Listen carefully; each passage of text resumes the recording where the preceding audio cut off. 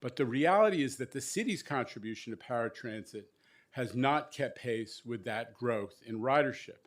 There's no reason why the MTA should be punished financially for fixing an operation that the city dumped on us a while ago. I also want to talk about a few other areas of concern with respect to the city budget. I know that's where your heads are at.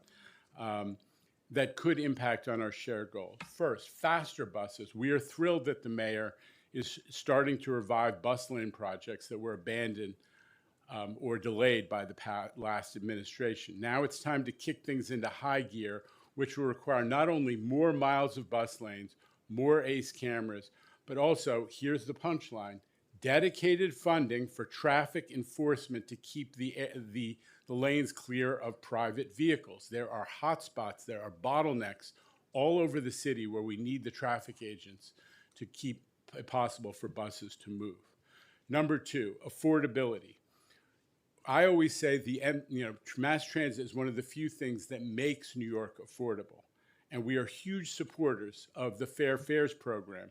And we're disappointed to see that the mayor's budget actually reduces its funding by $25 million. For years, we at the MTA have been joining the council, your predecessor council, in urging expansion of eligibility so that more people can get the benefit of fair fares. It doesn't make sense that today a person working full-time for minimum wage is actually making too much to qualify for fair fares. That doesn't make sense, and we'd like to see the eligibility threshold raised. Our transit system, as I say, is one of the few things that actually makes New York affordable. But if there is money that is being talked about to increasing affordability, let us prioritize people who are struggling to make ends meet, whether they use the bus or the subway or paratransit. And we also need your help in making sure that we are preparing for the next generation of student omni, moving from the physical passes to digital, at least for the high school kids who overwhelmingly do have access to phones. Student Omni has been an unbelievable success, offering young New Yorkers a lot more flexibility in getting around, not just during the school year, but 24/7, 365. It's going to take continued close collaboration with the public school system to assure a smooth rollout of the new virtual Student Omni card.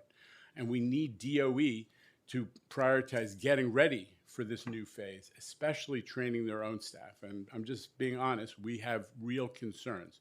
We had an understanding with DOE that they were going to be ready. We were all going to be ready for next school year, and that is starting to be a big question mark. So I'm putting that on everybody's radar.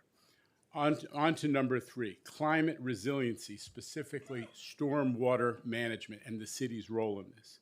I've spoken to Speaker Menon about this. Every big storm, and they're only getting more frequent, torrential rainfall overwhelms the city's sewer capacity, causing backups that result in severe flooding and stoppages in our subway system. Our team has ideas about where the city can start expanding capacity.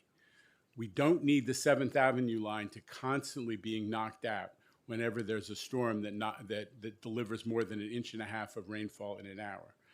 And we need some investment by the city, perhaps in the capital budget. Also, city DOT needs dedicated funding to repave the areas where the curbs have been reduced almost to nothing, and the result is that during storms, water spills over onto sidewalks and then cascades down through the grates onto subway platforms. We've all seen this on social media, and it's time to make the investments that address this very, very unfortunate condition. And finally, safety. Obviously, the NYPD's budget has a direct impact on our system and the safety of our passengers. We know that the increased police presence in the subway does not come cheap. The governor has also invested significantly in that. And it has yielded, that presence has yielded huge results. Overall subway crime has down 14% in 2025 compared to 2019 before the pandemic. And it's also, the increased safety has led to a surge in customer satisfaction. Satisfaction with safety on trains is up 6 points now to 63%, which is the highest level since we began taking surveys. We are headed in the right direction, but we cannot lose ground. Rider satisfaction with overall service reliability has increased, and we expect it to get higher as we deliver the new $68 billion 2025 to 29 MTA capital plan. 90% of that plan is focused on state of good repair work, basic stuff like new signals, power systems, rolling stock, new subway cars, plus a ton of ADA elevators. Across the entire system, we are repairing the infrastructure that past leaders and past MTAs actually left to crumble for 100 years. And we're doing it better, faster, and cheaper than ever before. MTA construction development saved over $1 billion in 2025 alone.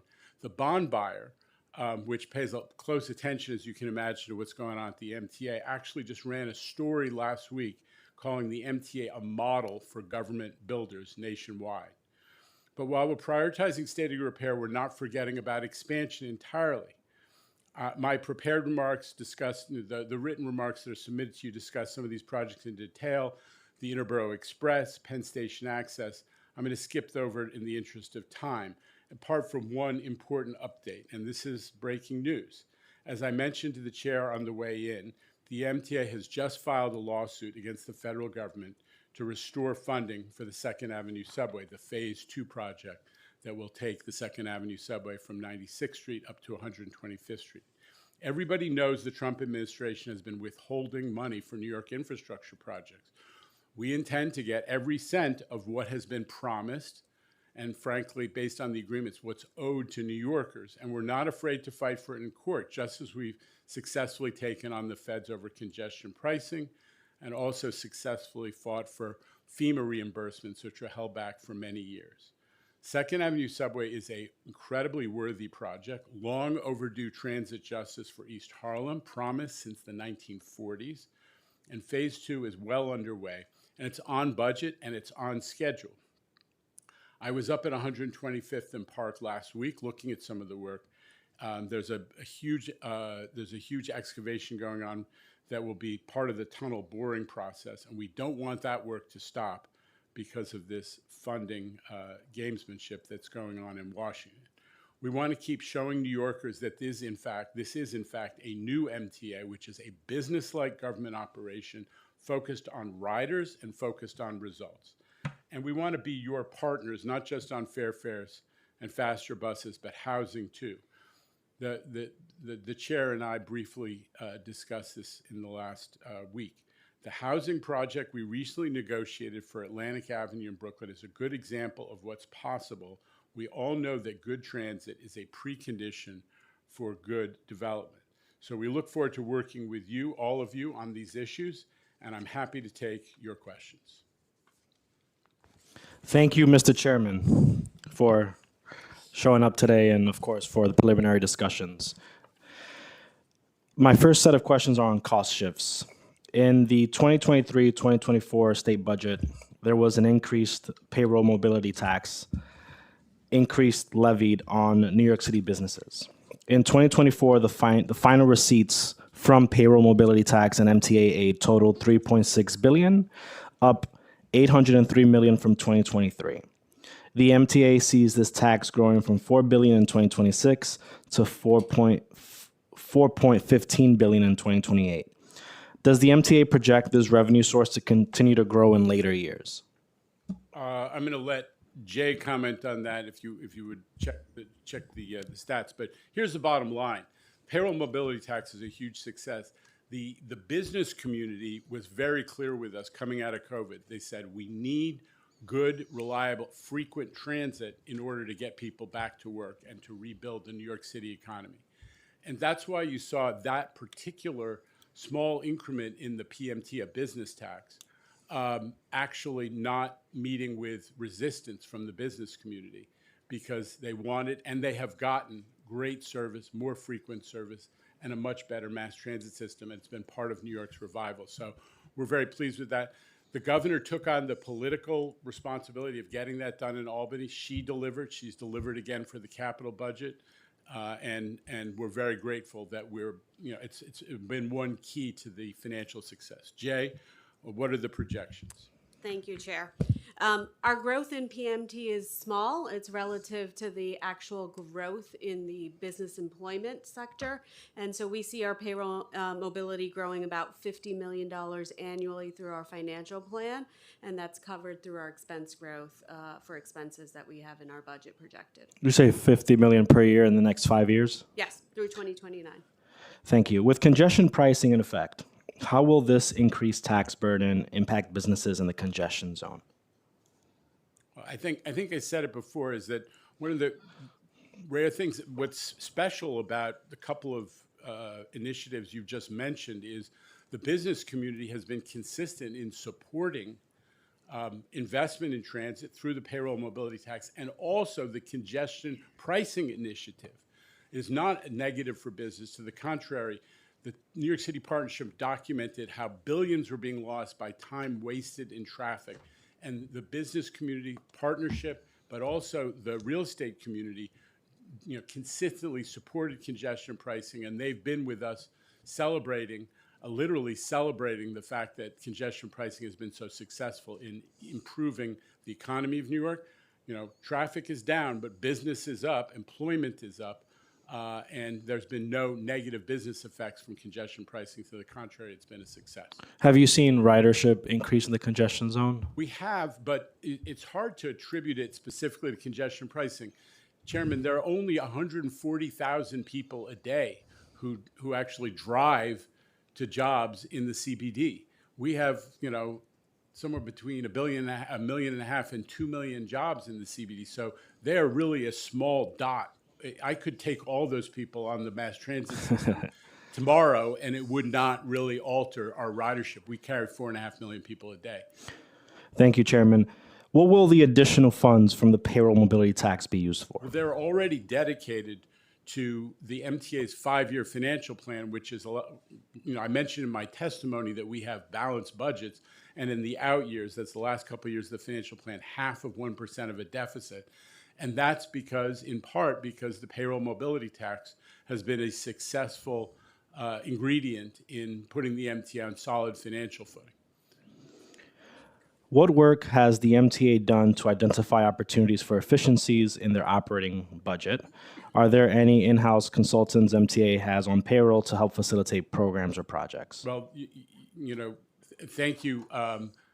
You know how passionate I am about this issue. Part of our success in, I think, getting the support in Albany from the governor, but also from the legislature, to put the MTA in solid financial shape was that we stepped up and said, we've got a $2.5 billion deficit. We will take $500 million of that and solve it ourselves through efficiencies, not by cutting service, not by cutting personnel, but actually just by becoming more efficient. We have accomplished that.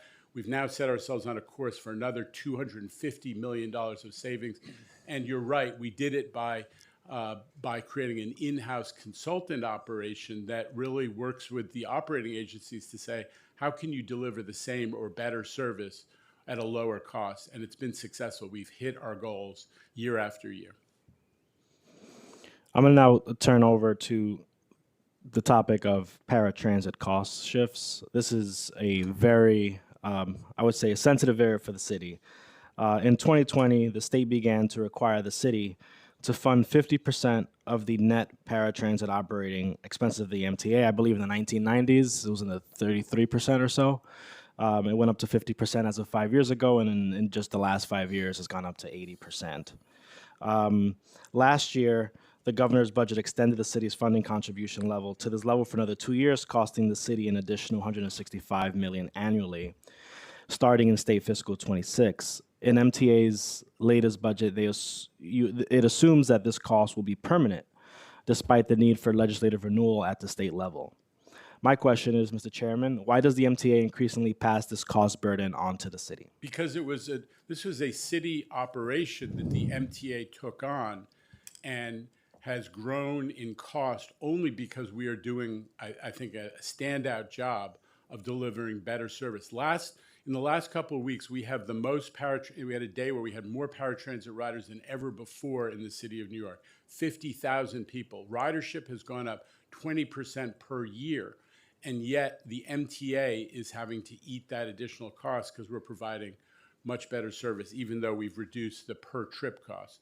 So it seems like this is one of those things where the MTA is being punished for actually doing a good job. And in the division of labor between city and state, this has been primarily something that the city wanted done by the MTA and was a city obligation. So we think it's fair that they share the cost of all this improved service and increased ridership. Does the MTA believe that this should be a permanent cost shift?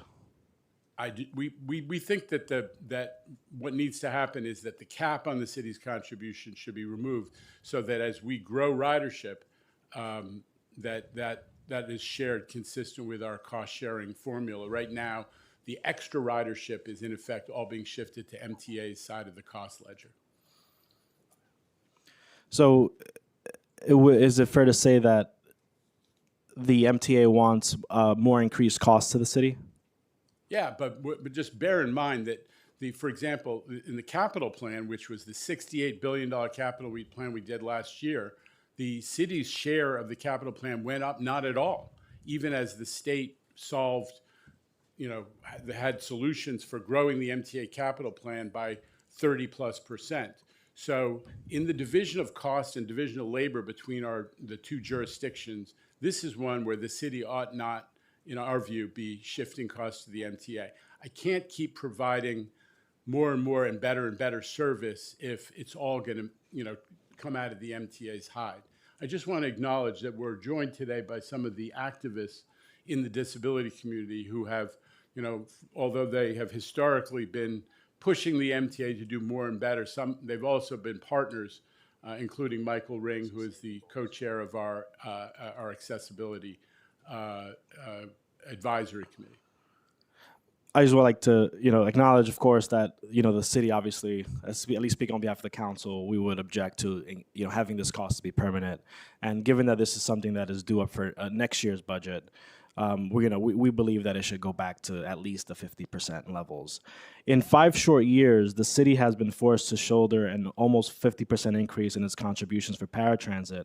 What does the MTA project to be the right cost share for the city of paratransit costs in future years? I think the right cost share is the one that would have, if you eliminate the cap on the city's contribution right now, the contribution needs to move with ridership. Now, in fairness, we also need to make sure that the folks who are relying on paratransit, now that we are improving accessibility to the subway system, that we're doing a ton of outreach to make sure that folks are aware you have a subway station in your neighborhood that is now accessible. The bus system is 100% accessible. So we hope that we will, even though paratransit has been such a success, we will continue to introduce a lot of folks who need accessibility to the benefits of using the existing system.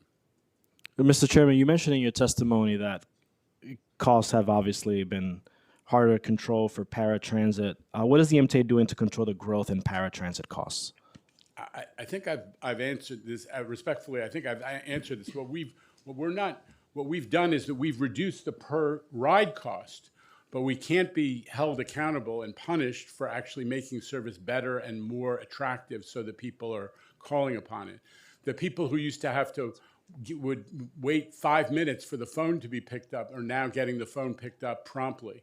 That more people actually have access to online ways of techniques for reserving their ride.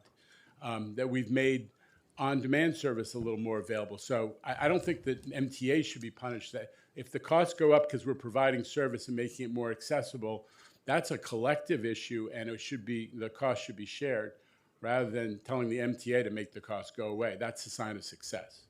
All right, I'm going to move on to.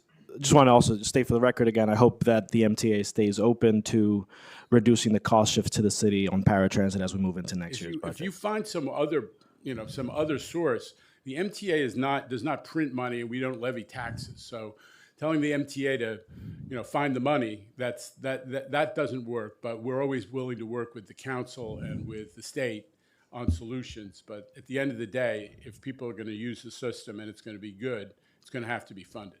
Let's just stay open. Free bus routes. In the 2024 state budget, funding was included for a pilot program offering one free bus route in every borough. From September 24, 2023 to August 31, 2024, 5 MTA bus routes were fare free to passengers on these routes. The routes offered were BX18A, B60, M116, Q4, and S4696. Can you update the committee on how this pilot program went? What were the results, and do you consider this program to be successful? You know, I would rather not get into a debate about this off-discussed issue, but the way we look at that pilot program that was done a couple of years ago was, yes, there was a little more ridership on the routes, but bus speeds did not go up, and our analysis of who was riding indicated that we were not attracting new riders. What we were doing is we're taking people from paid routes, and they were choosing to take the free bus, which is, if the goal is to increase mobility in effect and have people have more opportunity to have access to jobs and education, we didn't look at it as an unqualified success. We have, and I think there are a lot of questions about, and I've raised them, and I'd rather not get into the detail right now, but we've raised the questions of we need to, this is an idea which has, I understand, great appeal, but hasn't really been studied. We have a sacred system in New York that we depend on, our mass transit system. It makes New York possible, and I have concerns that we ought to be studying any of these huge transformational ideas much more thoroughly before we consider expansion. Would you say the program was not a success? I've described the conclusions that we drew. I'm going to pass on the opportunity to headline it. All right, I guess I'll take that. I'd like to recognize we've been joined by Councilmember Lewis. How do you choose which bus routes to make free to passengers in that pilot, and do you learn anything while the program was running that can inform future decisions? Yeah, I don't have John, do you have, I don't have the criteria, but I think the legislature gave us criteria when they passed that 5-route. Five routes, one in each borough. We were looking for routes that were not along subway lines, and looking for routes that we'll learn something from. And so I think the routes that were picked were sufficient. They were done by agreement.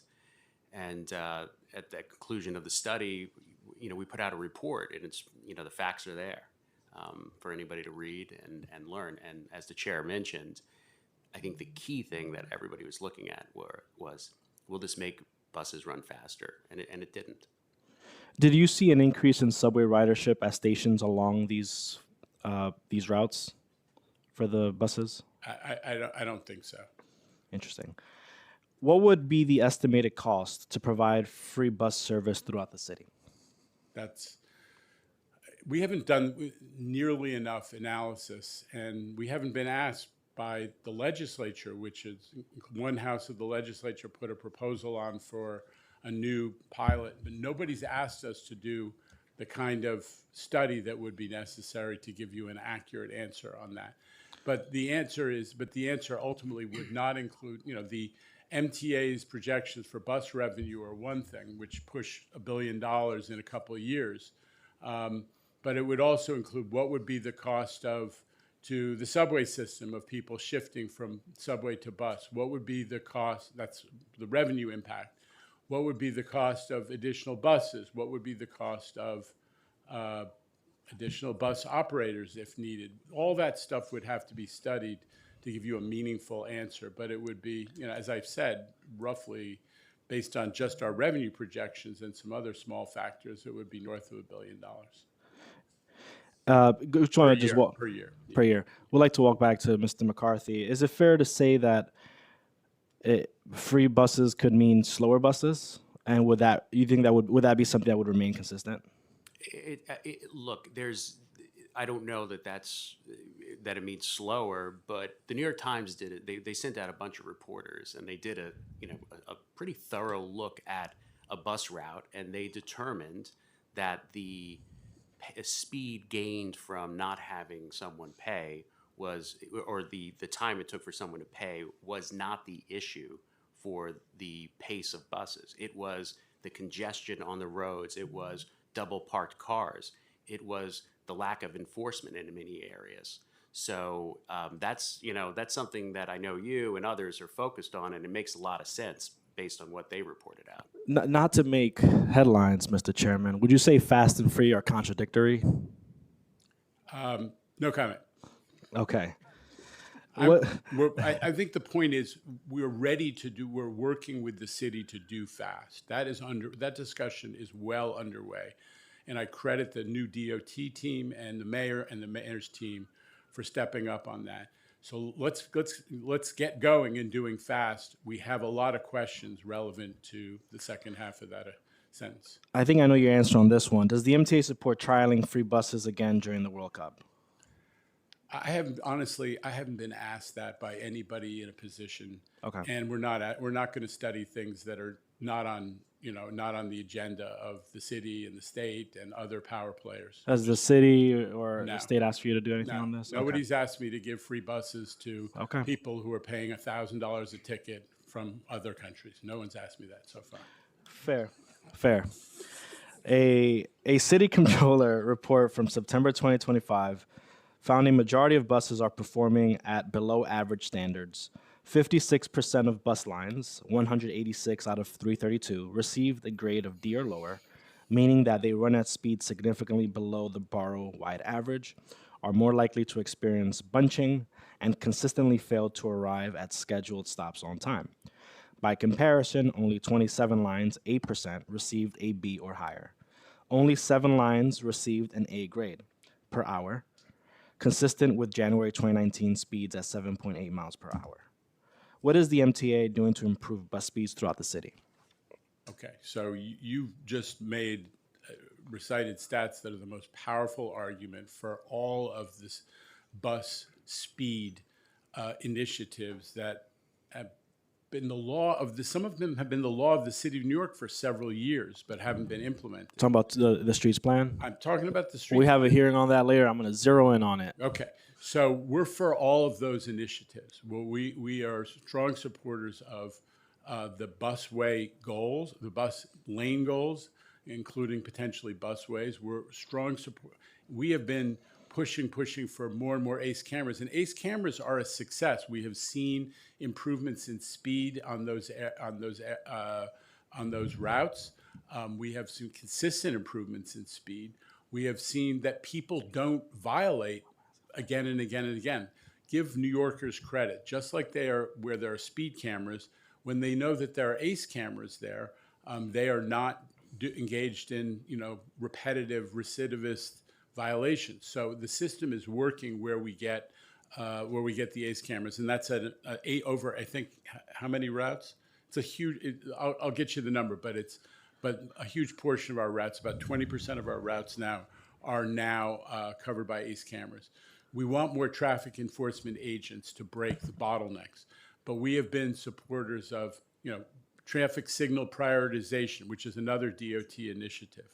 And the whole congestion pricing initiative was obviously focused on trying to make buses move more closely. And we have engaged in these borough by borough bus network redesigns. I'm not going to give you all the details, but we have been leaders in trying to make buses faster using all these techniques. And we're going to continue to push forward, especially now that we have a partner, hopefully, in the city DOT. Yeah, and Chair, if I could just add to that, we have been, Commissioner Flynn's team has been meeting with us, and they're, very enthusiastic and working together on ways that we can make buses faster. And this is really getting into the nitty gritty, including the bus lanes, including enforcement, and really the MTA looking at themselves and how we can run buses out of depots faster, whether it's signalization and other things. So it's a good time for anyone interested in faster buses, because I think the teams are really working well together. Collaboration is great, and we'd love to see more of that. I have a follow-up to ACE program. A lot of these the cameras capture the back of the cars, but at what point are they going to start capturing the front of the cars? Because we find a lot of folks in In my neck of the woods, they cover the license plates in the back, or they'll put the hood of their car up so you don't capture it. Are we working on technology to also capture the front of the cars? Yeah, but I'll just say that the pattern of folks covering license plates, altering license plates. I mean, one thing that the last administration got right is that messing with license plates is a crime issue in New York. It's not just an MTA bus lane enforcement issue. People messing with license plates is very deeply connected to the crime issues in New York, and I'm hoping and confident that under the new administration, the police will continue to enforce on that, because that is a huge problem. What has been the impact of congestion pricing on bus speeds, if any? There has been improvement, although I have to check that there has been an improvement. The greatest improvement is obviously the buses that are moving the fastest are the express buses that are coming into the city on the crossings. So you have the Holland and the Lincoln Tunnel. The Holland Tunnel, you have 50% reduction in the time to get across. Lincoln Tunnel was like 30%. The Williamsburg Bridge and other East River crossings have also seen significant improvements in speed. So express buses and the intra-borough buses coming to Manhattan, dramatic improvements. In Manhattan itself, the improvements in speed have been somewhat less, but they've also been validated and documented, and we'll provide those details. John, do you have anything on that? No. Bus speeds are up, but not as much as the other vehicle speeds entering the zone, where, as the chair said, is where we're seeing the most dramatic increase. There are other reasons that will slow down a bus within the zone. Again, going back into the idea of how cars are parked and how traffic is moving once you're inside the zone. So, but we have seen increase in bus speeds within the zone. I'm now going to turn over to my colleagues. Councilmember Lynn Shulman. Thank you very much, and thank you for being here. I want to say for the record that I am an express bus rider. I ride public transit to come to City Hall to do my work. So one thing I want to say is that, do you work closely with the NYPD around because I will tell you that most times where I take the bus from, because first of all, I'm in a transit-rich area. I happen to be lucky, but there are cars and trucks parked in the bus lane. Yeah. And when it come into Manhattan, the bus can't use the bus lane. So are you working with the NYPD to make sure there's enforcement? Absolutely, but you know what? There's nothing like support from elected officials to help us. So we do stay in close touch with them, but the hotspot that you're talking about are real, and many of them are every day. We just walk outside here, walk down Broadway, I know. and you see how the bus lane gets blocked. So obviously the NYPD is fighting crime and doing a ton of things, but we welcome your help in bringing consistent focus to this issue, and maybe some set aside money in the city budget for those traffic enforcement agents that are necessary. It's a separate group within NYPD, Right. and having them funded for the dedicated purpose of keeping bus lanes open is one option that we could use your help on. No, and I appreciate that. The other thing I wanted to talk to you about, and I appreciate you you're advancing in terms of accessibility and all of that, but in terms of the safety, I know about the stats, but the reality is there are a lot of homeless I haven't taken the subway in a long time. I'm an older adult. I have severe arthritis in my knees, so I can't really do that. But I hear from constituents that there are a lot of, and crime is a little different than feeling comfortable being on the train. And so, there are people with mental health issues, and I understand, there are things that have to be done around that as well. But I wanted to see what your sense of doing something there. And the scout teams, by the way, that the governor has are great, and we could expand that. That's on the state level. Yeah, they work really well. So thank you for that shout out. The Scout program, just make sure everybody's aware, is we pair a clinician with several MTA police officers. Not that the police officers are dealing with the homeless person, but so that the clinician feel safe to really engage with somebody who, and this is focused only on people with severe mental Right. illness, who may be candidates for, involuntary commitment if they've got to come indoors for their own good or for the safety of others. So we've had that program for a couple of years now. The governor has paid to expand it. We're up to 30, 20 teams, and we're going to go to 30. 20 teams on the way to 30 teams, and we're very set. Overall, I don't want to waste your time, but we have seen a significant increase in customer satisfaction with safety in the subway system. I mentioned in my testimony the highest ever stats on the feeling of safety on board trains and in the stations as well. But we got to keep pushing. You're absolutely right. It's the one thing that's a make or break for people's willingness to ride the system. No, absolutely. And I also wanted to ask, is there any consideration being given to expanding express buses? Because, for example, I know the express buses where I am just operate during the week. Like if they operated on the weekend, you'd have more people coming in. It's, in terms of economic development and all of that. And so the second question to that too is that half fares, if there's any consideration, I'm going to put in a reso for half fares for the express bus, because I know in my district I have a lot of seniors who want, to go to doctor's appointments and they take it and all of that. And if there's a way to do that, that would be helpful. Okay, so fair fares gets what? The reduced fare gets half fare on the express bus, right? Off peak. So let's get into discussion. The reduced fare program is hugely successful. People use it, Right. And we want to keep that constituency. But I will say this. All of our decisions, we looked at express buses as part of the Queens bus redesign. We added one or two routes, but it's always under study about whether the ridership and the constituency justifies putting on a whole new route. We got to balance the budget, but we love that express bus service seems to be really popular. The customer sat is very high in express buses. So anyway, I'm gonna try to push for half fares on the express buses. And just to add, we did add service when congestion pricing came on, and then in addition to that, just I think in your neck of the woods, what's important is the new city ticket, where it's available all the time. Right. Used to be only the weekends. Is Understood. a great option, and we have in Queens bus redesign, the rush routes that take you to the Long Island Railroad stations, and most recently we now.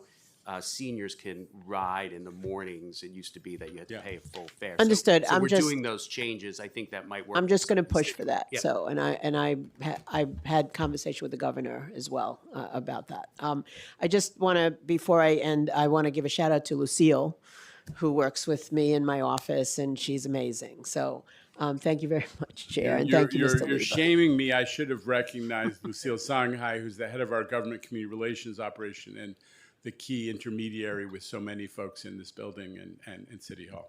Lucille.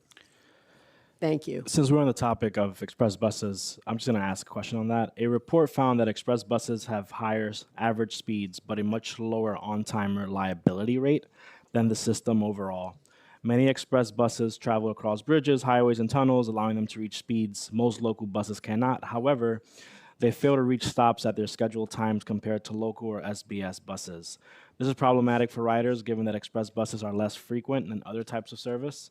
All of the 10 bus lines with on-time performance rates below 50% are express buses. Are there steps that MTA has taken or could take that should improve express bus speeds on particular routes or in specific boroughs? If so, please share with the committee. Okay, so you ask it is what can MTA do? It comes back to express buses have the longest routes, so they are most subject to the impacts of all of the street conditions that we have been talking about in this hearing. So, what really comes down to is traffic going to stop it? Is the bus lane going to be blocked? Are the double parking going to get in the way? Will people be parked in the bus stop that makes it impossible for them to load people? All of those conditions that we need partnership with the city and more enforcement to address. Those are the reasons, the principal reasons that express buses are more subject to delay. on their much longer routes. Thank you for answering that. I'm now going to turn it over to Councilmember Wong, followed by Marte. Thank you, Chair. Thank you, Mr. Lieber, for coming. Thank you. Thank you. Before I begin, I just want to ask, do you take the bus or subway regularly? Yes. Okay. And how about Shafia? Shanifa? Every day. Every day? Okay. And John? Absolutely, every day. Okay. That's good. That's good because, and Jen, thank you. Okay. I have really three questions. Two of them are from my constituents, and they're quite concerning. We all grew up with Metro cards, and every time I use it, it tells me my balance. Whatever, you have put in $30, balance 25. Or every time I do a transfer, it tells me it's transfer, it's free. But when I use my OmniCard, it doesn't tell me that. So my constituent who emailed me directly says, this is actually is worse than the Metro card in many ways. Can you answer that? Sure. Is something you can fix or? So right now, you can get all that kind of information at the Omni machine, and you can get it online, and there are a number of different ways. Nevertheless, I'm sympathetic to what your constituent has said, and that's why when we are now trying to get over the final phase of implementing Omni, but we are already working on a variety of tools. This was all, the Omni system in terms of software was done long before I got involved with this. And there are shortcomings, and we're going to be adding customer transparency issues along the lines of what you just described. Yeah. So it's in process.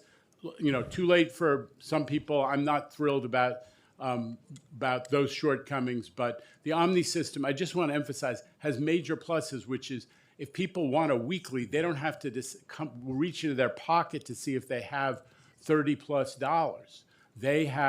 They can get a weekly automatically just by using it, and it's saving people $40 million in wasted money that people were investing in monthlies and weeklies a year. We're trying to save people money and give them a better deal. Yeah, what I have encountered is that constituents often felt they were overcharged, and they weren't told when they used the OmniCard during transfers, and only found out after the fact at the end of the month, or when they check online when they get home. Oh, I'm being charged. Why am I being charged? And then it's like too late to even raise that because the person is already home. Yes, and you want to talk about the customer service we do on that? Yeah, so similar to what the chair mentioned, I mean, we have put in a lot of provisions as well as customer-facing messaging within the system. We have stood up customer service centers across the entire subway system where customers can go within their community. In the past, customers had to travel all the way downtown to Stone Street. So now we have 30 customer service centers in the boroughs that can answer these questions, as well as customers using our app. We have lots of text and email interaction, as well as good old 511. So we do have a huge customer service operation that is dedicated to this matter while we work on getting the technology for the customer-facing components. Yes, and again, they're so used to seeing the balance for decades. Every time you use it, you see the balance, and suddenly that feature is gone. So that is the mindset of my constituents, and I hope you understand I that. totally get it, and Yeah. we're working on it. We're going to try to improve that over time. Thank you. My next question, again, is congestion pricing. My constituents, a lot of them are drivers because when my district is many parts of it is not subway accessible, so they have to drive. They're telling me that congestion is now shifted north of Manhattan, to North Manhattan, to the Bronx, and in South Brooklyn. Yes, there are fewer congestion in Lower Manhattan, but the cars are still there, still coming in, they're still leaving. What do you have to say to that? Okay, so I love and respect your constituents, but the data that actually has been collected publicly shows that projections about displacement of traffic, especially to the Bronx, did not turn out to be true. And there's a lot of data on that. You can go online, and the New York Times did a detailed analysis of it. We have not seen, and we planned and we analyzed that to make sure that we were ready if that did happen, and it hasn't happened as documented to date. So respectfully, I would just say you might want to take a look at that data and share it with some of the folks who may feel otherwise. I will look. Sorry, Chair, may I have more time? I have one more question. There will be a second round. Okay, sure, I'll ask for a second. Thank you. Councilmember Marte, followed by Lewis. Yeah. Hey, good morning. Good morning. For years, buses have had Omni readers at the rear door, but paying riders must board through the front. Of course, some riders still board through the back, as we all know, but they can't pay at the rear door because the Omni reader doesn't allow it. Can you tell us how much money we're potentially losing from folks just boarding in the back and not being able to pay in the back so that they just stay on the bus? And is there a timeline of when that rear Omni car reader is going to go live so folks can have, both front and rear door boarding? Well, respectfully, I'd say most people who are getting them on the rear door are not, not saying, "Oh gosh, darn, I wish the Omni reader were working so I could pay." They get on the back door because they know they aren't going to pay there. So, I mean, well, maybe. okay. Well, let's Maybe. just Yeah. let's leave that one aside for the moment. But right now, we do have well aware that there's been a lot of discussion over the years about rear door boarding. It's not something that we're against. What we have to do is we have to reestablish the pattern of everybody's playing by the same rules when you get on the bus. It's disrespectful to the other passengers when people don't pay, and it creates an environment where, like anything in New York, we share the public space, and if people aren't playing by the rules, it feels like you're a sucker if you play by the rules. And so we get a lot of beef from our customers who say, "Why are so many people getting on and not paying?" This is partly a self-created problem, honestly. During COVID, we asked everybody, get on the back, don't pay. We were trying to protect the drivers. Toothpaste got out of the tube, and we have to reestablish the principle of paying. Once we have a modern, fair enforcement system where people can get on and check with a handheld validator, and that's this year we're going to have that. Once we reestablish the principle of everybody pays and expects to pay, I am willing to talk about making the back door a legal way to get on and pay. But we need to have that system in place, and that's coming. Okay, thank you. Councilmember Shulman brought up your scout team. Yeah. Is there a way to add a transparency mechanism where we can know where the scout teams have been sent? There are stations in my district, like the Bowery Street station, where we are constantly asking for additional support, but there's no follow-up, there's no transparency if folks went there, if the issues were addressed, and if they go on a routine, timeline to check up on, to see if issues are a pattern or if there are one-time issues. I'd like to get back to you on that. Honestly, we have like the HIPAA rules about we can't tell you about an individual. Yeah, sure. But I'd like to get back to you on that. John, do you have any thoughts on this? No, we can get back to you. They're assigned by borough, Yeah. and by time of day. So the idea is that they're spread out, so they're reaching a lot of different areas. Okay. But let's get back to you. I think there's probably some possibility that can satisfy your request. Yeah, I think for us is mostly, constituents ask, especially Sure. there's specific subway stations that feel a little bit, No, and listen, we all want the folks who are suffering with severe mental illness in the public space to get help. Yeah. I mean, this is just basic humanity, and I'm very, appreciative of our riders who, want to get help to some of the people, some of the neighbors they see who are struggling. So let's talk about, if we can share that information and how. Yeah. My final question is about the Fulton Street Mall, just a few blocks away. There's been scaffolding up since 2019. My office has been asking MTA to take them down. There's been a citywide campaign of shedding the sheds, and it's disappointing to see that on our public lands and our public infrastructure we can't meet the needs of making our quality of life much better. You're talking about the southern half of the block between Fulton and John? Yeah, it's on 11 John Street. Okay. So that's the old Corbin building, which is a really, really old building. I will look into that and get back to you. I'm with you. Let's get the sheds down. So we'll look into that one and come back to you. I appreciate it. Thank you for being here. Mr. Chairman, it seems like you know every corner of Manhattan. I'm now going to turn it over to Councilmember Lewis, followed by Councilmember Brooks Powers. Thank you, Chair, and good morning. Good morning. Chair Lieber. I want to echo Councilmember Schulman's sentiments about Lucille, and I want to add Shanifa in there. They've been great and very helpful. I have two quick questions, so I'm going to state the questions, and then you all could jump in. I'm very happy to hear about the synergy between you and Commissioner Flynn from DOT. So I wanted to ask about Newkirk Plaza in my district.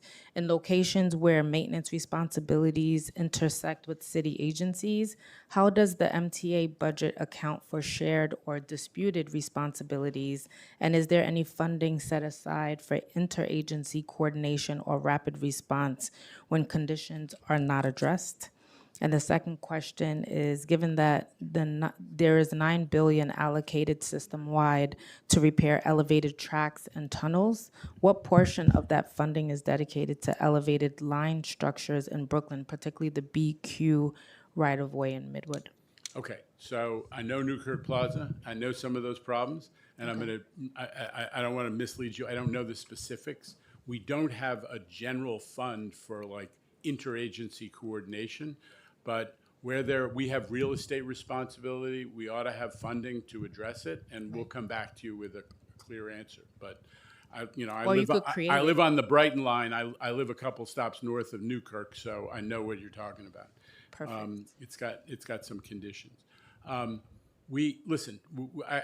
give you the break. We will come back to you with the breakout, but the capital program that the governor got enacted in Albany last year is transformational because everybody likes new shiny new objects, and historically there hasn't been enough investment in the existing system, which is 100 years old and falling apart.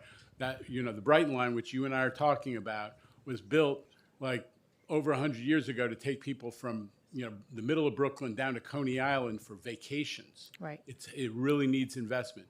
We got the money to make those investments in the structure and those old systems. I'll give you these specific numbers, as a follow-up, but that is a huge piece of our capital program. The structures, both above-grade structures, the ones that are in the cut, like the Brighton line, Right. and also the tunnels, all of it needed investment. The power systems are like the land that time forgot, and they're blowing up all the time. We keep hearing about it. There's money for that. There is money for 2,000 new rail cars, including both 1,500 subway cars and 500 commuter rail cars. So we're getting to the stuff that has been neglected, and I'm thrilled about it. I'll give you the specific numbers in a follow-up. All right, look forward to that response. Okay. Thank you. Thank you, Chair. Thank you, Councilmember. Now we will have questions from Councilmember Brooks Powers. Thank you, Chair, and hello to the MTA team. Thank you for the testimony today. I'm going to start with adding on to the questions for the express buses. Does the MTA plan to make the expanded pilot program permanent for the QM 15, 16, and 17 express bus lines on the Rockaway Peninsula? Somebody help me here, because I don't know. I don't have an answer off. That sounds like a yes, Chair. I'll take it. What's the answer? Okay. Well, Lucille tells me that we are taking a look at it, and we're going to come back to you timely. Okay. Hopefully, I'll be favorable. Can the MTA share data on the MWBE and local hire-in rates for the Rockaway Line Resiliency and Rehabilitation Project? I can share it. I don't have it at my fingertips, but we continue to be by far the largest agency on MWBE investment, over $1 billion a year, and we're thrilled about that. That specific project, which you were very present for, which has been so successful in getting that connection to the Rockaways rebuilt on time and on budget. I don't have the numbers offhand, but we complied with our own rules on that, and I'll give you the specifics. And it'll be great if we can follow up on that, because I'm still very much engaged on that project. And I know that initially the local numbers were not reflective of the local community. So I thank the MTA team of, restarting that so that we could get the appropriate zip codes included. So I just want to make sure that we continue to monitor that progress. How does the MTA plan to allocate the $1 billion in projected annual revenues from the casino proposals? Is any of this funding intended to target transportation needs in transit desert communities, such as via express bus expansions or subway or rail extensions? So the story is the governor, as part of her solution to the MTA budget challenges in 2023, allocated those casino license fees to us. And they are an absolute cornerstone of our budget and of our operating budget so that we can keep operating more service and hopefully better service. Go ahead, Jay, CFO Jay Patel. Thank you. So as many of you know, we received 3 license fees earlier this year. We received 1 in December and 2 in January. That $1.5 billion was programmed in our financial plan over 3 years. That continues to be the plan. And the first casino tax fees, right, will come to the MTA sometime later this year. From the first casino that will open live later, I believe in May or June. But the other 2 projected casinos will not open and be up and running until sometime in 2030 or 31. So the MTA would not receive any of those tax fees until that plan. But again, we have budgeted a small increment of tax fees from the casinos in our financial plan already to balance. But at a time when there's a lot of challenging news that everybody sees, I mean, how good is it that thanks to what the governor and the legislature did in 23, unlike the rest of the country, we're not cutting, in Chicago and in Philadelphia, they're talking about cutting service by 40% and raising fares by 20%. We ain't doing that. We have a secure financial situation, challenges, but secure, and we're getting, and that's because of what happened at Albany. So where's the money going to? It goes to service. It goes to provide the A train and all, the service that you Look fight at you for trying so to speak hard. my It's love going to language, the A-train. make sure that we don't, unlike the rest of these big cities that are struggling with bad news from Washington on transit, that we don't have to cut and we don't have to dramatically. I'm sorry, raise fares. Chair. I just don't want you to filibuster me because I have about 2 more questions for you. So the Rockaway Beach branch in the MTA's 20-year needs assessment for 25 to 44, MTA estimated the reactivation of the Rockaway Beach branch would serve 39,200 riders, a 17% decrease when compared to the MTA's 2019 ridership estimate of 47,000 daily riders.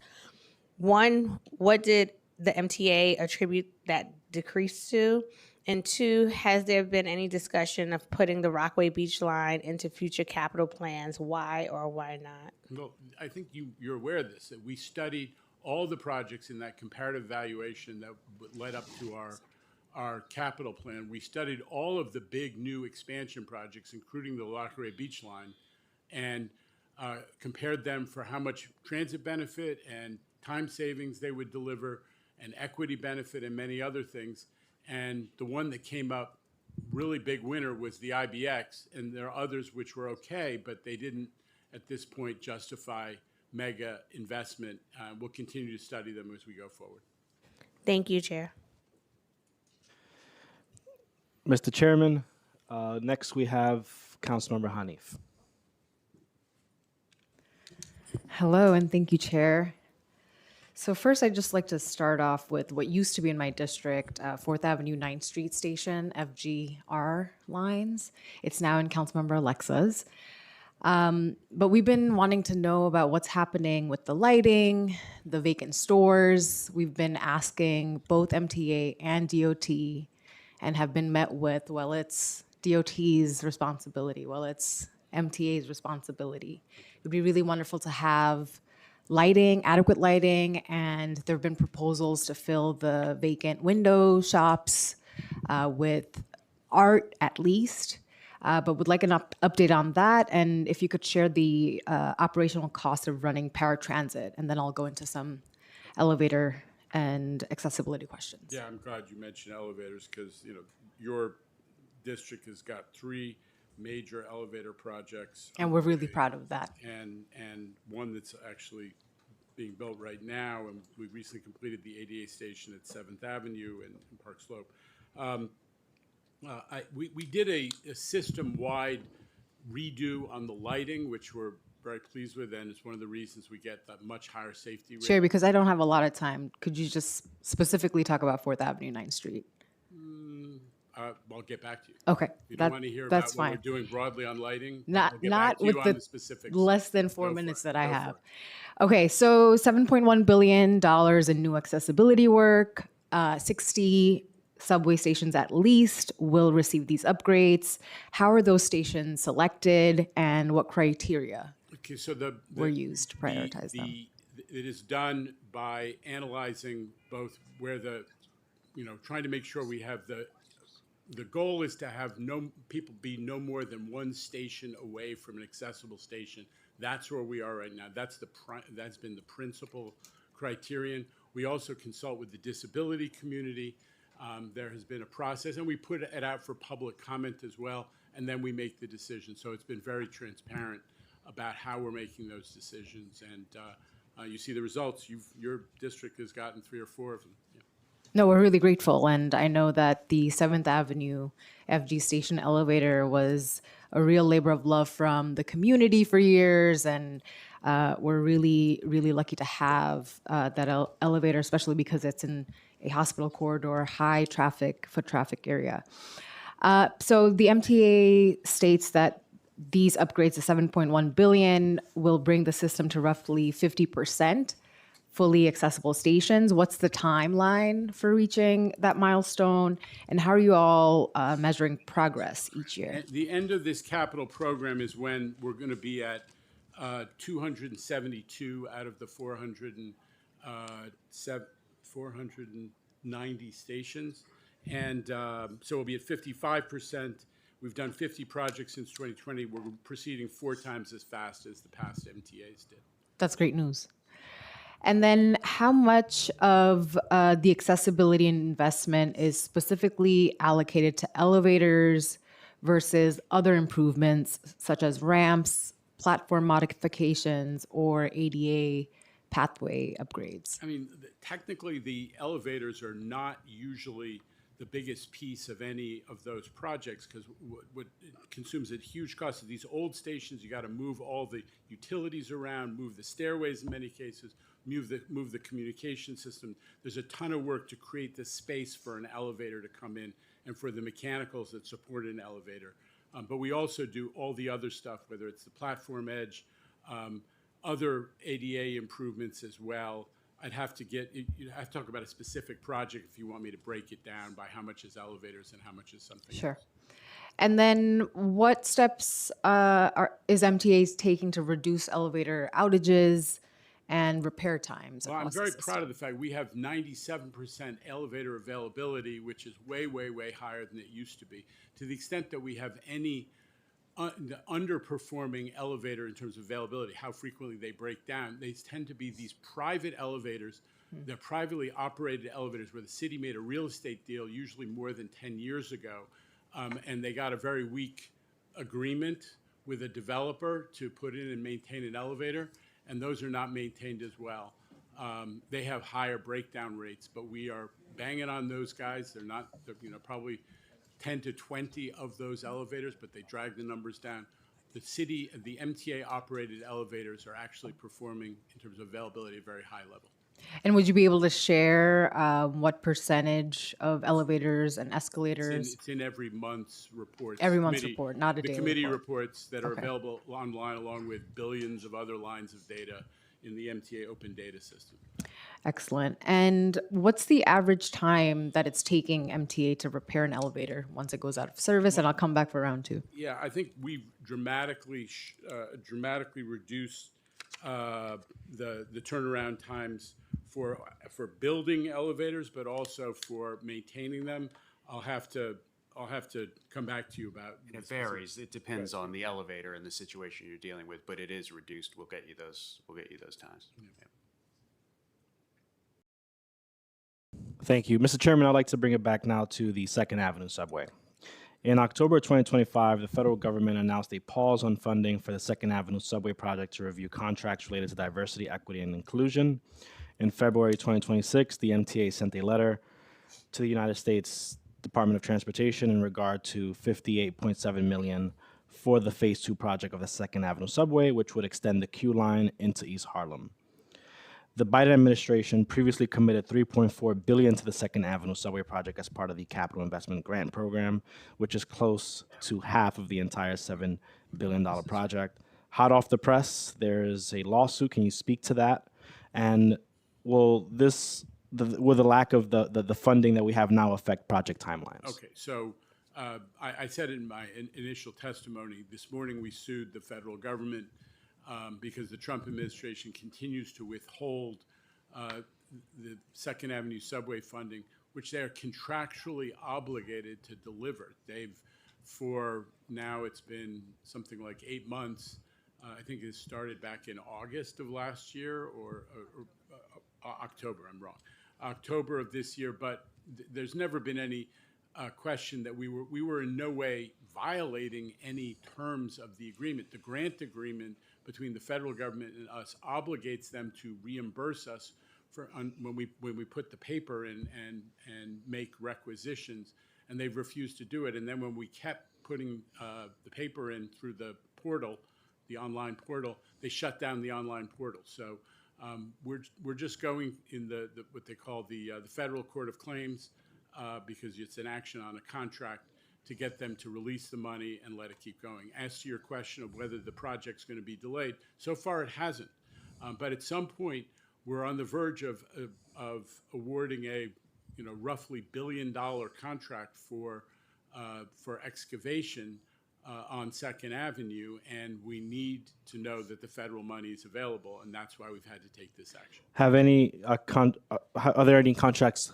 Have any contracts been awarded, and how many are left to be awarded? Well, we've now awarded two major. They're small contracts, but the major contracts are the utility relocations. This is it's something we learned from the very imperfect first phase of Second Avenue subway. Is you got to move the utilities out of the way, so they're not going to get in the way of your construction when you open up the street. So we did that as the first contract. The second contract is the tunnel boring contract. And now we have another major excavation contract, which is close to being awarded, but we need to have resolution from the feds. And there's no expected timeline on when the Federal Court of Claims will resolve the dispute? They acted promptly on the Gateway dispute, so we're very hopeful that they will step in and take action.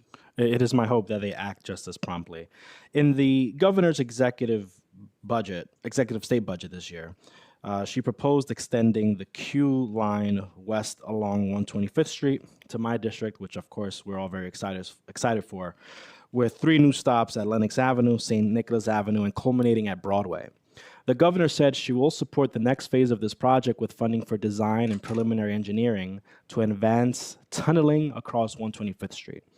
Will MTA have to amend their 2025-2029 capital plan to account for this proposed extension of the Second Avenue subway? No, so what the governor's now funded, or proposed to fund in her budget, is for us to do the engineering and the other technical work that will allow us to figure out how to keep the tunnel boring machine going. When it reaches what was supposed to be the terminus at Park Avenue, but around, Lenox Avenue, but it's around that Lexington Avenue complex, 125th and Lex complex, we'd like to keep it going, as you said, to your district, all the way to Broadway and 125th Street. We're doing the analysis that would say, how would you do that? How much time would it save? How much money would it save?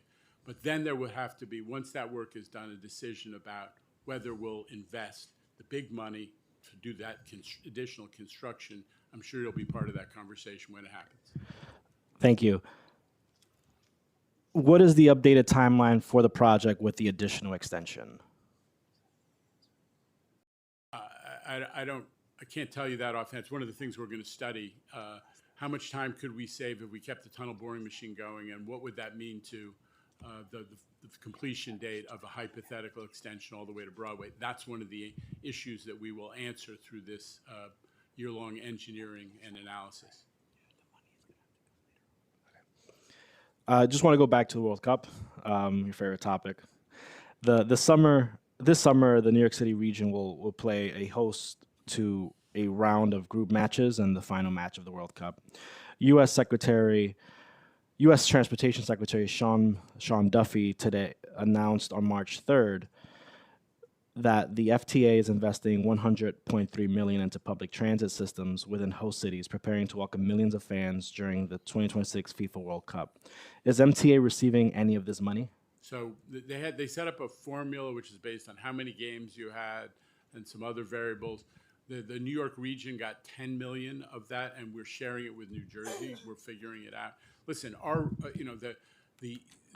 our goal is for everybody to be able to enjoy the city. I'm as concerned about the fan events in Queens and the Bronx and around the city as I am about, people getting to the games, which will be on New Jersey Transit. So my focus is going to be make sure that we have good service, as people are moving around the city at the time of the World Cup.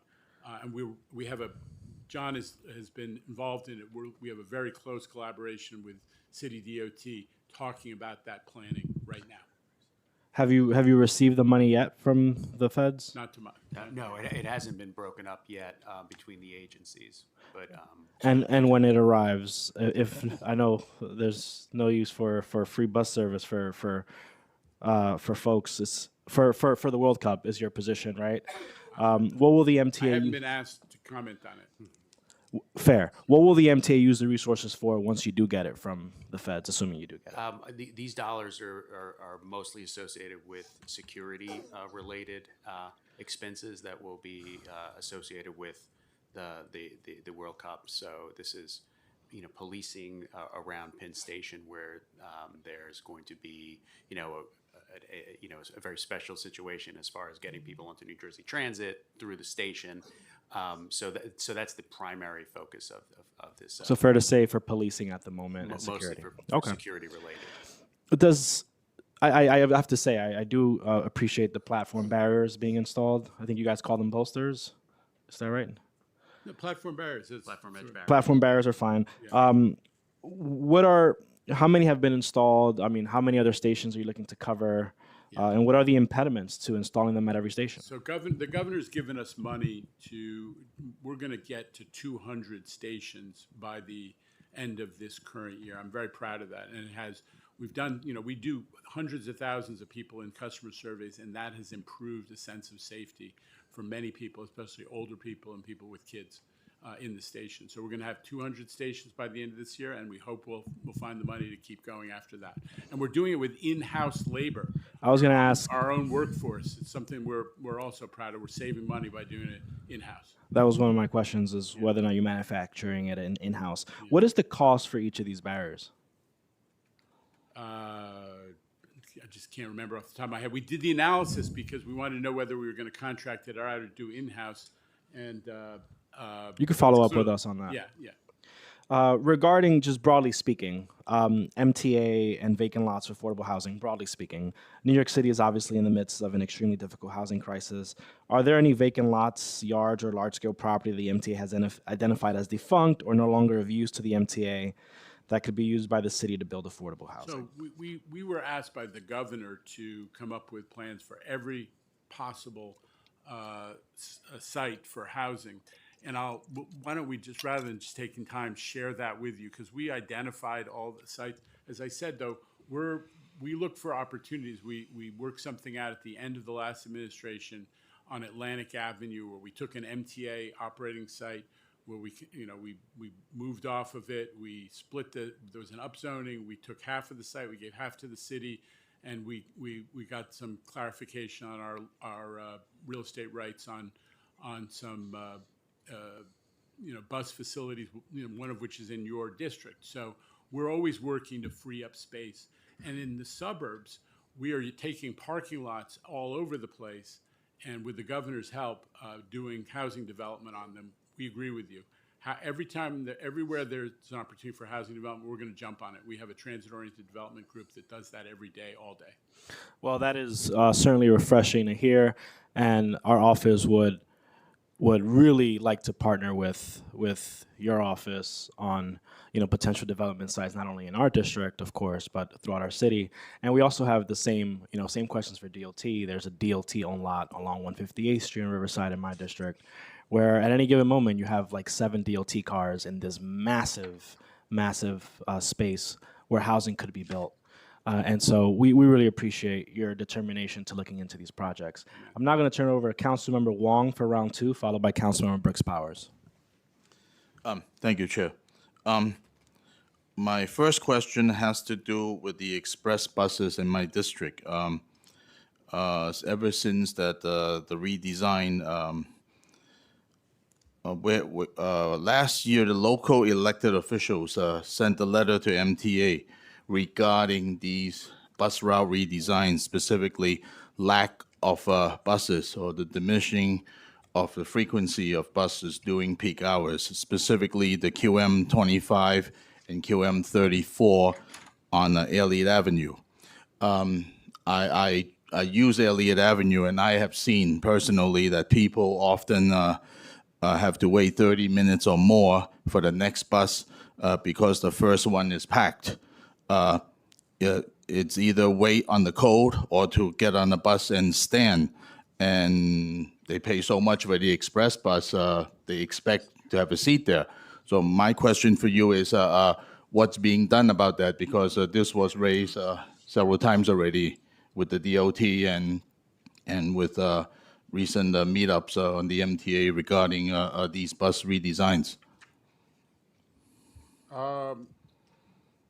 I think there's a dialogue that's, between our offices that's moved along.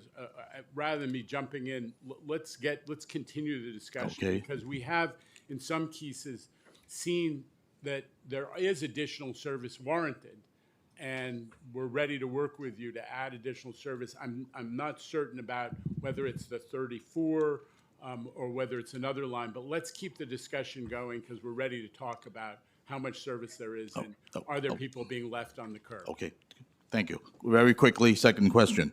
Congestion pricing. My district pays a high proportion of the tax, and we don't see investments in our area of Queens. Can you tell me one investment being made in my district?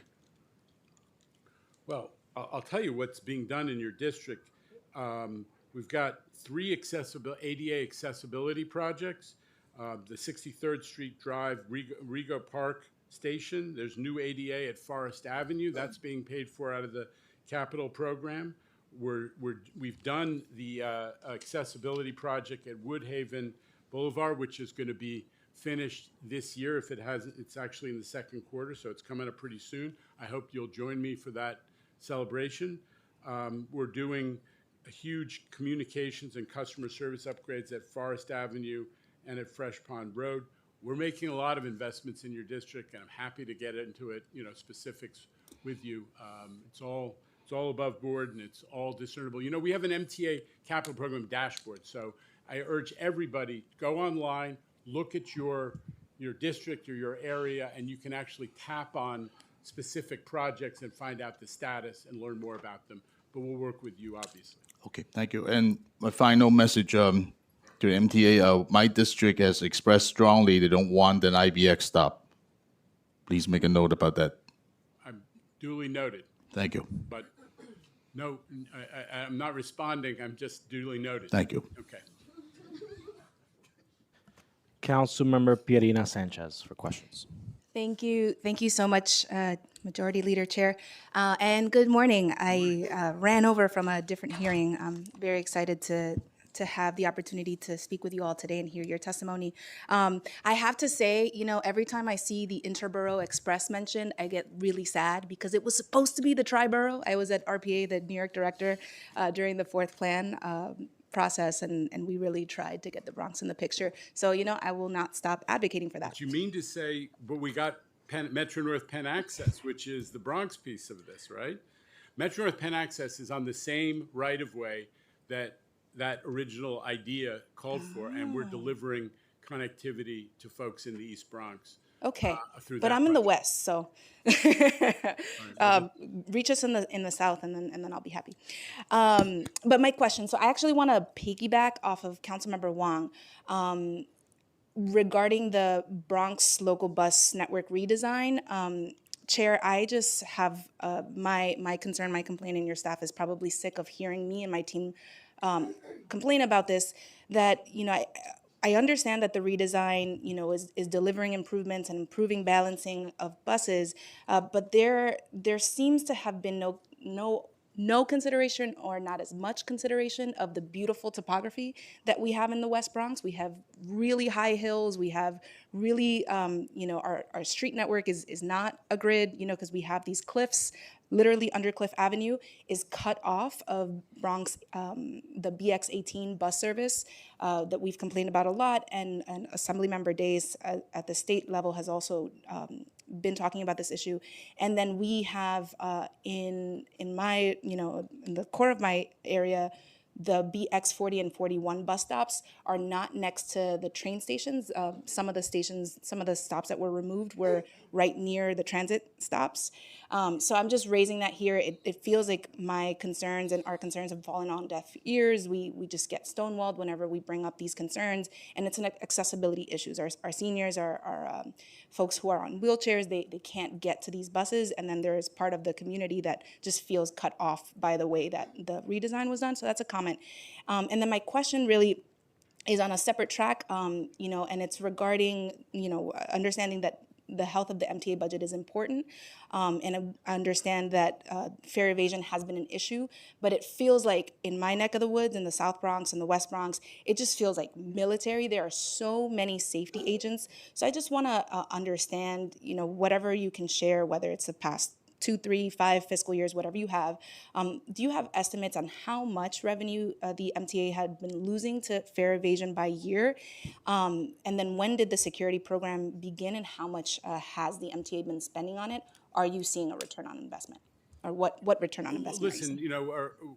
the value of what we're doing is trying, as I said before, and I don't blame the riders, but there's confusion. There was confusion coming out of COVID because we had a period of time when people were saying, get on the back of the bus, don't get on the front, don't pay. And people got accustomed to that. And we're just trying to reestablish that everybody's in this together. We are very proud of the affordability of the system, but it's not going to be there if all of a sudden everybody says it's optional. There is, you call it fare evasion enforcement, militarization. I don't see anything like that. I am in your district a fair amount. I have been there with the Eagle teams who actually get on buses and ask people to, show them their proof of payment. In some cases, what? Unarmed. They're unarmed. They're not militarized in any way. And but the important thing is that I think that we're going to soon have a system which is more like what you have in Europe, where unarmed, non-military people just get on and say, show me your Omni card or your credit card, however you paid, so I can validate that you paid.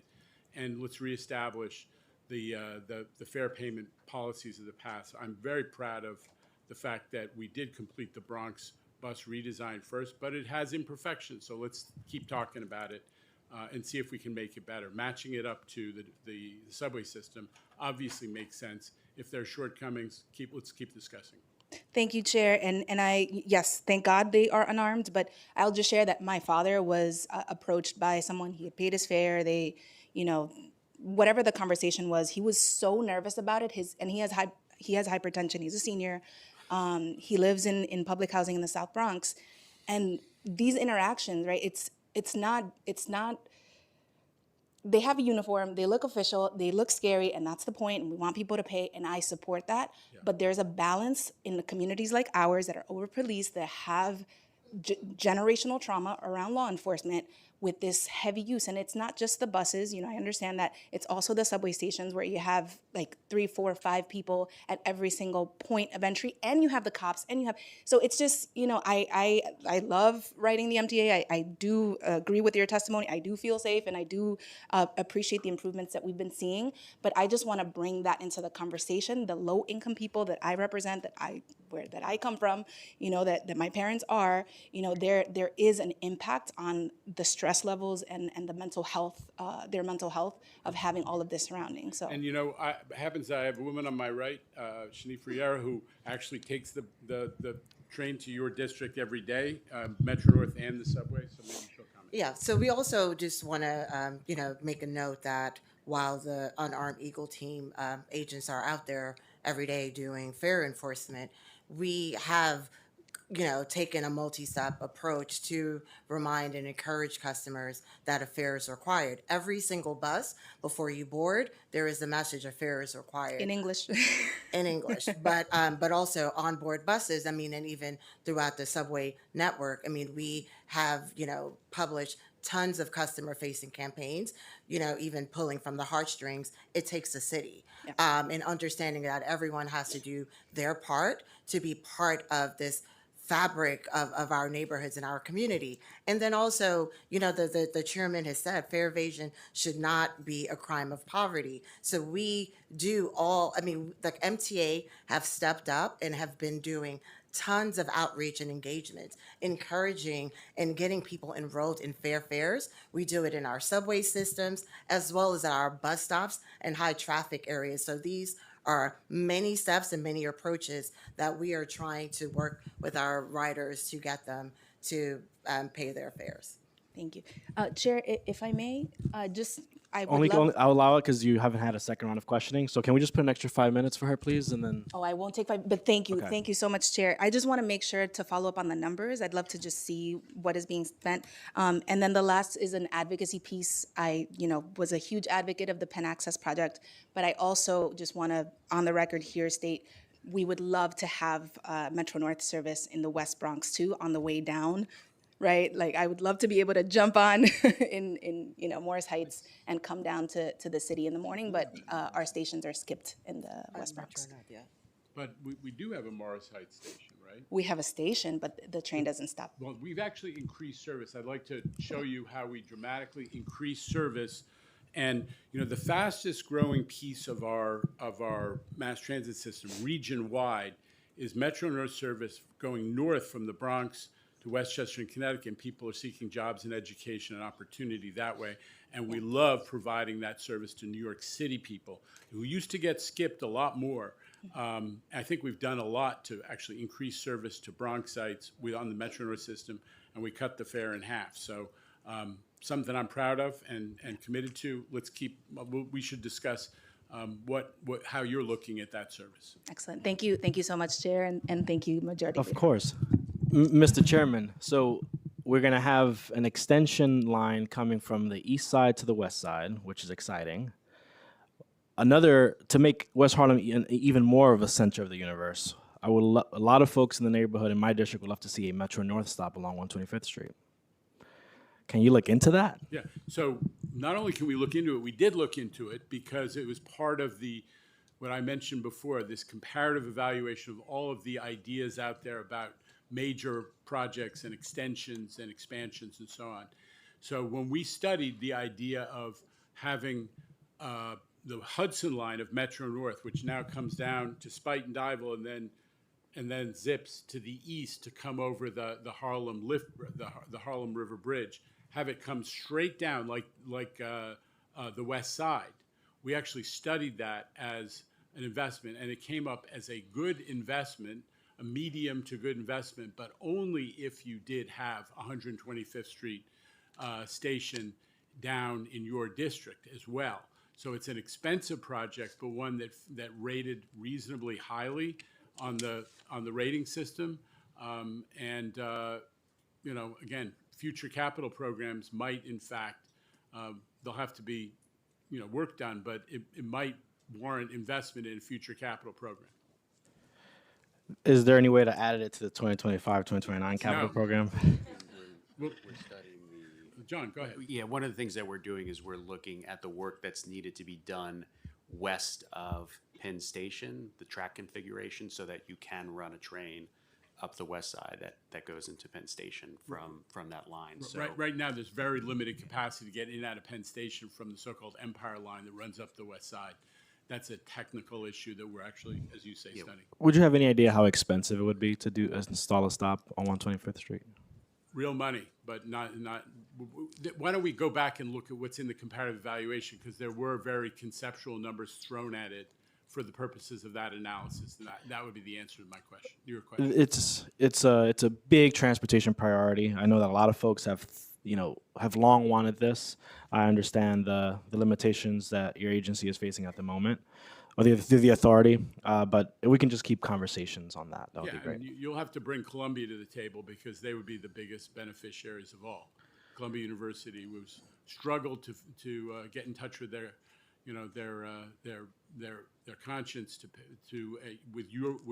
as a result of your work. We're close to being able to announce that Columbia is going to pay for accessibility at the 125th and Broadway station, and they would need to be part of a solution for a Metro North stop there, big time. Well, of course, we hope that an agreement is reached eventually on that, and I'm sure you have more to report on that when the time is right. Yep. Regarding subway surfing is the act of riding on top or outside of a moving train.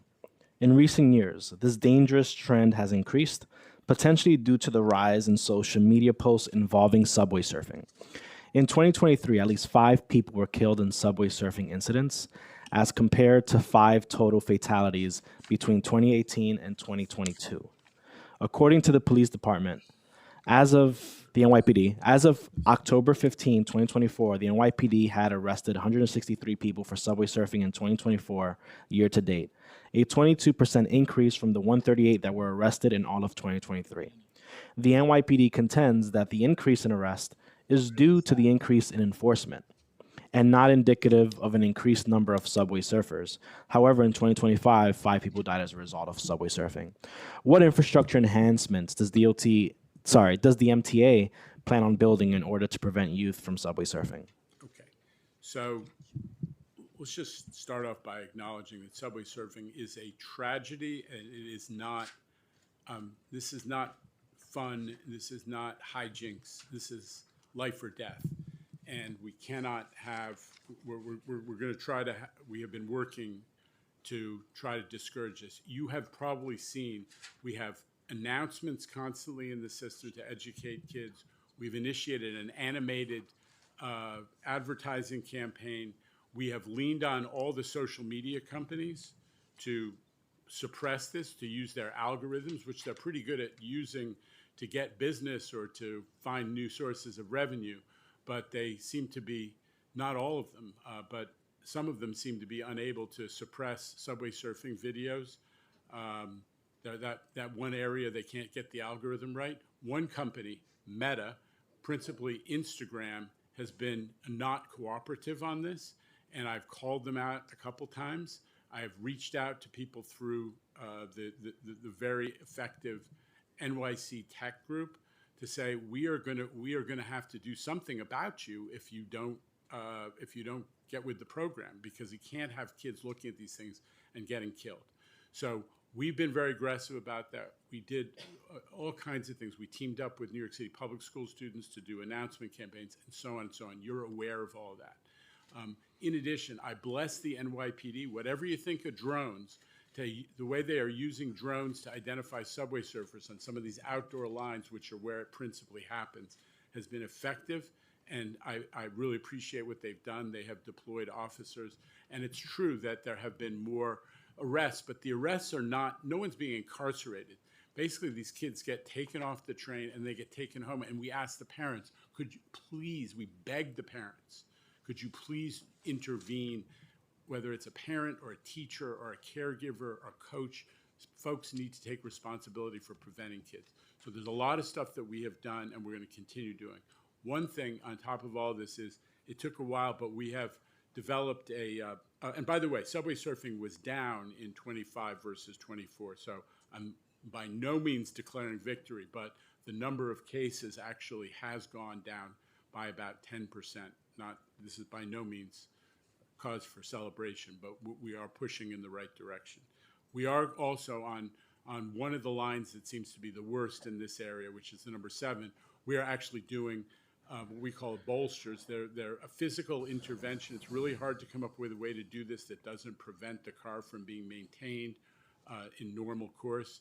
But the folks at Transit have tested out and piloted a bolster, and they're now deploying it onto the number 7 trains, so that line in particular will hopefully have kids climbing up from between cars will be prevented to a greater extent.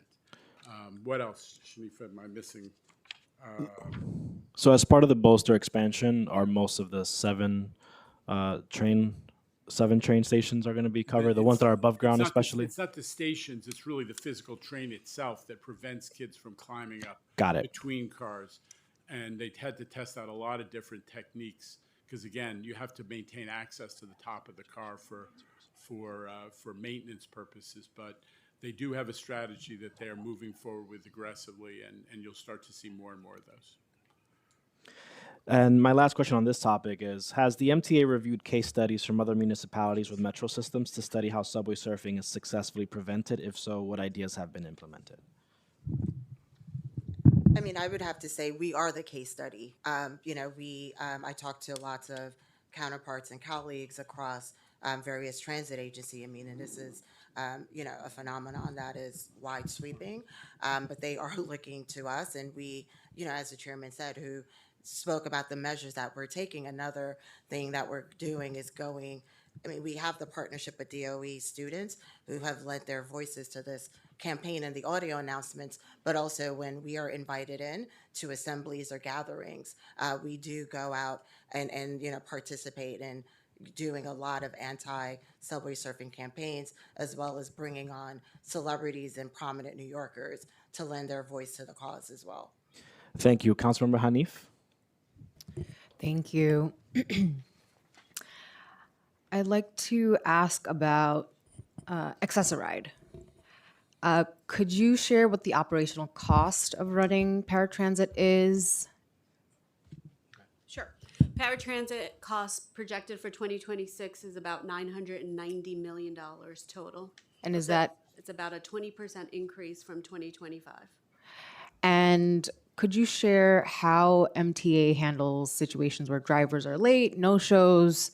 What recourse do riders have? Well, I mean, we now have 85% customer satisfaction on paratransit, which is 1 million miles better than it used to be. We have 95% on-time performance. So we have dramatically improved that. I'm not sure you were here. There's been a lot of dialogue early in the hearing about it. So the performance has dramatically improved. Ridership has surged, I think, 20% a year the last 2 years. And it's not a secret. That's part of the reason it's costing a fortune. We have driven down the per ride cost by using more black cars and for-hire vehicles, and giving better service. But the overall numbers are surging so much that the overall cost of the program is dramatically increased. And is that budget coming from city and state and federal? How is that funding allocated? So the funding for the program is between city and MTA. We have a cost share on the program, a historical cost share, and a cost share that's currently at 50% with a $165 million cap. And with federal ADA mandates, is there any funding associated? There's no operating funding coming from the federal government of any kind. Got it. And then what capital investments are planned for the Access-a-Ride fleet replacement or expansion over the next 5 years? Sure. So normal replacement for our vehicles that are part of our fleet, right? The primary carrier vehicles are MTA-owned vehicles. They get replaced on a normal basis. I believe it is every 7 years. That is already programmed into the paratransit budget for cost replacements. Coming to the NaviLens program that helps visually impaired users to be more independent in unknown spaces via QR codes positioned within stations, especially where it's not possible to use GPS or other computer vision methods.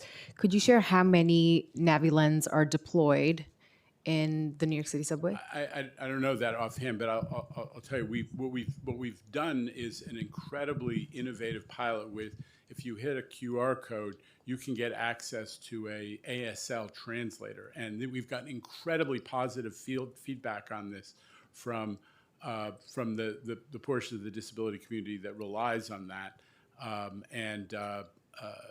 We're going to expand that, but we're using NaviLens and other techniques to provide accessibility benefits to folks who aren't only mobility impaired. Sure. No, and I think that's fantastic. Yeah, and it is affixed in every subway station as well as bus.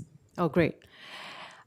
Coming to bus lanes, 7 out of 9 council districts with the fewest bus lanes are all in Brooklyn, which also includes District 39. In my district, only 0.20% of streets have a bus lane. How do you decide where to add new bus lanes? And could you discuss how MTA is addressing bus bunching, route planning, and all-door boarding? Okay. There's a lot there, and you want me to go fast. So all I'll say is that obviously we're engaged in a redesign of the Brooklyn bus system. That will account for all of the factors that you mentioned. With respect to, we choose the lanes together with DOT. So if you want to know if that 7 out of 9 number is going to change, 1-800-NYC-DOT. Because we are waiting for them to put into effect the bus lanes that we all agreed ought to be done a couple of years ago. But we're happy to continue to provide data on performance that will inform the bus route redesign process that you're going to be very much part of as it unfolds. We're really excited and eager about the Brooklyn bus redesign, and we'll just make a pitch for restoring the B71 bus in my district or something similar to the B71 bus. And then finally, I just want to wrap by asking about, you mentioned that most of the elevators out of service are not run by the MTA, but rather the private contractors. What do Private developers. Private developers. Real estate owners. Real estate owners. So what's the enforcement mechanism for those? That's the problem. The city made deals with folks, most of them more than 10 years ago, to put in elevators, and the agreements didn't have tight language about the frequency of, that the availability, how frequently they would be breaking down or repaired or whatever. And we're trying to get some of these operators to move more quickly so that the elevators are more available. John? And just to answer a question from an earlier round, it used to be 8 months for a capital replacement. It's now 6 months, so a 25% savings. And our chief accessibility officer, Quamela Arroyo, just texted me to say that there's 5,000 NaviLens codes out there system-wide. So Thank you. Councilmember Schulman. Thank you. I have a few more questions. One is, it's sort of a small issue. It is and it isn't. But anyway, the app for the timing of the express buses, this is a particular issue. It only says when the bus is like a couple of minutes away, as opposed to this is the time that. So what it causes me to do, and I've heard from a couple other constituents, not a lot, is that there's something called transit time that I pay them $5 a month so I can see what time the bus is supposed to come, so I can figure out my day and my plans and all of that. But it doesn't. It just be aware. Like I'll keep refreshing it, and it's not until a couple of minutes before it's going to get there that it shows up. Okay, so let's take this discussion offline. We're Okay, actually fine. on the verge of issuing an update of our Great. app, and I think it's going to have a lot of benefits. The people, including me, who've been beta testing it, think it's great. But Okay. I want to make sure that you come away happy because you're such a good express bus customer, clearly. I am. And I got to make you happy. I appreciate that. And I appreciate, by the way, your thoughtfulness and your thorough answers today. I just want to say that. The other thing, too, in terms of subway surfing, I want to piggyback on the chair's questions. Have you spoken to DOE? Because some of the classes, some of the students in my district have come up with plans on how to deal with subway surfing. And these are, these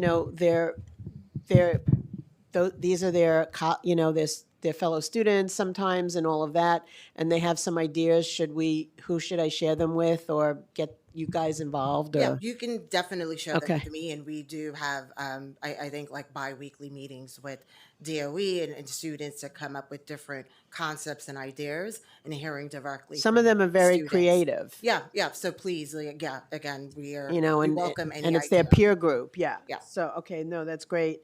And also, what are you guys doing in terms of AI, in terms of the transit system? Is there a place for AI in? Listen, AI is sort of just a general terminology. If it's Right. about taking data to try to deliver better outcomes, there is a place for it. Okay. I wouldn't say that MTA has been a thought leader, but we have tasked all of our operating agencies to come up with initiatives to start people thinking about it. One area where we are using it is try to optimize schedules of all of our services. Okay. So you have the minimized downtime for crews and maximize the benefit to the customer. And my last question is about some of the news about buses being out of service or being put into service that aren't up to par, and I just want to get a response from you on that. Yeah, listen, here's the bottom line. We're never going to put a bus into service that is defective or broken. Right. That's nonsense. We have disagreements with our friends in the union about how quickly certain kinds of maintenance activities should be performed, and we're trying to get buses on the road so that people in your district and Councilmember Wong's district and everybody else's district aren't standing there because one bus didn't run. Correct. Right. So sometimes our friends in the union make public statements that suggest dangers that are not present, in my view. And the one thing I want to just a comment is, I was actually on a brand new bus a couple weeks ago. Yeah. I'd like you to get more new buses. Was it an express bus, Lynn? Express bus, yeah. Because it's more comfortable even to get on the bus, and some of the buses are like not in great shape. But All right. Well, hopefully, I know where I'm sending my next new bus, to which line. thank you so much, bye-bye. Mr. You Lee. bet. We really appreciate it. I would like to add on to Councilmember Schulman's concern on the subway surfing that we've been seeing. The council's taken action. We're passing legislation next week that would distribute informational materials within our schools and for our students to understand what the risks are of social media, not only when it comes to the spreading of hate, but also when it comes to public safety and issues like subway surfing. So we are taking action on that, and it's something that we take very seriously. Councilmember Brooks Powers is next. Thank you. And all those wonderful express buses in Forest Hills. I'm looking forward to confirmation about 3 express buses in Rockaway being made permanent. But I wanted to say thank you for responding to the letter from myself and Councilmember Ariola regarding the Rockaway Park branch of the A train service. I wanted to know if there was any updates on when the work will be completed on that. I know there was an initial response to our letter, but wanted to see if there are any other additional updates. I'm looking at Lucille because she's ahead of me. Go ahead. We're looking at shortly, so, within the next 6 to 8 weeks. Okay, good. Thank you for that. And then just going to back to the express buses in terms of the accessibility. What we have heard from folks in the disability community has been that it's difficult to reliably take express buses because the drivers don't always know how to lift or move the seats, especially in the evenings, nights, and weekends. And sometimes I think there's a swap out of the bus operators as well that may not have training. Can you tell the committee what steps the MTA has taken or will take to ensure that the bus operators are fully versed on the mechanisms of the bus for the disability riders? Well, your question echoes something that we hear from one of our friends in the disability community, Gene Ryan, on a regular basis. Listen, we have taken steps to redouble the effort to make sure that every bus driver who's on an express bus needs to know how to operate that lift. And the idea of people getting stuck is, that's not acceptable. So It's about training and refreshing the training. So even if they don't get, aren't prompted to operate the lift for 3 months, that they don't forget how to do it and they can do it timely and effectively. So we're going to continue that. And let me just reassure you that Jean Ryan ain't going to let us forget about that. And I know she won't let videos me have been forget deployed. either. Oh, go ahead. We have Please. new videos out there training our operators, and they have palm cards explain. So we're, as the chair said, making sure they know what to do. It's what we owe to our customers. Thank you for that. And finally, looking forward to the update on the express buses for Rockaway as well. Thank you. These are the express buses we ran during the temporaries. Yes. That you want to make. Yes, and I've been getting a lot of feedback from the community in terms of how helpful it's been. And when I've seen them, it's had a lot of folks actually riding it and taking advantage. And I told you, we just needed an opportunity to show that we have the ridership for it. Take a look. Thank you.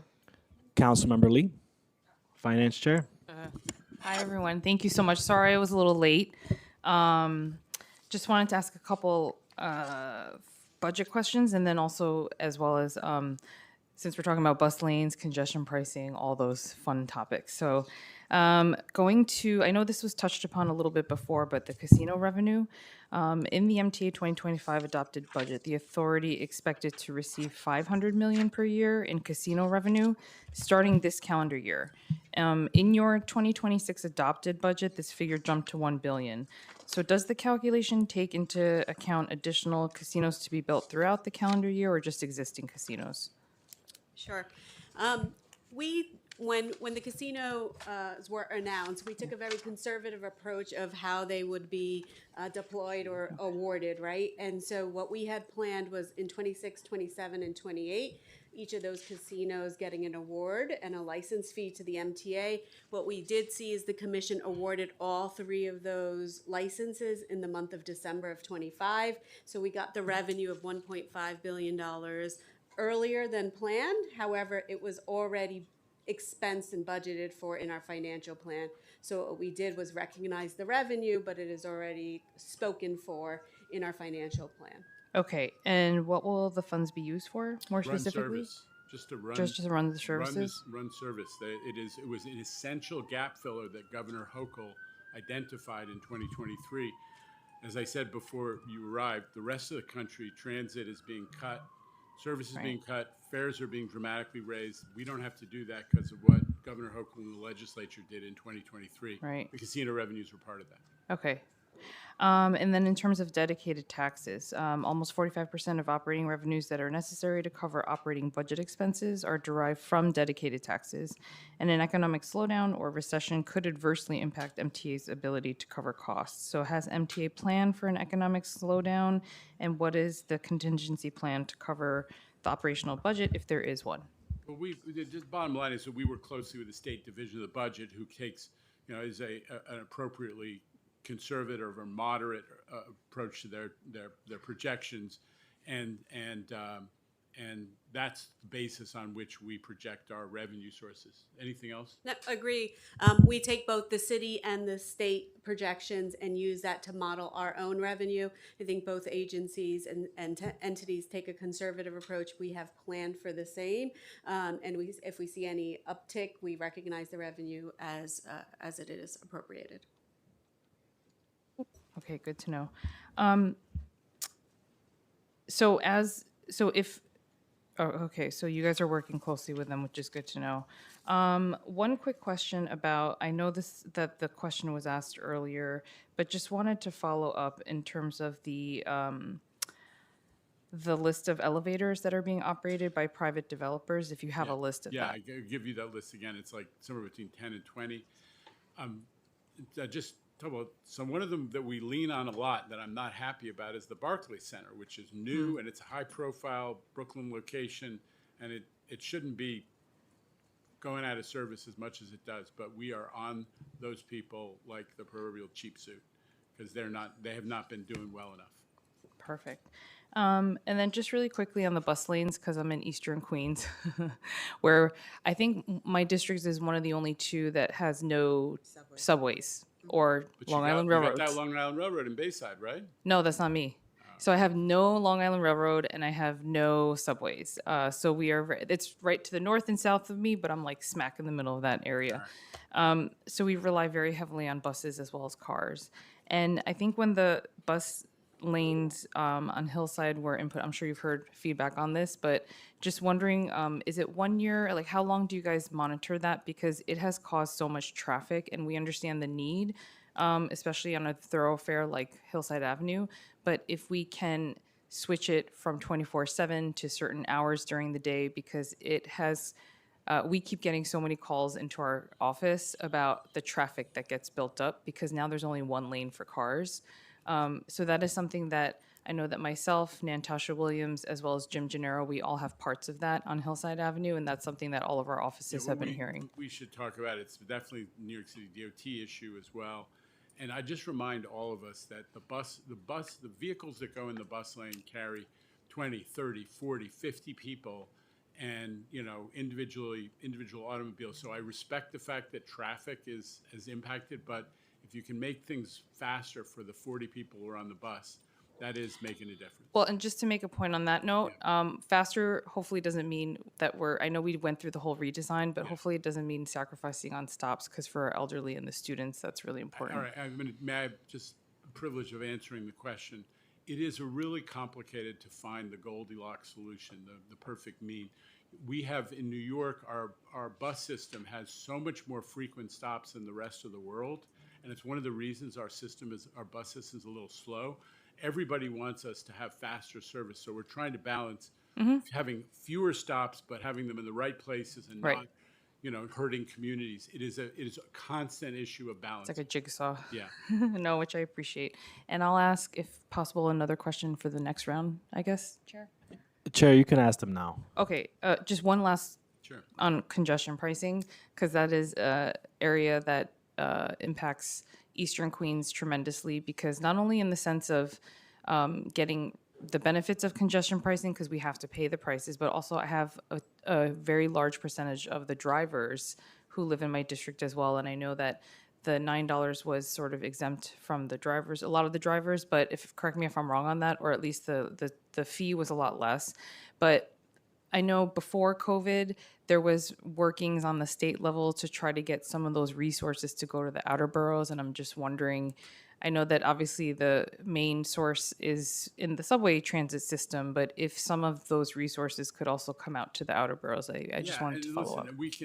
Why don't we just give an IOU to give you the specifics of what projects in your district are going to benefit, but broadly speaking, it's going to ADA accessibility, the basics of making sure that the system doesn't fall apart. It's going to enable us to run more service on subway and commuter rail and new trains and buses. But we'll give you specifics on your district and how it's benefiting from congestion pricing. And honestly, I would. No one ever wants to get into the details of it because it's controversial, but with the speeds being picked up on the Williamsburg and the Midtown Tunnel so dramatically, there are a lot of folks coming out of Queens, I'm not talking specifics, who are seeing real time savings. Their time is worth money. That's why drivers in polls are much more supportive of congestion pricing than they used to be. Okay. I understand they're probably not coming to talk to you, but yes, in the polling. I mean, as a driver myself, I sort of have a different narrative, but that's, I mean, not just me, but the folks in our district, but we can talk about that offline. All right. Thank you. Are you done, Finance Chair? Thank you. All right. Now, my last two questions, and I'm giving 2 minutes each for the last third round. Councilmember Wong, followed by Hanif. Yes, hi. Thank you, Chair. I'm counting the number of bus shelters in my district that's been abandoned or the stops has been removed, but the shelters are still there. What is being done has been 7-8 months. Yeah, you have to talk to New York City DOT. They oversee the bus shelter system through a franchisee. That's not the MTA. I see. Okay, thank you. Back to the express buses. What sort of operational improvements are being done to improve reliability? Yes, the bus network was a significant change. I don't see any improvements. I only see bus stops being removed and there are fewer buses coming. What is being done to improve the services? Here's what's being done is that we, in my era, we took away the rule of bus redesigns was it has to be cost neutral. I took that away, and we are spending $35 million a year more on buses in Queens per year as a result of the bus network redesign. We've added rush routes to connect people from neighborhoods that don't have rail access to get them to the commuter rail station, to get to the subway station. And we've seen overall an improvement in speeds. So we can share that information. There'll be a full report coming out within a couple months. Please, thank you. And I have 30 seconds. Okay. What's being done to improve the traffic signal timing on bus routes? Traffic signal prioritization is one of the ways we speed up buses, and it's being done widely, but it's part of our discussion with New York City DOT, who controls that. We're going to keep pushing for more of that bus-specific traffic signal prioritization. Yeah, I have some recommendations on Woodhaven Boulevard. Welcome. Get them to us. And we'll Thank you. I'll do that. Thank you. Thank you, Chair. Councilmember Hanif. Thank you. I want to come back to lighting and give you an opportunity to tell us what MTA's been up to around lighting repair. So 4th Avenue 9th Street Station, I mean, it's got no lighting. It's drabby. It's dirty.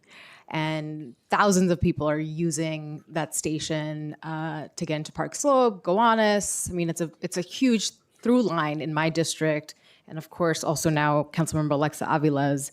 So would love to know just what the plans are or where we are on the roster of getting I'm going to have to get some of back. that I lighting. just don't know the project as well as I know some others. You've raised it now twice.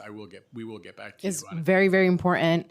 Since I was a staff person in former Councilmember Brad Lander's office, we've been fighting for this. Then I was member for 4 years. Now Alexa, I don't want this to keep passing along to another elected official. This is important, and I really hope that DOT and MTA can really figure out what each's responsibilities are in terms of whether adding street furniture would be a positive element versus lighting, which we obviously need more of, and then of course addressing the vacant storefronts. Thank you, Chair. Thank you. Thank you so much again, Mr. Chairman, for coming to testify on your team. This panel is hereby excused. Okay, thank you.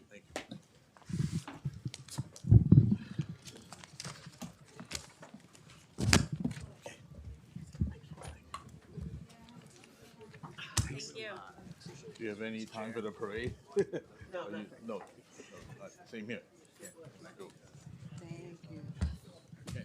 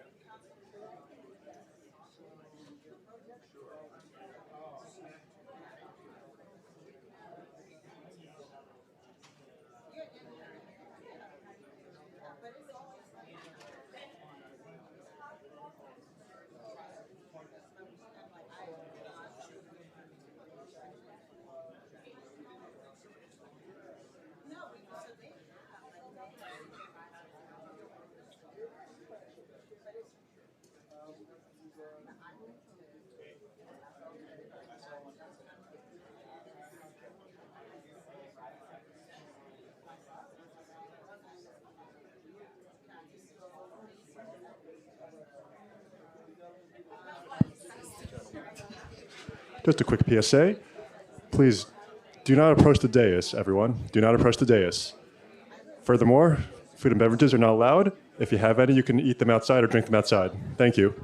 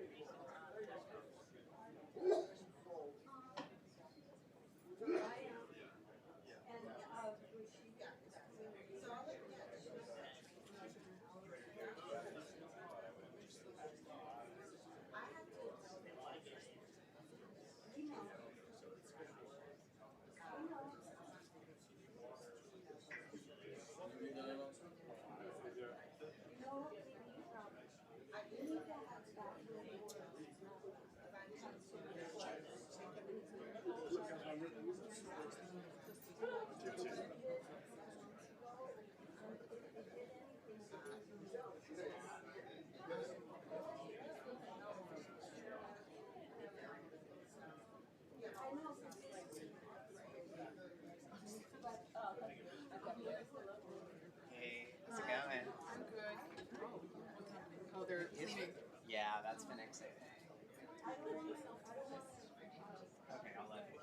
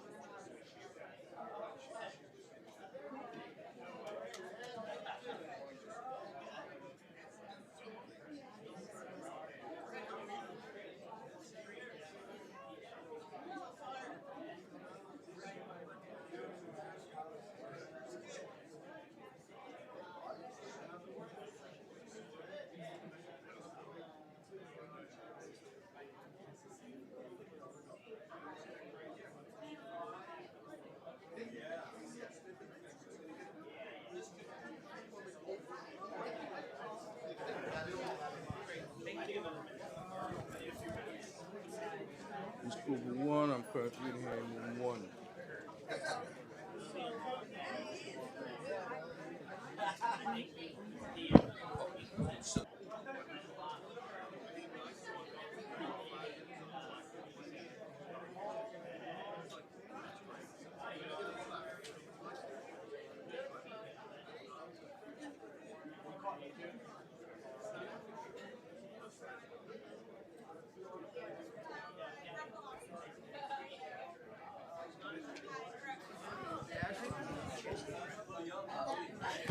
Please, at this time, everyone, please find your seats, please. Shh, keep it down. Shh. Thank you. Please find your seat. We'll be starting.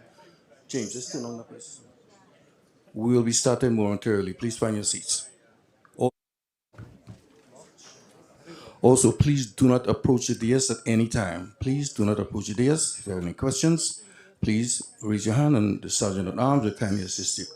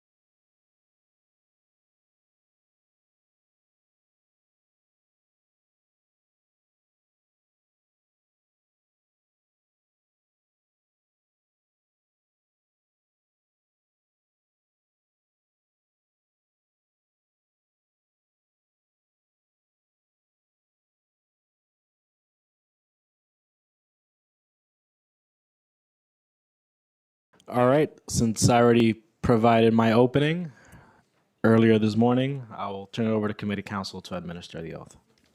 Thank you. Our next panel will be from the Department of Transportation, Commissioner of the New York City Department of Transportation, Mike Flynn, First Deputy Commissioner, Margaret Forgione, Executive Deputy Commissioner, Paul Ochoa, Deputy Commissioner of Transportation Planning and Management, Eric Beaton, and Assistant Commissioner for Intergovernmental and Community Affairs, Rick Rodriguez. I will now administer the oath. Please raise your right hands. Do you affirm to tell the truth, the whole truth, and nothing but the truth before this committee, and to respond honestly to council member questions? Yes, I do. Thank you. You may begin when ready.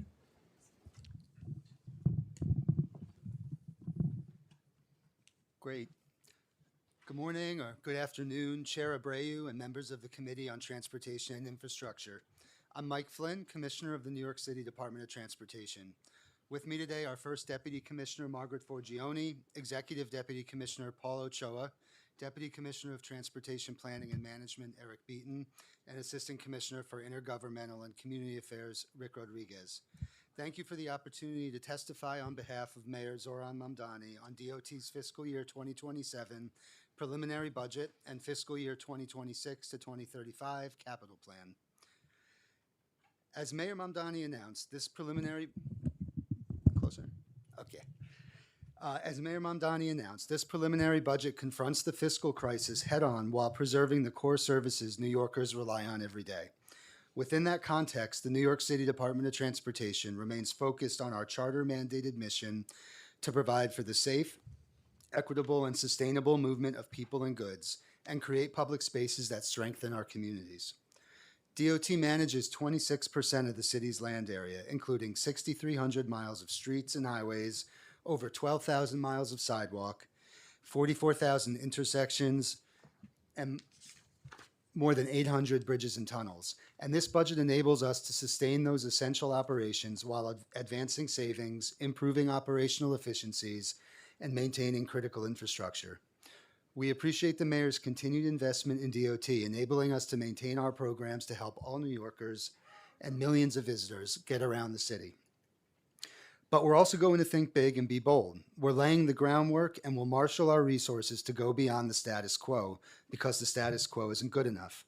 We will implement transformative street redesigns that improve safety, build busways and other bus infrastructure that speed up service, scale up the production of protected bike lanes and pedestrian space, take a hard look at parking policy in our city, usher in a new era for Vision Zero that builds upon past success and utilizes new tools and tactics, and streamline bureaucracy to accelerate important work that must be done with urgency, and so much more. All of this work will take resources, and Mayor Mamdani already gave an initial down payment on the important work that's ahead. But resources go beyond just money. There's a national shortage of engineers, which makes hiring for these essential roles difficult. That's why we're leading outreach and events to attract engineers to work at this agency. There's also a shortage of contractors who do the work that's needed for our projects, including painting the markings on roadways and repairing traffic lights. And we're working with contractors to encourage them to expand their operations because we have work that needs doing. With climate change and affordability as two of the defining challenges of our time, we understand our critical role in transitioning our roadways, infrastructure, and assets to a safer, greener, and more accessible transportation network to benefit New Yorkers for generations to come. This is going to be a forward-looking, problem-solving DOT, not the DOT of no, but turning a ship as big as DOT will take time if we want to get it right. So we're acting with haste on the things we can deliver now, like restarting shelved bus and bike lane projects and announcing 800 15-mile-per-hour slow zones at all eligible New York City schools this year, and at all 3,200 schools citywide by the end of Mayor Mamdani's first term. And we're building a rock-solid foundation to deliver on the grander ambitions that we have for this agency moving forward. And it's only March. Let's start with where things stand today with the fiscal year 2027 budget. DOT's FY27 expense budget is $1.6 billion, and you can see the breakdown and in the chart in my testimony. That includes $126 million for bridge maintenance and inspection, $139 million for ferry operations and maintenance, $271 million for roadway maintenance, $367 million for other DOT operations and administration, including sidewalk management and inspection, $451 million for traffic operations, including signals, streetlights, automated enforcement, and parking, and $204 million for transportation planning and management, including installation of street signs and roadway markings. Our FY26 to FY35 capital plan is $33 billion, and you can see the breakdown on the screen, or in the testimony. $17 billion for bridge reconstruction and rehabilitation, $6 billion for street reconstruction, $3.2 billion for resurfacing, $3.2 billion for sidewalk and pedestrian ramp repair and reconstruction, $1.6 billion for streetlights, signals, and automated enforcement, $665 million for the Staten Island Ferry, and $1.3 billion for the facilities and equipment needed to support DOT's operations. This budget provides funding to support critical and innovative DOT operations that make New York safer and more livable. It's clear that the Mamdani administration shares this vision with the investments in bus riders, cyclists, and pedestrians in this budget, given the funding for a secure bike parking pilot, summer streets, open streets, and a down payment on bus and bike lane projects that we're actively planning now. These investments strengthen our vision to create a transportation system that provides equitable mobility for all residents and visitors. On faster and more reliable bus service, we're thrilled with the mayor's proven commitment to make it easier and faster to travel around the city with his announcement of the revitalization of 4 previously halted street redesign projects across the Bronx and Brooklyn. These projects will build upon our creative and collaborative work with the MTA to improve the bus rider experience citywide, ensuring that New Yorkers have fast and reliable bus service. The addition of $5 million per year starting in FY27 as a down payment for bus and bike lane projects is not just a line in the budget. It's a clear commitment to faster and safer mobility methods that move New Yorkers efficiently and equitably. This investment makes a bold statement about our priorities by accelerating projects that will decrease commute times, protect vulnerable road users, and support our climate goals, all while strengthening the reliability of the city's transportation network. This is how we deliver safer, greener, faster streets, and we're just getting started. On strengthening bike infrastructure, with more than 600,000 cycling trips taken in the city each day, we know we need to think holistically to meet rapidly growing cycling trends, so we're working with our vendor on launching a secure bike parking and charging program. As many New Yorkers lack in-home bike storage space or cannot carry heavier e-bikes or cargo bikes upstairs, providing safe and secure bike parking options at transit stations and major destinations will reduce barriers to bike ownership and encourage transit ridership and last-mile trips by bicycle. The addition of secure, covered, long-term parking options in residential neighborhoods will enable people without storage options at home to start biking, which is essential to our goal of promoting mode shift. In addition, the use of electric mobility devices has dramatically increased, with nearly 6% of New York adults reporting that they ride an electric mobility device once a week or more. When used safely, these new modes of transportation offer affordable, sustainable, and convenient options for a range of New Yorkers, from families to delivery workers. Delivery cyclists have a particular need for secure bike parking, particularly with e-bike battery charging, given the high rate of bike theft and safety challenges of indoor battery charging. Secure bike parking is a new opportunity for DOT to meet the moment during this time of rapid change on our streets, resulting in an intervention that supports evolving mobility trends and makes our streets safer. While overseeing one of the most complex urban transportation networks in the world, we remain proud of our creative work to reimagine the use of public space. To continue making a vibrant and people-centered city, this budget includes an additional $2 million baseline investment starting in FY27 in summer streets and open streets that transform asphalt into opportunity. This funding expands car-free corridors, energizes commercial districts, supports small businesses, and gives families safe, joyful spaces to gather and move. It's about reclaiming our streets for people and delivering more welcoming streets for kids learning to bike, seniors taking a morning stroll, and communities hosting arts, culture, environmental, fitness, and educational programming right outside their doors. Summer streets and open streets are powerful demonstrations of what our shared public spaces can be at their best. This investment keeps that momentum alive and solidifies our commitment to a more open, active, and vibrant city for all New Yorkers. Regarding rezoning commitments, as part of this budget, DOT will implement the projects outlined in the downtown Jamaica and Long Island City rezonings. Over $190 million of new funding was added to DOT's budget to carry out a variety of projects in Long Island City and downtown Jamaica, including Archer Avenue sidewalk and bus layover improvements, Merrick Boulevard median and busway improvements, and 44th Drive pedestrian improvements. Thanks to the Council's partnership, we're able to not only build housing, but build all the other elements needed in these dense neighborhoods. Finally, DOT continues to make significant progress in expanding contracting opportunities for minority and women-owned business enterprises, or MWBEs. In fiscal year 2026, we're on track to achieve record-breaking results, with $375 million already committed towards MWBE participation, representing 32% of our contracted spending as a department. This milestone reflects more than a numeric achievement. It demonstrates our intentional effort to ensure that economic opportunity reaches the diverse businesses that strengthen our communities. By expanding access to contracting opportunities, DOT is helping to build a more inclusive and resilient business ecosystem while advancing our broader vision of fairness, opportunity, and shared prosperity. In conclusion, we're thankful for the opportunity to testify before the Council today and for your continued partnership. We're grateful to the Mamdani administration for investing in DOT.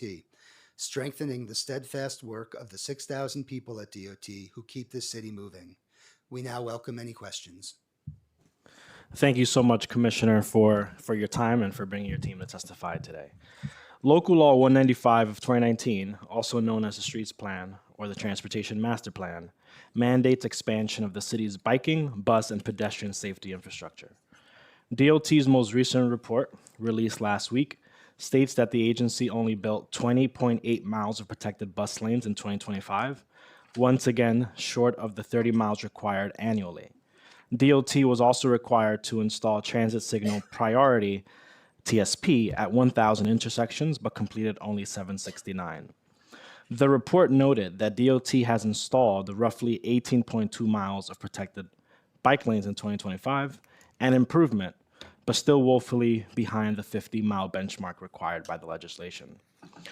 At our last hearing on the streets plan, I requested you to come here today to prepare with a breakdown in funding needed to attain these requirements on a yearly basis. Do you have the breakdown, that is the calculation, in funding that DOT needs in order to accomplish the streets plan, and how much additional funding is required? Thank you, Chair. Well, I want to start by saying that, we recognize that the streets plan mandates are legally binding, and we'll do everything in our power to deliver as many projects as we can. And we really value the collaboration that we have with the council in achieving that mission. While we don't have specific numbers that we can share today, as we're still developing the plan for this year, I do really want to reinforce that commitment, and we're happy to talk more about some of the investments we have planned. Just want to be clear that delivering as many projects as possible does not mean a satisfaction of the benchmarks required by the streets plan. At the last, 2 weeks ago, I requested for the administration to come prepare with a breakdown of what would be needed to accomplish the streets plan. So is it fair to say that you do not have that calculation today? Councilmember, thank you for the question. We did clarify at the last hearing that this hearing would be about the preliminary budget that was already released. We are in conversations with the administration and OMB about that exact question, and we expect to have an answer or close to an answer by exec budget. The preliminary budget hearing is, as you know, the beginning of the process. There are 3 steps: preliminary, exec, and then ultimately adoption, where the administration can deliver on exactly what you're asking for. So you do not have the plan. You do not have the calculation breakdown today, despite the fact that I requested it at the last. Correct. We are hearing. testifying Okay. in the preliminary budget hearing, which was released just a few weeks ago. Will this administration commit to building 50 miles of protected bike lanes and 30 miles of protected bus lanes this year? We're committed to doing our best to meeting the targets in the plan, and we're excited about the down payment we received from the mayor, especially in the midst of the fiscal crisis that we're facing. We're leaving no stone unturned, identifying all the ways we can put out as much output this year as possible, while we also lay the groundwork to build that longer-term capacity. So what I'm hearing is that there is no commitment on 50 miles of protected bike lanes and 30 miles of protected bus lanes this year. Is that correct? Correct. We can commit. We're going to do our best. All right, so just wanted to state for the record that there has been no commitment by the administration to meet this year's benchmarks as required by the 2019 laws. I'll move forward. Does DOT have enough capital projects in the pipeline for 2026 to meet all of the requirements for the streets plan mandates? And if so, do you have a list of current capital projects that will be done this year?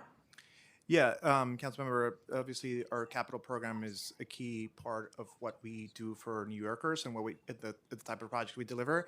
Most of the capital projects that we are delivering this year, and in fact, most of the capital projects have already been counted for the streets plan purposes. We typically start capital projects with SIPs, street improvement projects, which are expense funded, and then we move on to capital. It is rare to have a capital project deliver on new streets plan goals.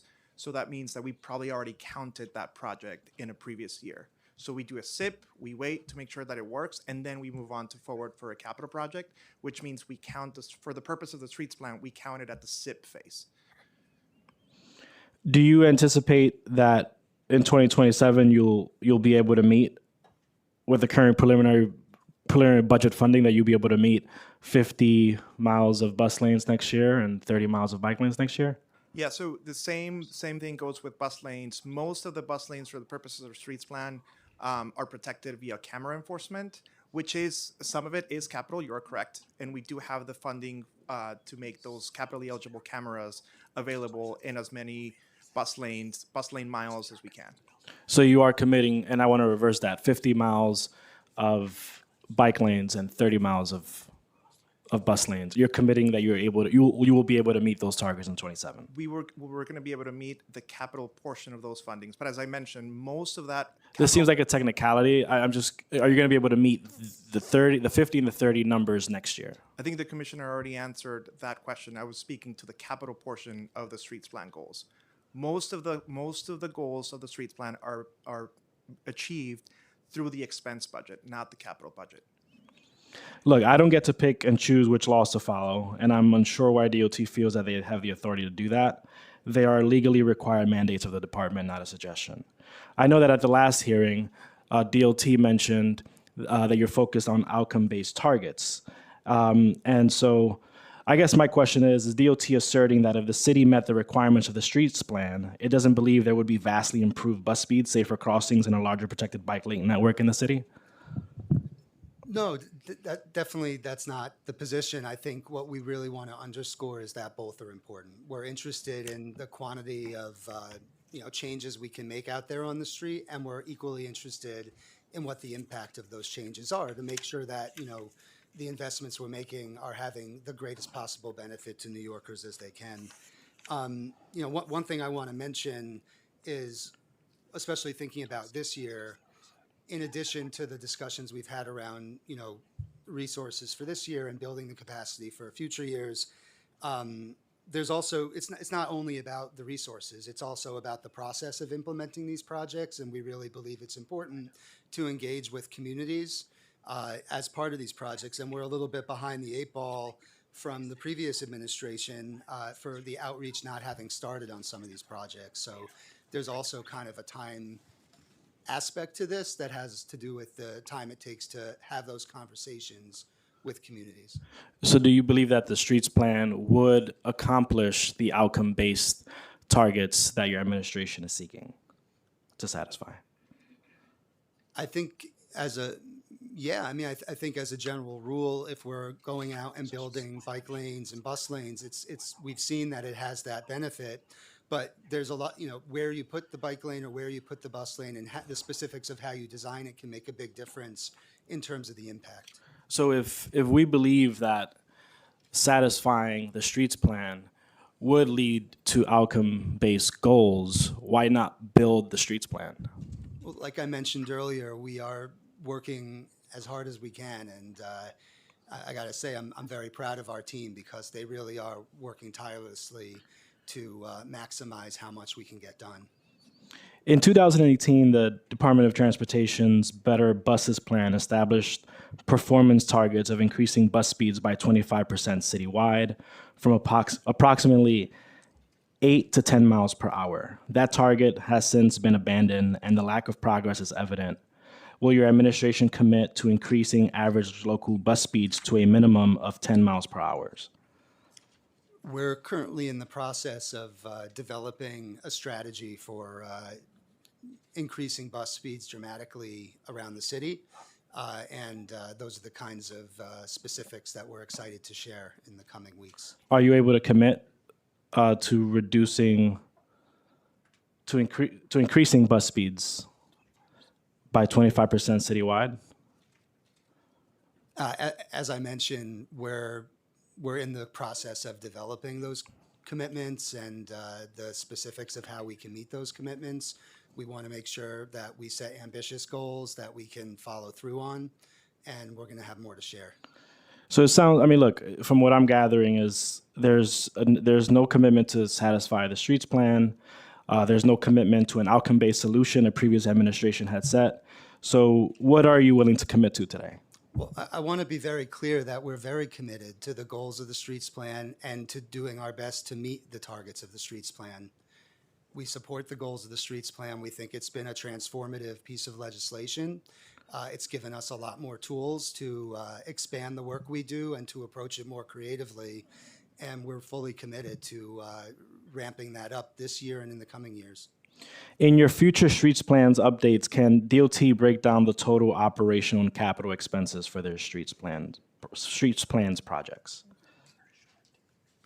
Yes, council member, we can commit to that. I don't see a problem.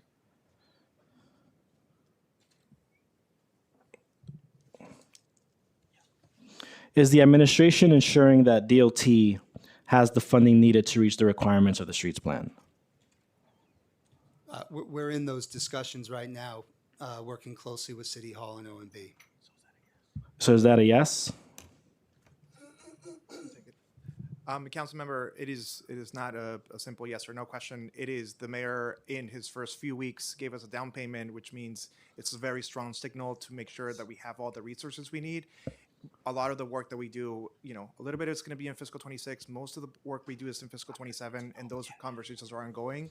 But I would look at the mayor's down payment as a strong signal in his interest and the administration's interest to have to give DOT all the resources we need to deliver as much as we can deliver, including, of course, the streets plan goals. I mean, by definition, a down payment means that there should be more funding coming. So I'm going to take it as a no, that there's not enough funding needed because it's a down payment, and that more funding is needed to satisfy the streets plan.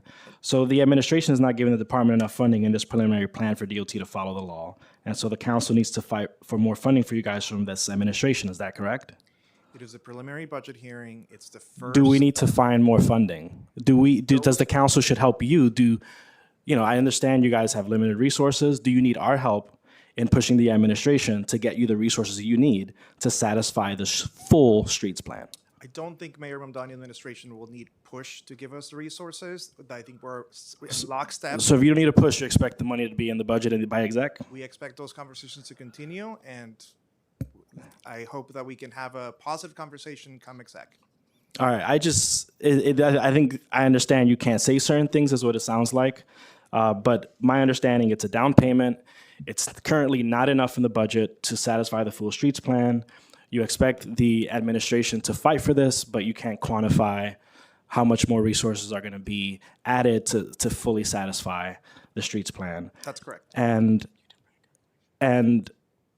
it sounds like you also need the council to help you in advocating for the mayor to get you what you need, and I understand you can't answer that question. And I think the help that we need from the council is not just monetary, it's support for the projects that we have in place.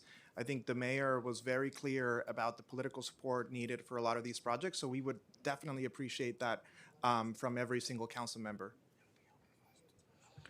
It would be extremely helpful for this committee to have the calculation of what would be needed in order for us to effectively advocate on behalf of New Yorkers who are desperately wanting to see this come to fruition. Understood. All right, moving to the open streets. Last July, Mayor Mamdani told Streets Blog that open streets are a critical program that I would also expand. However, in the preliminary plan, there's only $2 million in city funding per year baseline from fiscal 2027. The funds are fungible between the Summer Streets program and Open Streets. This funding does not deliver on the promise to expand the Open Streets program. It actually provides less funding than the $2.1 million the Adam administration provided for the program. Is this administration no longer committed to expanding the Open Streets program? No, that's not how I would frame it. First of all, we are very proud of the Open Streets and Summer Streets. They're one of the most popular programs we have out there. We have lots of partners in every corner of the city, so we're very excited. The amount of money that the Adams administration gave us last time was at adoption at the end of the budget process. This $2 million is at the beginning of the budget process. And I would also, it's worth mentioning that the Open Streets and Summer Streets spending is usually cut between 2 fiscal years. So we think we are in a great footing for us to do as much as we did last year, if not more, for Open Streets and Summer Streets. So is the administration saying, are you saying that you will continue to commit $2.1 million of funding program from the commissioner's office on top of this baseline funding? So the administration will commit to a total of $4.1 million, is that correct? No, that's not what I'm saying. I'm saying that the Adams administration gave us a one-shot $2 million at adoption. this $2 million, 2.1 maybe, this $2 million that we were given at prelim is enough to get us going. And if we need more funding, we're going to talk to OMB and City Hall to make sure that they give us the proper amount of funding. I would say, though, it is summer streets and open streets. It's got through 2 fiscal years, so it's always hard to say exactly how much money we're going to be spending. A lot depends on the number of partners that we have. A lot depends on the programming that the partners are suggesting we do.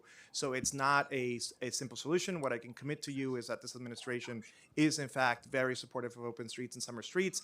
I would also throw the World Cup in there, so the summer streets may look a little different this year than in previous years, but we are very excited, and I think New Yorkers are going to be excited about it. So, like the streets plan, do you expect that by exec there will be more resources allocated to the open streets program? I think if we need them, those conversations will be ongoing. I'm not sure that we knew at this point, but we do have a strong commitment from City Hall and the mayor to provide the resources we need for a successful open streets and summer streets program. The current funding doesn't expand it, so it seems to me that there would be a need for more resources. Is that correct?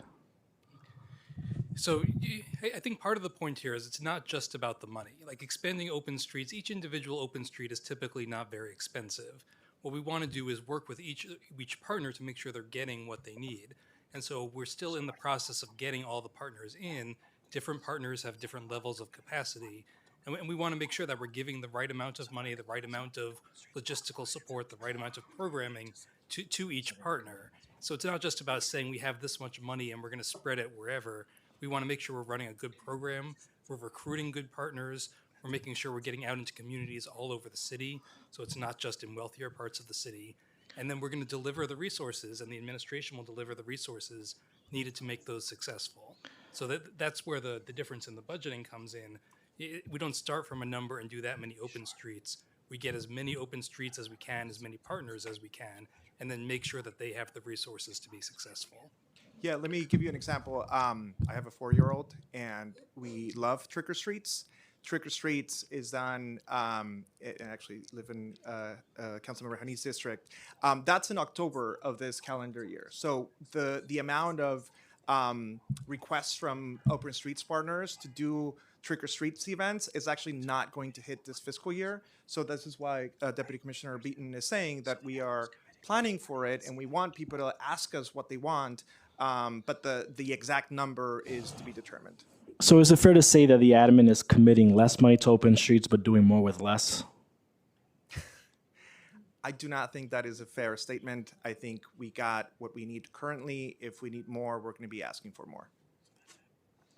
All right. I'm now going to move on to favorite topic, daylighting. In February 2025 at a mayoral forum, Mayor Mamdani said we deserve to have universal daylighting.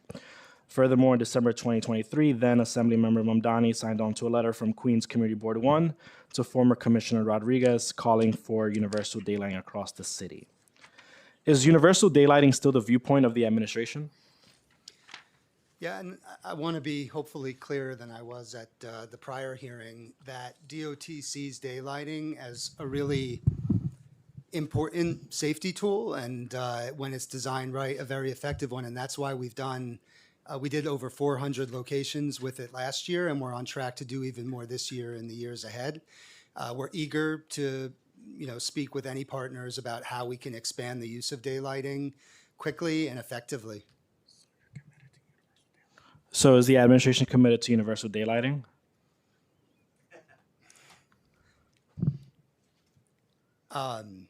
We are working to make daylighting is already a key part of our toolkit, and we're working to expand its use.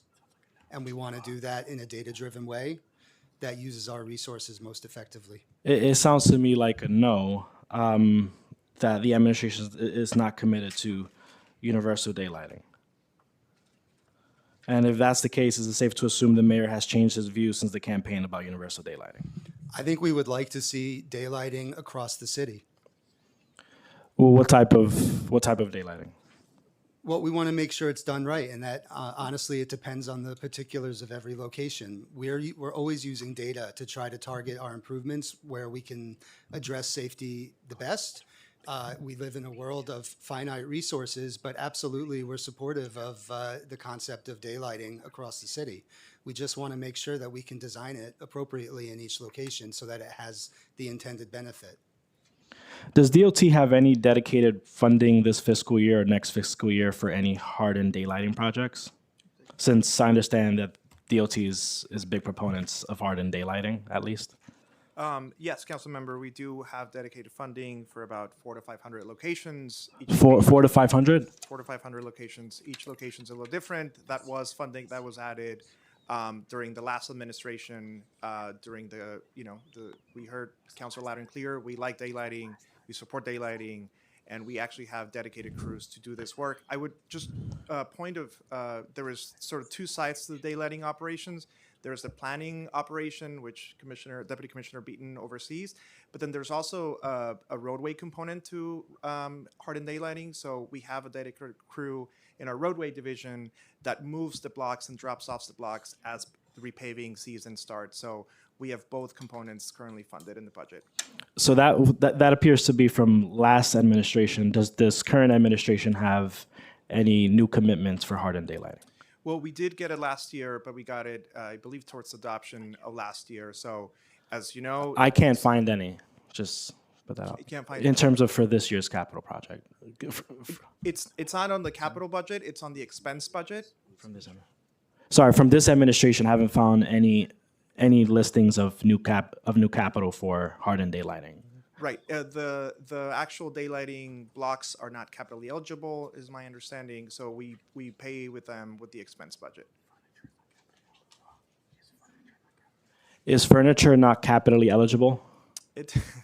How long do you have? I have a lot of time. So essentially, each asset needs to be $50,000 or more to be capitally eligible, unless there is a corridor or a systems component. So, for example, if we do a single street light in a given street, that is not capitally eligible. But if we do multiple street lights as a system, they are capitally eligible. So the blocks themselves are not capitally eligible. Do you not expect the furniture at the hardened daylighting to not have a useful life of 5 years or more? It's not just a useful life. It's the What price else? Is the price too? It's PPP rules. I wish it was just useful life. That would be great. So what renders it capitally uneligible? If the useful life is not an issue, I guess. Cost. Yeah, it's cost and useful life. But I thought you just said useful life it could last 5 years or more, so that's not a problem. That side is not a problem. It's the cost that is the problem. It's the cost side. The city bonds all the capital funds, and it's very difficult. This is just PPP rules. It's difficult to bond assets that are less than $50,000. Finance Chair Lee has questions. Hi, sorry not to go against the Chair Abreu over here, but if you guys wanted to slow roll the bike lane expansion, I know my district would be totally fine with that. But obviously, I know you guys have your mandates that you need to meet. But some really quick questions on the budget side of things with the vacancies. So I know that the administration has, designated chief savings officers, and so wanted to know if you've identified, however, and if it's at the same levels that most agencies are, which is the 1.5% for this year and the 2.5% for next year. And I know that currently you have 704 positions that are vacant, and 11.8%, and correct me if I'm wrong, an 11.8% vacancy rate. With streetlight repair times increasing, PMMR shows a decrease in pothole repairs on local roads and a continuing downward trend in road resurfacing miles. So just wanted to know, does the department require more staffing actually? And if so, how many positions need to be filled, and are additional budgeted positions required, especially to do all the things that you need to do in your department? Thank you, Chair. So good to see you. We have about 800 vacancies currently. Okay. The vacancy reduction is for DOT is 135. The reason it's not 50% of 800 is because a lot of our positions are grant funded, and the grant funded positions, meaning they're paid by the federal government or Right. state government, are not included in the mayor's calculations for vacancy reduction. And so our target is 135, and yes, we're expecting to meet it. We do have the same target as every other agency. We're doing our part. We have a 1.5% target this fiscal year and 2.5% in future fiscal years. We do expect to meet that. We're looking at all types of sources, either PS savings or grant swaps and revenue savings. So we do expect to meet that. As for the resurfacing questions, I'm going to turn it over to the First Deputy Commissioner, but we are fully staffed in our roadway division, so the vacancy reduction and any cut or potential savings would not be impacting our revenue, our resurfacing. Okay, so the 135, that's grant, the 800 vacancies, the 135, so you're saying that all those positions have been filled? No. So Okay. if you were to just to take our entire vacancy reduction and do a 50% vacancy cut, Right. it would be around 400. Right, because okay. But given that a bit more than half of our vacancies are grant funded, that means that the denominator is half of that. And so our target was 136, if I remember correctly. And it was taken from the numbers that we had in the November plan. So Okay. the numbers fluctuate a little bit is what I'm trying to say. Okay. And it's great to, sorry, yes. Sure. Just a little bit about the resurfacing target. Our current target is 1,150 lane miles per year. That has been the target for a number of years now. We always meet that target. We generally go over that target. And I think you touched on potholes. Potholes are basically an indication of the condition of the streets and reflective of the weather that we've been having. So it was a good thing in previous years. We didn't have to use it as much. Exactly. This year, we, of course, will see a lot more potholes. We have freeze-thaw cycles happening as we speak. In the next week, we see temperatures going down into the 20s some nights. So when we have weather like this, where we have, rain, and then it freezes, then it thaws, and then it rains, that's what we see when we get more potholes. But Okay. we'll be out addressing them. And I guess especially this season, knowing that there is more of a need with resurfacing miles, streets master plan, and all of the pothole repairs, do you think that you'll be able to fully staff up? And how do you plan to address any needs in the future? Yeah. The roadway division is the one division where we don't have any hiring problems. We, in fact, have about 36 applicants for every assistant city highway repair position that we have open. So we have full employment in the roadway division, so we do not expect any problems. Are you looking to use technology, training, or deployment any differently to find efficiencies in its operations? I know that these days it seems like the technology question is coming up a bit, but just wondering. Yeah, so we are always looking to be on the cutting edge of asphalt work around the country. We are actually at the highest in the nation for using recycled asphalt, meaning we mill up the old street and we put it back into the mix. We're already at 40%, which is a great number, and we're looking to increase that in the coming months and years to perhaps as high as 50%. And we're also in the process of constantly upgrading our asphalt plant equipment in order to be able to be more innovative. Perfect. And historically, savings have been taken out at DOT in contracts, telecommunication maintenance, safety programs like Vision Zero. Is it expected that these areas will be featured in the CSO's proposals? And can you provide any examples of potential savings? Yeah, we're still looking. Our savings are due on Friday. I am the chief savings officer. We're looking at every program, but we're looking at areas where it is not going to be impacting any services delivered to New Yorkers. So you're right. Usually we find savings in future contracting budget codes or efficiencies in PS savings, for example, which means we're just not hiring those folks. So rest assured that we're going to do everything we can to make sure that we limit the impact to New Yorkers. Yes. Definitely don't want to cut services, especially now. And on the revenue side, anticipated revenue from franchises, bus stop, and other is expected to decrease by $12.3 million in fiscal '27, down to $52 million from $64.3 million in fiscal '26. So could you please briefly explain the scope of this revenue and why it is expected to decrease in the out years? The targets that we set with OMB are usually pretty conservative targets. If you're talking about the JC-Decaux revenue, that may be due to a deal we made with them where they essentially bring down the revenue but install more bus shelters across the city. That was done last fiscal year. We're in communication with OMB to see if they're going to do it again this fiscal year. But overall, we don't expect our revenue to significantly decrease on any given program. In fact, most of the revenue is coming in a little higher. Okay. Okay, higher.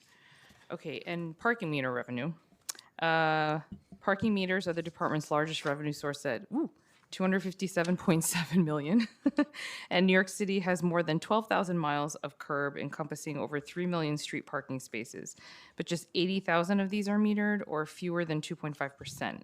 So increasing metered street parking on commercial corridors, I just want to emphasize commercial corridors, could raise significant additional revenue for the city. The Center for an Urban Future has written that if the city were to meter just a quarter of existing free spaces, it could generate at least 1.21 billion in additional revenue.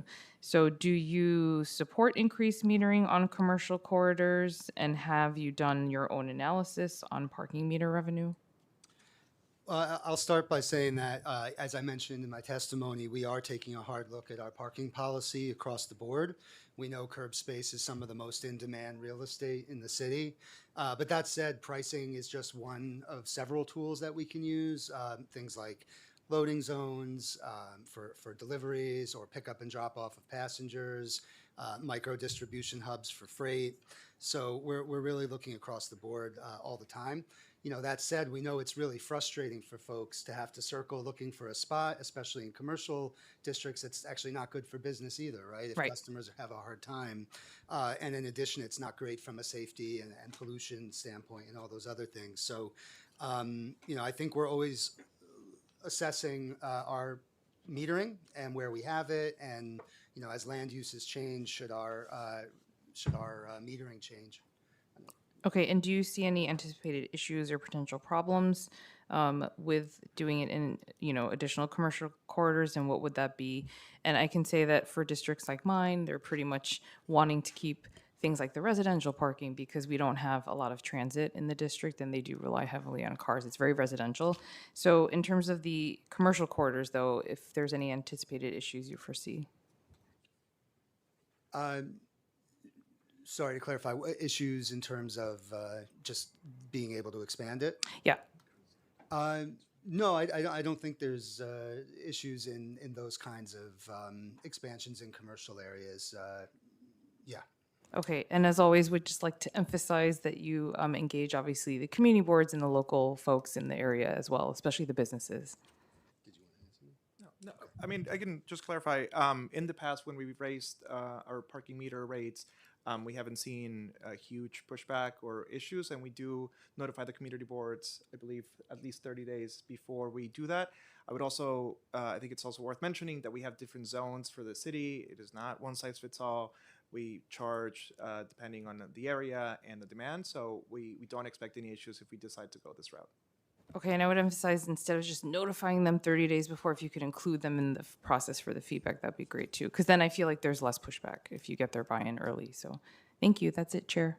Thank you. Going back to questions. The preliminary plan baselines $5 million starting in fiscal 2027 for new bus and bike lanes. What cost will the new $5 million per year in proposed funding cover? I can start it, and then Deputy Mayor, I just give you promotion. Deputy Commissioner Beaton can fill in. But we expect a lot of that to be, so there's about 20 headcount that we're going to be adding. Most of those would be planners and engineers to do a lot of the work behind the scenes. And then there's also TPS for increase in markings. A lot of that work that we do for bus lanes and bike lanes requires markings. And there may be some concrete work as well. Is DOT hiring for these new positions now so that the roles can be filled early in fiscal 27? Yeah. We were just discussing that. Technically, they don't hit until fiscal 27, but it does take a while to bring in folks. So we have those postings open now. All right. I'm now going to turn it over to questions on lane miles cost. We have the 12th snowiest winter on record here in New York City. So needless to say, our roads will be in need of a lot of maintenance and resurfacing work. However, according to the PMMR, the average cost to resurface a single lane mile costs DOT $221,693. a substantial 15% increase in just 2 years. In response to rising costs, DOT has stated that the cost of petroleum and the fluctuating cost of oil play a role in the cost of resurfacing lane miles. With global tensions causing a recent spike in oil, how will this play a role in DOT's resurfacing operations? And does DOT have a plan in place to keep costs down? And what is specifically planned to do? Thank you, Chair. So the increase in costs that you cite were due to a number of factors. Yes, you mentioned petroleum prices, which have up to this present time fluctuated. We also have prevailing wage and salary increases in the mix, and then overall increase in some of the inputs that go into asphalt, gravel, stone, and things of that nature. We are committed to doing 1150 lane miles, and we do expect the price of petroleum, therefore affecting our costs, to fluctuate, probably increase for reasons that we're all aware of in the coming months. But we are committed to figuring out those costs and committing to our lane mile target. Is there a plan in place to keep costs down? There are certain things beyond our control. We're constantly evaluating what's happening, and we're watching it very carefully. Anything that we can possibly do, we would do. On the topic of lane miles, DOT has continued to resurface less and less roads every single year. 1,200 in fiscal 2023, 1176 in fiscal 2024, and only 1167 in fiscal 2025. In the first 4 months of this fiscal year, DOT is already a few miles behind what was done last year. This is an essential service and function that DOT is supposed to be doing. What is causing the negative trend on lane resurfacing? Okay, I wouldn't call it a negative trend. As I mentioned, our lane mile target is 1150. We will always meet our lane mile target. It's not a perfectly precise science as to which streets are closed up or completed exactly at the end of the fiscal year. So sometimes we're over. We always try to be over, and sometimes it's by 20 miles, sometimes it's by 40 miles.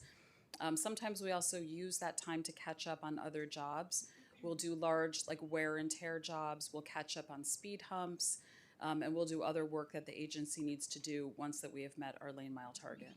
In 2015, Mayor de Blasio announced an increase $242 million to repave 1,200 lane miles across the 5 boroughs through 2016, and 1,300 lane miles to be repaved by June 2017. Wouldn't you consider this a negative trend? You know, we talk a lot about that. We actually think 1150 is the right amount to balance and keeping our roads in a state of good repair.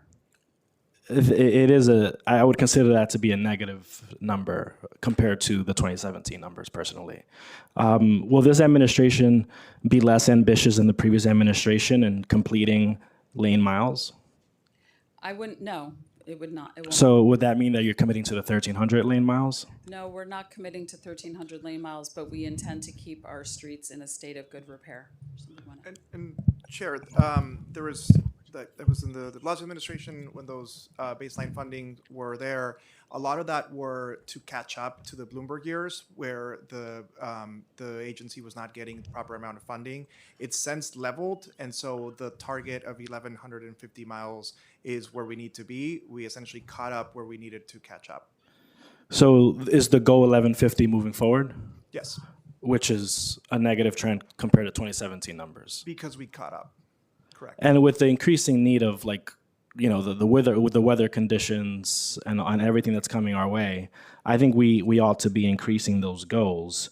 I'm just curious. I know that the administration does not want to get to 1,300. I do. If we could get to 1,300, what would the cost look like for that? Yeah, we can check and get back to you.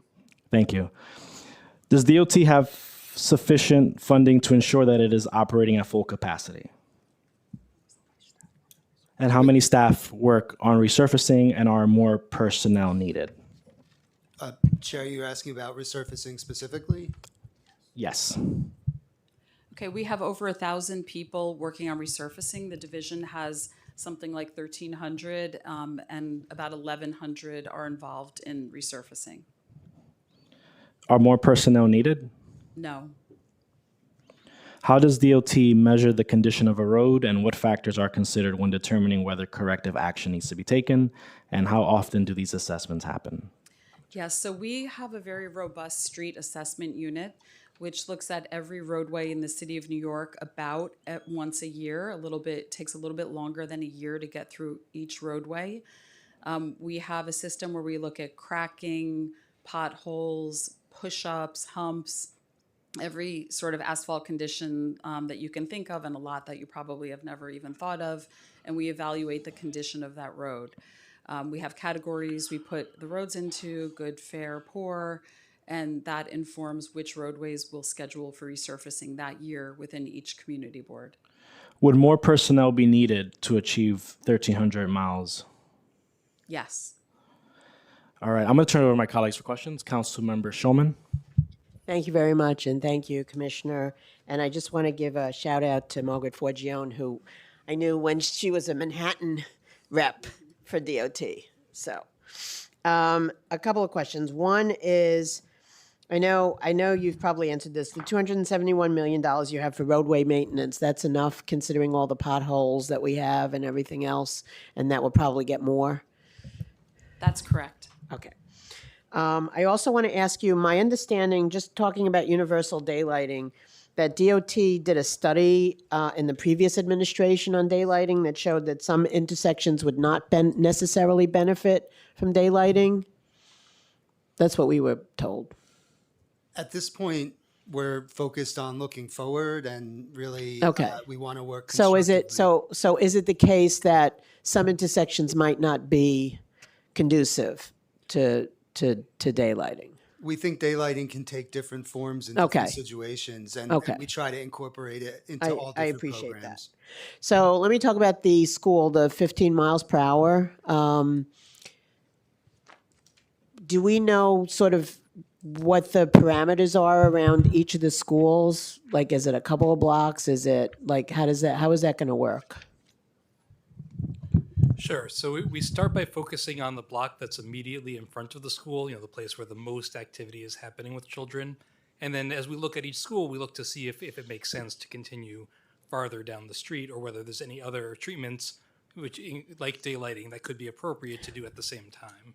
Okay, because offline, there's a couple of schools in my district where there have been accidents.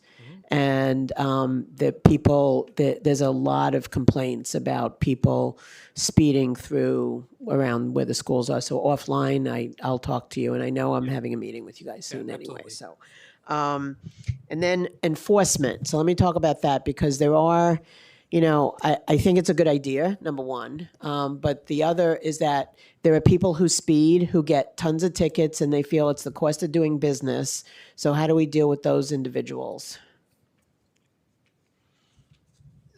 That's right. What we've seen is that there's a kind of troubling trend of folks who, we found our automated enforcement programs are very, very effective, but there is that segment, right, that Right. No matter how many violations they get, or maybe they have a defaced license plate, or things like that, that challenges the program, right? Challenges the goals of the program. So it's definitely something that's on our radar.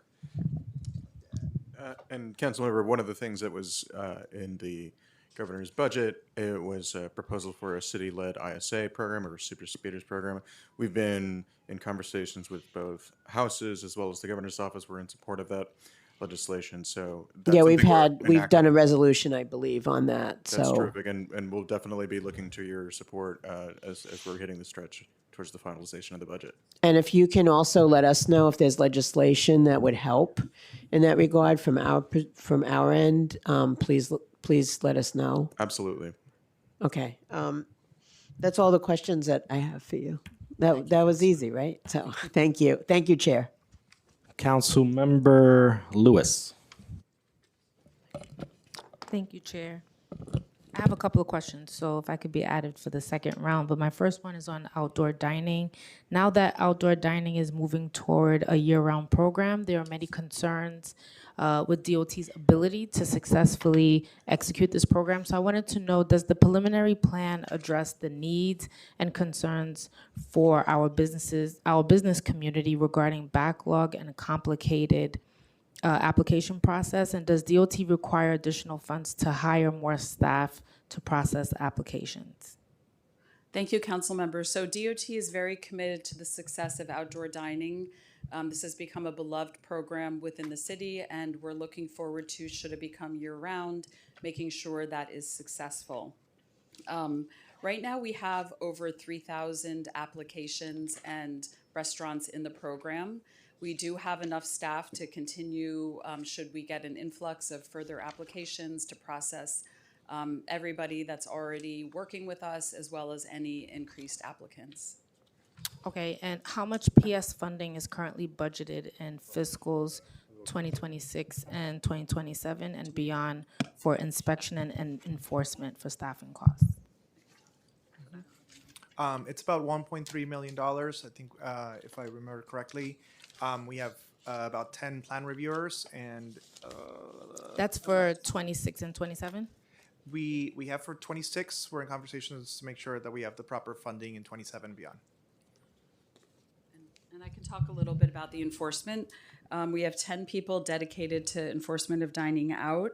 In fiscal 25, there were about 3,400 violations issued for this program. Okay. And I think I have one more question I could quickly ask. DOT's capital commitment plan totals 14.3 billion across FYs 26 to FY 30.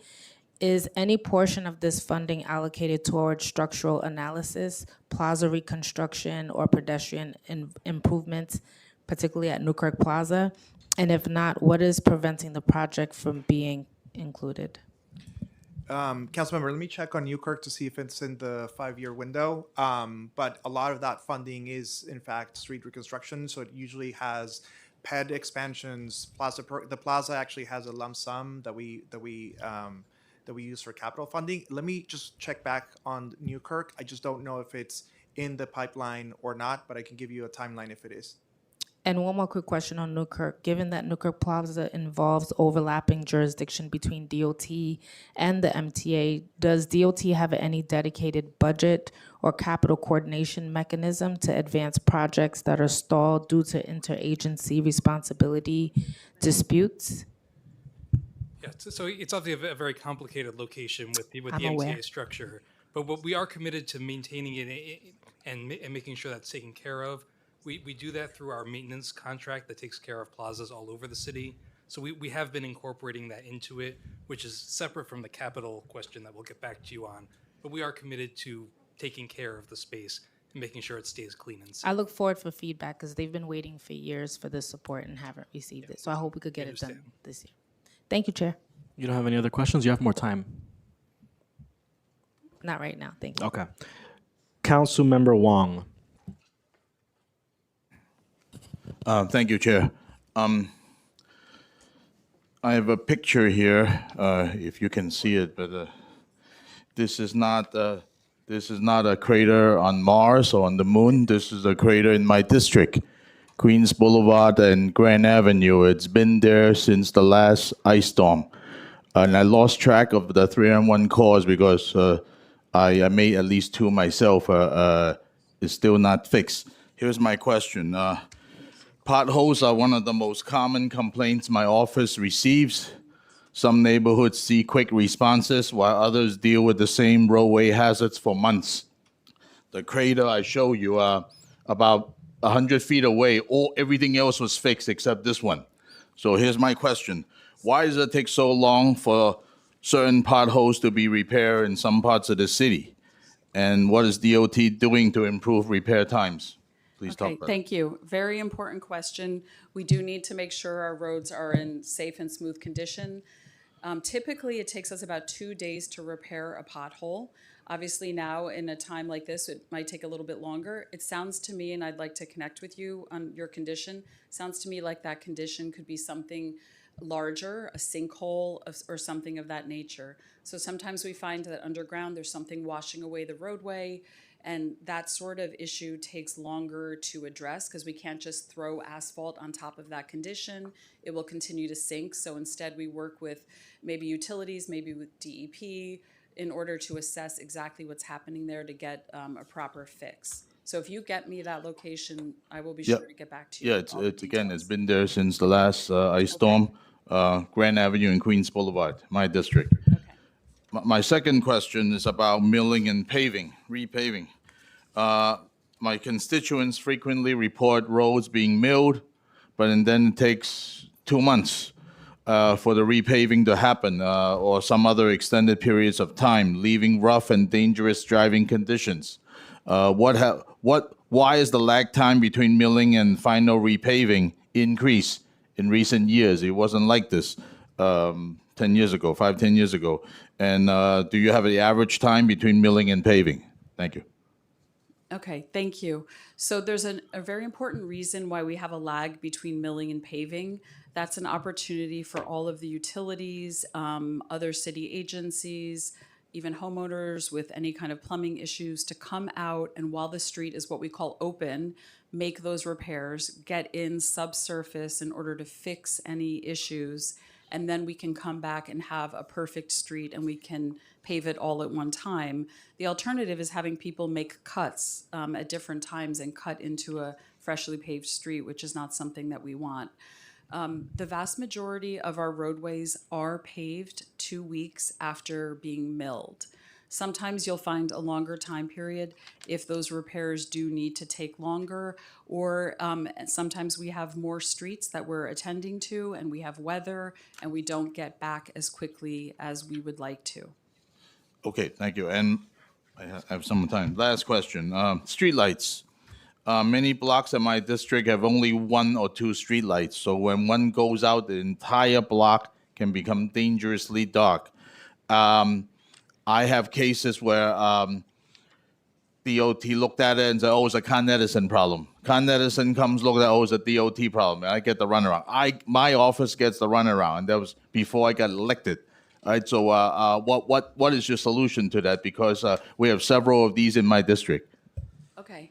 So when it's a pretty simple matter of changing the bulb in a streetlight, that gets done pretty quickly. The more tricky situation is when we have a problem. Sometimes we have no current, meaning there is no electricity coming to that light. Or there could be something more problematic at the base of the streetlight, which might mean we need to swap out the streetlight and bring in a new one.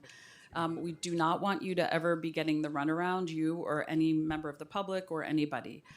So if you do see that condition, what we do is we will call Con Ed, we will stay on top of those discussions with them and make sure if it is a problem with the current, with the electrical current coming in, that we do have it done in a timely fashion, and then we can get it back on for you, Commissioner. Yeah, I just want to add kind of bigger picture. I'll say in almost every meeting I think I've had since being appointed, I've heard about frustrations with street lighting. So I definitely hear that, and I hear that frustration. We know that it's really such a bread and butter issue for a lot of communities, and it's something that I'll be personally taking a close look at. Okay, I'll reach out for these runarounds that I've been dealing with 6-7 months. Councilman, Thank you. You're right. Wrapped up. Councilmember Hanif. Hi, everyone.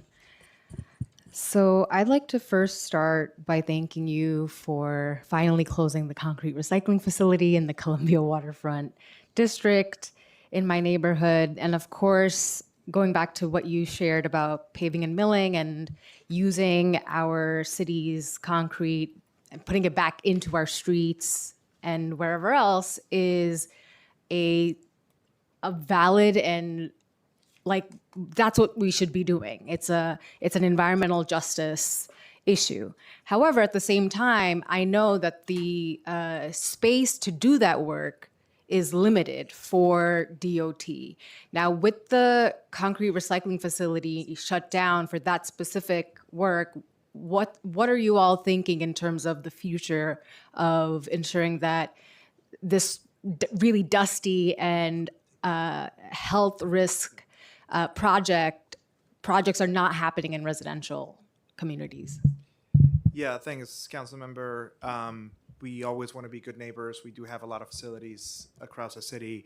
You're talking about the concrete recycling operation. I'll just give a little history. We moved there on a temporary basis due to the South Brooklyn Marine Terminal wind turbine project. We did find a permanent home in an industrial area. So we expect to resume recycling, the concrete recycling operation very soon. And just to clarify, the concrete recycling is all of the work that we do in our sidewalk work. The recycling of the asphalt is something a little different. We also Got it. recycle that, but the facility you were referring to is the concrete recycling. And we're very excited to be able to turn on that machine. And so for the future of this work, where is there a dedicated site that DOT has, or is Yes, it's in Metropolitan Avenue in a pretty industrial area in between Queens and Brooklyn. Okay, great to hear that. Want to talk about delivery workers and specifically the e-bike trade-in program. How many delivery workers does DOT expect the 1.4 million e-bike trade-in allocation to serve, and what is the estimated cost per participant? We'll talk about the cost, and then I can turn it over to the commissioner about the policy. The cost that you see in the preliminary budget was something that we already spent last fiscal year. Okay. And so this is just a repayment from that amount. But we were very excited about the program. I think it helped over 400 delivery workers to get brand new e-bikes, but it also provided a lot of training for delivery workers, not just the ones that got the e-bikes, but more delivery workers. So I can turn it over to the commissioner if he wants to add anything else. Sure. I'll just say, on the general topic of e-bikes safety and delivery worker safety, I think as the mayor said, we're taking kind of a worker forward approach. It's a tough job. We're working closely with our sister agencies like DCWP to promote safe operation. We had created our sustainable delivery unit last year, and they've really been deeply engaged in this issue. We're looking at potential legislation. But I think we're doing quite a bit of education as well to the workers and to Absolutely, which is greatly appreciated, and I've been able to partner with the DOT to do some work in my district, and really grateful. Now, coming to bike storage and parking,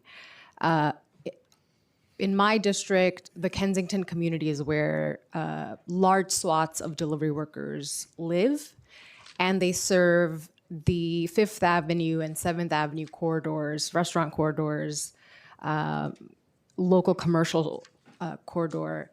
And in all of those areas, there is insufficient placement for their bikes. Now, that creates a risk for these workers to get fines or to just be situated in an unsafe space. So I'd like to know what the plan is to make sure that they have safe parking space, and that even if I don't think anyone should be putting their e-bikes in their homes.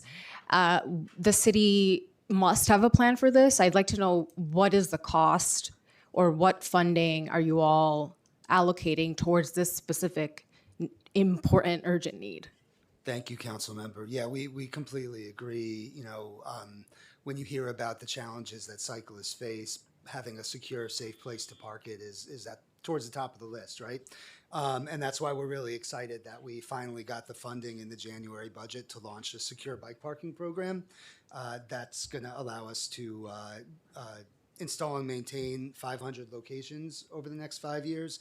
And that's actually on top of the over 2,000 standard bike racks we do every year. So I think you're going to see a real sea change in how we're providing safe bike parking. But, we'd love to work with the council to identify other ways that we can increase bike parking. Thank you, council member. One, now turn over to the topic of potholes. Maintaining the quality of the city's roads, thoroughfares, and highways during the winter season are integral to motorists, cyclists, and public transportation riders. Despite this, in the first 4 months of this fiscal year, DOT crews repaired 5.1% fewer potholes on local streets and the arterial highway system when compared to the same period in fiscal 2025. Additionally, the PMMR also shows in fiscal 2024, DOT repaired a total of 154,898 potholes on local streets and arterials, which reflected a 12.4% decrease from fiscal 23. This reflects another downward trend that DOT is falling behind on. More recently, this failure has turned deadly. A 46-year-old man was thrown to his death after hitting a pothole while riding a motorized scooter in Ozone Park, Queens last week. It was only after he was pronounced dead at Jamaica Hospital, the DOT crews came by and filled the pothole. I assume after the winter we had the roads are in desperate needs of maintenance. What is the reason for the decline in repairing potholes? I'll start, and feel free, First Deputy Commissioner. So I think as First Deputy Commissioner Forgione said, filling potholes is there's a lot of it's dynamic, right? It depends on the specific weather conditions of that winter. We can't fill potholes when there's snow on the ground or the ground is frozen. But even bigger picture, potholes are kind of a symptom. And what we really want to do is try to address the underlying problem. But when there are potholes, we respond to them very quickly, typically under 2 days. And when we see kind of a proliferation of potholes after a winter weather, then we do a blitz like we did on Saturday. We'll get into the blitz shortly. I have a set of questions on that. Is your staffing equal to, within the pothole the division, is your staff equal to your ratio of work? Joe Pulio, president of Local 983 of District Council 37, recently said in regards to fixing potholes, quote, "We just don't have the manpower to do the job in a timely manner." Do you agree with Mr. Puello? If not, why not? No, we do not agree. We have not reduced any staffing within this division for many years. We have adequate staffing to address these conditions. We have both dedicated crews, and then I know we'll talk about it in a moment. We also have crews that will take off resurfacing and do things on the weekends for a pothole blitz when necessary. So it seems that the administration disagrees with DC 37 then on this, is that correct? We do not have a lack of staff in this area. So there's a disagreement with DC 37. Okay. DOT has enough, so is it fair to say that DOT has enough manpower to finish the job efficiently and in a timely manner? So why isn't the department doing that? I disagree with you, Chair, with all respect. We are doing that. Last weekend, we had almost 90 crews out. We had all of our equipment that we have in order to perform pothole repair.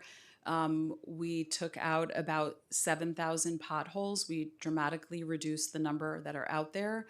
As I mentioned earlier, potholes are going to continue to form in the coming weeks. It's just the nature of the weather in that time of year, and we're well poised to take care of those as well. You may disagree with me, but the PMMR shows that in fiscal 2024, DOT repaired a total of 154,898 potholes on local streets and arterials, which reflected a 12.4% decrease from fiscal 2023. Who prepares the PMMR? Chair, at times when there are fewer potholes, we do fix fewer potholes. So those numbers are more reflective of what's happening in the street. It's not reflective of the work assignments. Again, you may disagree with me, but also there's a 5.1% fewer potholes on local streets. That's correct. Compared to the same period in Correct. fiscal 25. That, because there were fewer potholes out there. Yeah. It's not what people are saying. The city cannot afford to wait until warmer weather in April or May to routinely fill potholes. What can DOT do in the future to make sure that they are filling potholes in a timely manner during snowy winters? And are you considering any solutions to this? What solutions have you been considering to fix this? Yeah, just as a reminder, we had an unusually bad winter. What we are now seeing out there is not indicative of many winters that we've had to date. So yes, it is a very difficult pothole season. We are out there and we will continue to be out there. We will be addressing all of these conditions in a timely manner.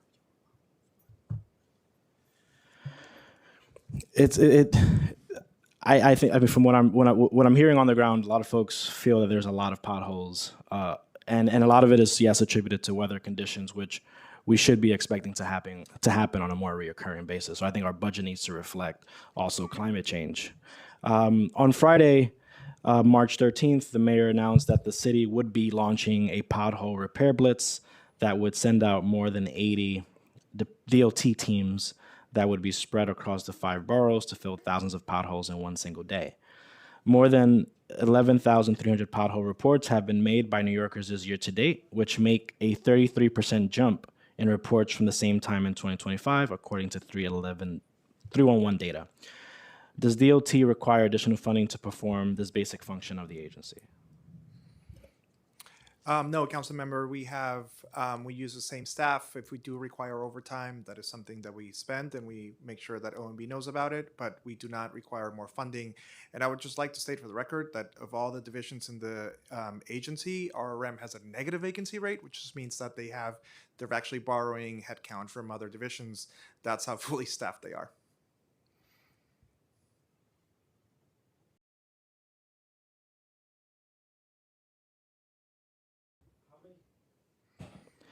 How many crews were assigned to each borough for pothole repair? Please provide a breakdown. I don't know if I have that with me. We can see if we can get it while we're sitting here. Do you believe that you have the manpower necessary to fill the number of potholes in our city at the moment? We do, yes. By when should we expect the vast majority of the potholes to be completed?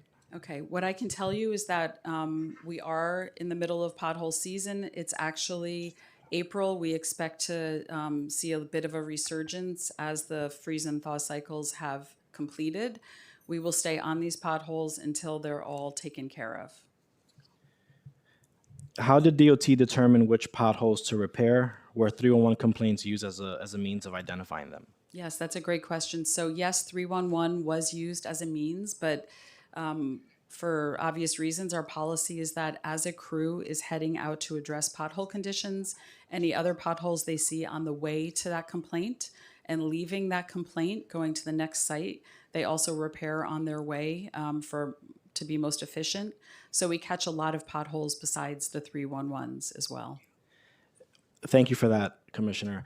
The PMMR data shows that DOT is fixing less and less and that 311 shows more potholes than ever. How do you reconcile that? I'd have to look at that data, but if we're seeing more 311s right now, that is understandable. I'm not going to turn over to Sammy's Law. I have to say I'm very delighted to hear yesterday's announcement by the administration on Sammy's Law. Mayor Mamdani will reduce speed limits on streets in front of 800 public school buildings by the end of the year, bringing the citywide total to 1,300 15-mile-per-hour school streets. How did DOT choose these 800 locations for the initial round of reduced speed limits, and what was the selection criteria? Thank you for the question, Chair. So just to break it down, there's around 500 existing school slow zones that already have a 15-mile-per-hour speed limit. Then on top of that, so those are already taken care of, right? Then there's 700 that have a 20-mile-per-hour speed limit, and we can rapidly update those since the signage is already out there. And then this year, we're going to do 100 new ones, basically, in addition to that, which we're currently planning out. Can you speak to the rationale on why the administration decided to roll out these speed limit reductions over the course of 3 years and not sooner? Sure, and obviously we take safety for children, safety in front of schools very seriously. So it's not an indication of being uninterested in it. It's just we fit it into our program with making sure we're doing the right treatment in the right places. If there's a more dangerous location, we want to make sure that we're building a more robust solution for them and not just putting up a speed limit sign as quickly as we can and moving on. So it really follows from taking a hard look at the data and then making sure that the Sammy's Law, the school speed limit, is not the only thing we're doing, but that we're taking more dangerous locations and implementing more robust treatments. Thank you for that. And I recognize that yesterday's announcement was very, very meaningful. I do have questions, though. Theoretically, why couldn't you do it sooner? Is it because of, is it a resource question? I think as Deputy Commissioner Beaton said, we have a large work program going on every year, and so it's basically about how we can most effectively roll these kinds of things out along with all of the other things that we're doing every year. As I ask you these questions, my mind turns to keeping all community members safe as they go to gathering locations in my own district, like Manhattanville Community Center, Hamilton Grange Library, City College, and Riverside Park. At the last hearing, there was a gentleman who testified that he lost his daughter to traffic violence on 110th and Manhattan Avenue. We've sent in requests, for instance, on Manhattan Avenue to be included as part of Sammy's Law a few years ago. So outside of the school zones, which obviously our school zones are a priority and they should be, how is the administration taking into account these requests that come in from community boards or council member offices and just regular members of the public? Yeah, I appreciate that question, Chair. So yesterday's announcement is a big step towards dramatically expanding the rollout of Sammy's Law, but it's by no means the end of the story. We're keenly interested. I'm personally very interested in other data-driven and community-driven strategies to expand lower speed limits across the city, and that's something that we're currently looking at. Thank you. I'm not going to turn over to streetlight repairs, and then I'm going to ask my colleagues for a second round of questions. In fiscal 2025, it took DOT an average of 5.3 calendar days to repair streetlights, which is a 20.5% increase from 4.4 days in fiscal 2024 and 76.7% slower than the 3 days in fiscal 2021. It took Con Ed 22 calendar days on average to repair streetlights, which is 17.6% slower than the 18.7 days in fiscal 2024 and 45.7% slower than the 15.1 days in fiscal 2021. The MMR indicates that the DOT delays were due to weather-related outages and coordination issues with utilities during underground infrastructure work. No explanation of the Con Ed performance decline was included, given the vital role that illumination from streetlight plays in the safety of both drivers and pedestrians. The extended time it took for repairs in fiscal 25 is concerning. We see this obviously as a basic and essential function of the department. What is DOT doing to address this concerning trend? And I'll just start, by saying, I think, like I mentioned earlier, that this is definitely something on my radar, and we know how important it is for communities. I don't know, First Deputy Commissioner, if you'd like to add something. Right. So I'm glad you raised it. It is something that we want to improve upon and something that we're digging into much more carefully. If we are seeing an increase, which we've seen an increase in outages in recent months and the last few years, we need to make sure that we're well poised to address those outages. So we will be working on this further. Would you say is like contractual issues? Can you expound more about what's contributing to the delay? Speak to the general factors. Right. So we have a number of contractors that work on streetlight repairs. They have a certain requirement of number of days to respond to these repairs. By and large, we do get any bulb that's burned back out, within 10 days. We have a good rate on that. As we discussed a moment ago, when we do have a deeper problem where we have electrical connection issue, a problem in the panel of the streetlight base, those things are taking longer. They always would take longer, and there is a certain amount of coordination required back and forth. So those are all areas we're going to be looking into a little further. Do we need more resources on it? Do we need a tighter system with contractors? I'd like to acknowledge we've been joined by Councilmember Justin Sanchez.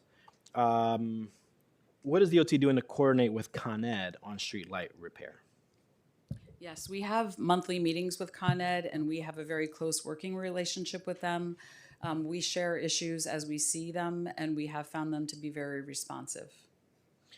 Does DOT have enough funding to adequately address streetlight repair? We do. So then the issue of why the timing is increasing for streetlight repair is not attributed to financial resources. Is that fair to say? As I mentioned, we're going to be digging into every aspect of where we can do better and where we can be more responsive for New Yorkers. And if there is something that we need more funding for, we will ask for that additional funding. So it's fair to say that it's unclear whether or not resources, or the lack thereof rather, is contributing to the increased time on streetlight repairs? Yeah, Chair, we're also looking at the streetlights themselves, the date that some new bulbs, the new LED bulbs were put in, and what the life cycle is of those bulbs. We're looking at whether or not there's some more system-wide issues that we have to address, and we'll be making sure that if we need resources for that, we're going to be asking for that.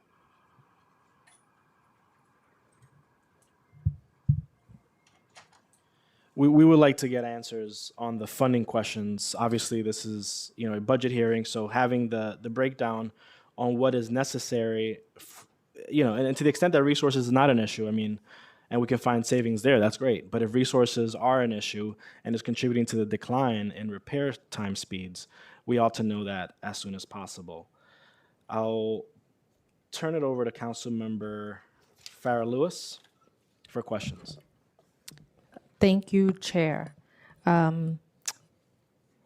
Earlier in your testimony, you mentioned there was 36 positions available for roadway repair. So just have a couple of questions around that. DOT's roadway repair, maintenance, and inspection program shows over 151 million in OTPS spending in FY27.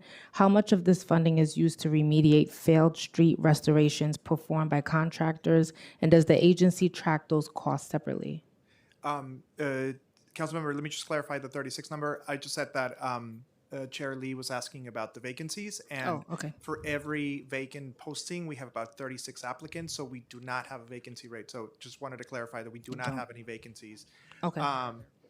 Yeah, and I can turn it over to First Deputy Commissioner to answer the other question. Okay. Yes, we don't allocate any resources to repairing failed street cuts by contractors or utilities. Instead, we have a unit called Highway Inspection Quality Assurance, and they inspect and issue violations to any of those entities who have not correctly backfilled and topped off and repaired a street, and then they need to come back and do it themselves. Got it. And Councilmember, this goes to Councilmember Wong's question. This is precisely why we leave the streets open for as long as we can, because we want that work to be done while the street is milled and not afterwards. So it's really, that is the reason why we want utilities to come in after milling and not after paving, because we hate those curb cuts. All right. What budgetary mechanisms does DOT use to enforce compliance and recover costs from contractors responsible for defective road work? Is that back to the response you gave me on issuing violations? Yes, that's right. All right. So during the recent winter weather, we have seen an extreme uptick in traffic and street lighting outages. Does DOT have its own budget and manpower to address these outages on a more timely manner than simply waiting for Con Ed? Okay, we have, during the recent weather, when we had a lot of water sitting for long periods of time, we had salt as well seeping into the roadway. We did see a few more traffic signal outages.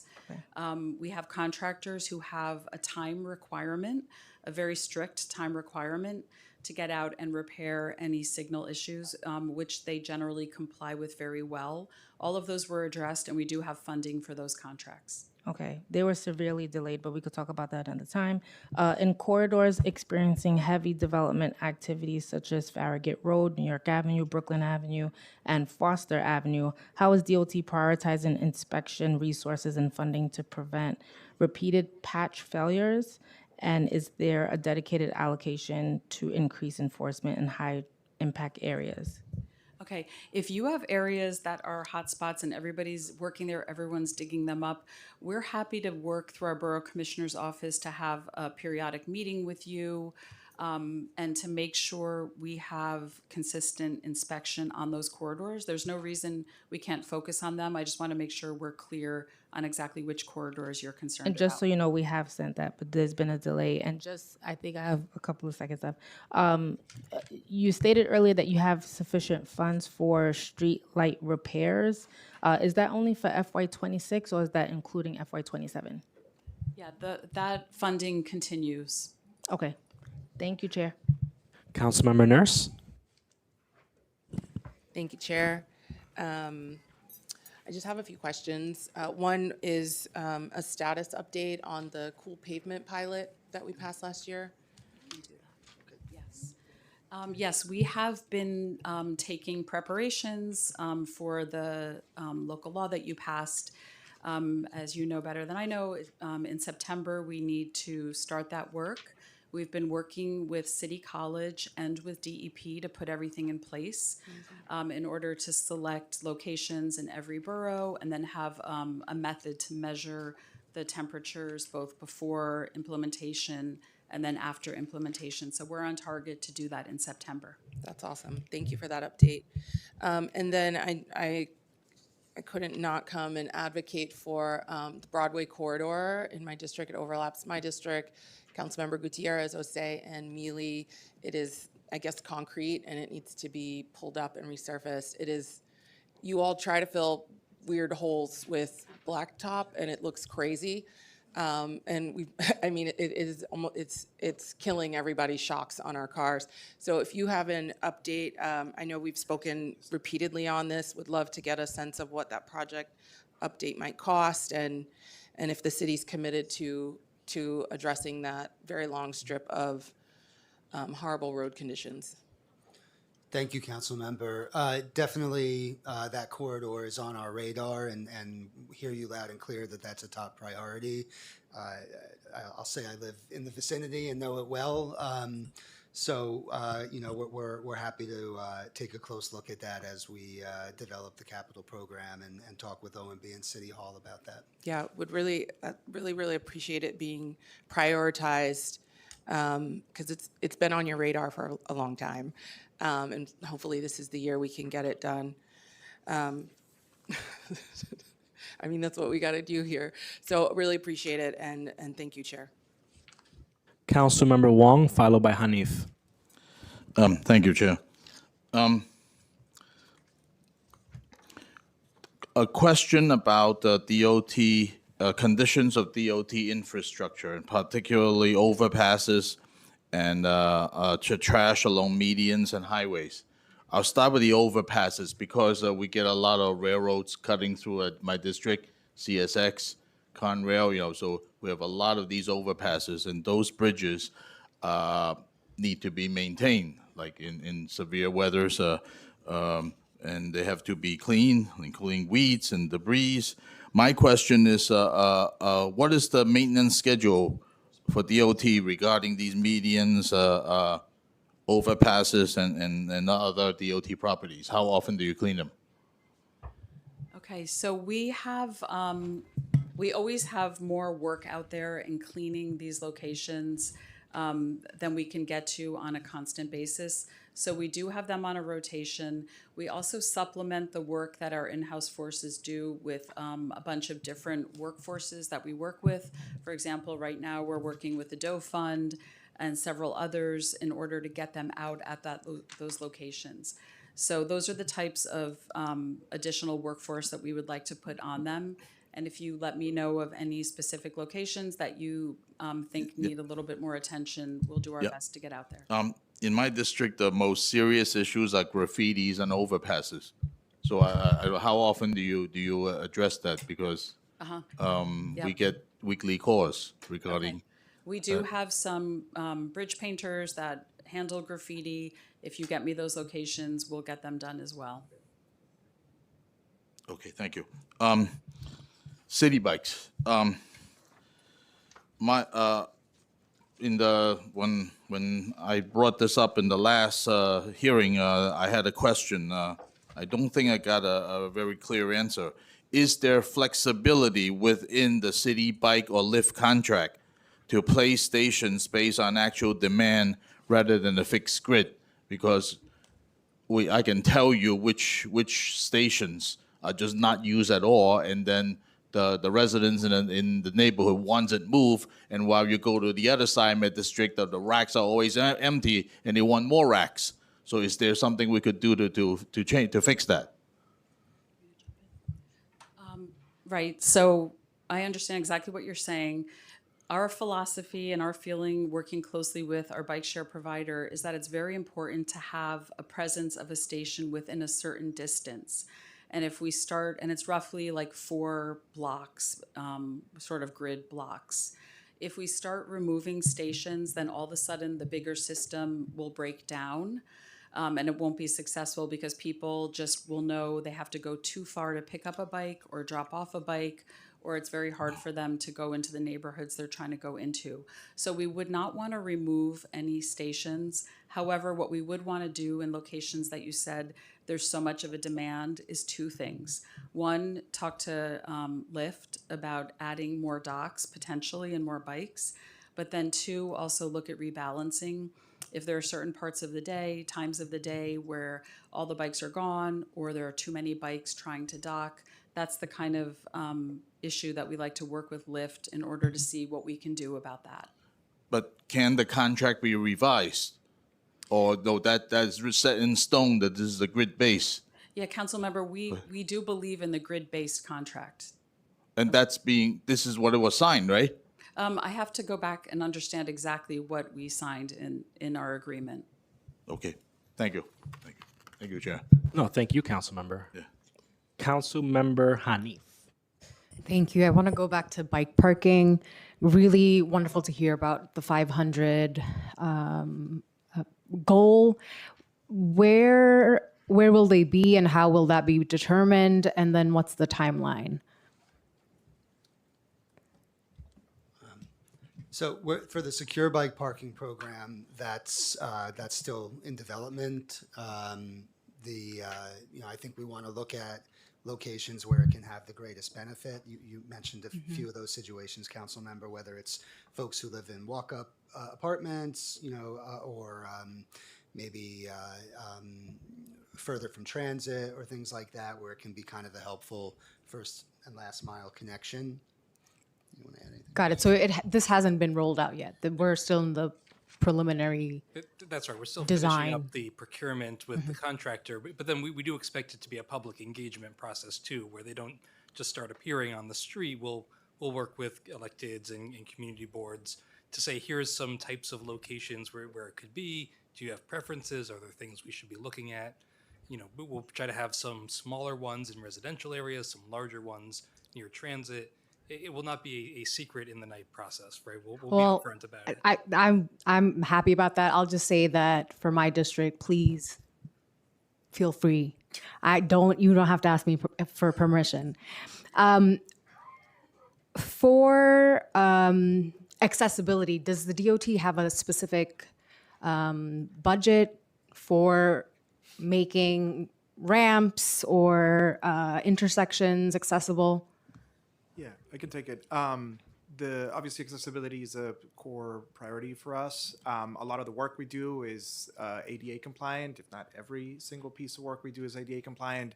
A good chunk of the sidewalk inspection management budget is about ped ramps and accessibility, but also traffic operations. Traffic operations has accessible pedestrian signals as well. So every work and every division that touches the street has an accessibility component. I'm happy to break it down if you want by division.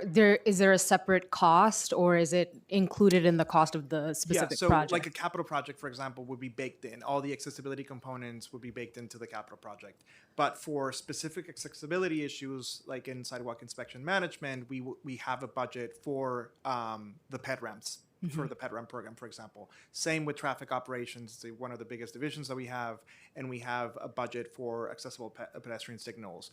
What's the budget for that? Yeah, I can, let me try to find it, but if I don't, I'm happy to follow up with you. Because those aren't yet installed all across the city, right? That's right. Yeah, they're on rolling basis.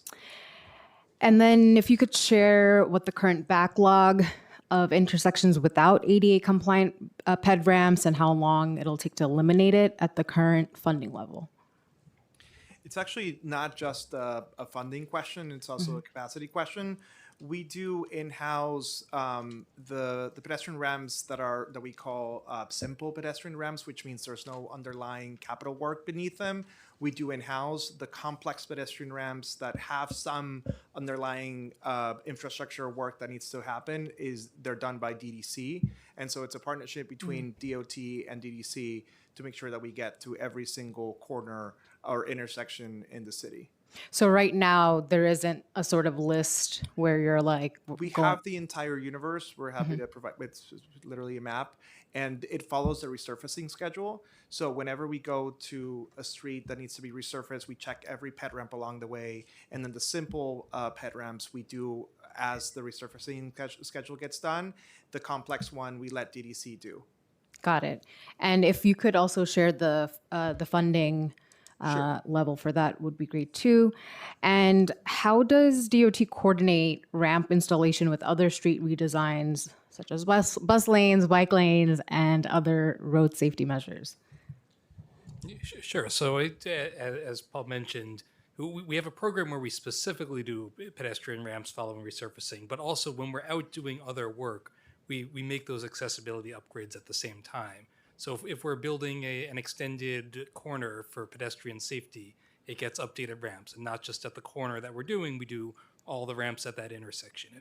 If we're moving a light pole as part of a bike lane project, the entire intersection gets the APSs, and that's both, that's efficient work, right? We're at a location, we want to do the work, and it also makes sure that when we're bringing these intersections up to what we consider our standard, that it is for everyone, that it's not just for cyclists, it's for people who use the intersection however they use it.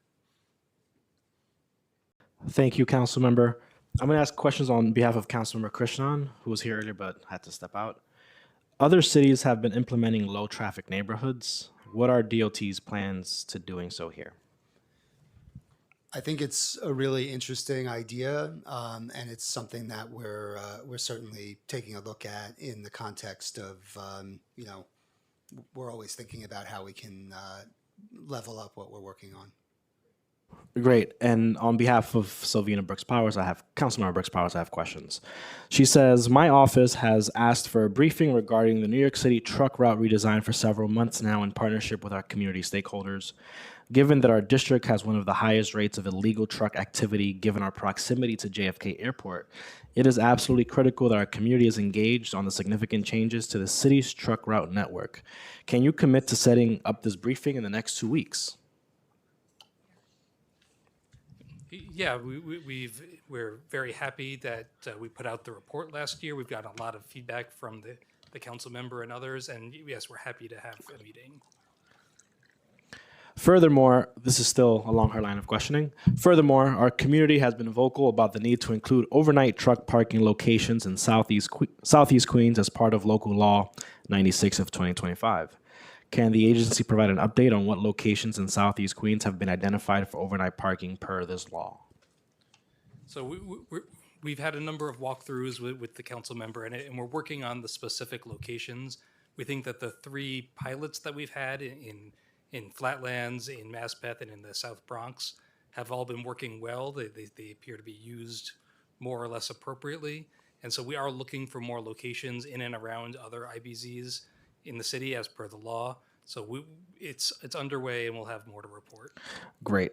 Can DOT provide an update regarding, this is still along her line of questioning, can DOT provide an update regarding the street lighting along Rockaway Beach Boulevard from Beach 62nd to Beach 73rd Street? These street lights remain out and cause a major public safety hazard to local residents.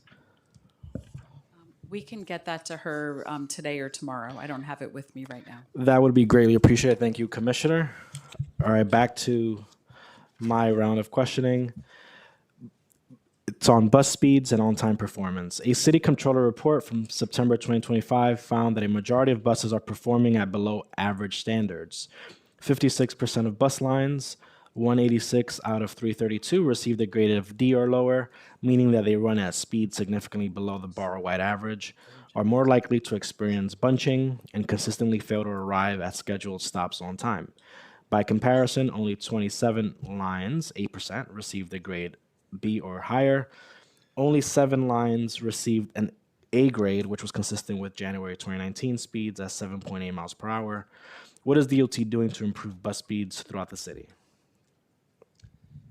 Well, we're leaving no stone unturned, and there's multiple causes of bus delay. It could be at busy stops, folks queuing to get on the bus. It can be due to waiting at traffic signals. It could be due to traffic congestion, and there's really a whole range of things we can do to speed them up. And actually, we're working very closely with our partners at the MTA right now to do a comprehensive look at how we can significantly increase bus speeds. I would also add, I think the satisfying the streets plan would be very helpful with that. Where will DOT prioritize new bus lanes? Which routes, and how will DOT determine which routes require new protected bus lanes? Sure, and a number of the lanes for this year have been announced, including restarting projects like Madison Avenue and Fordham Road that had been put on hold last year, which obviously is not helpful to bus speeds. But it's something we work in very close partnership with the MTA.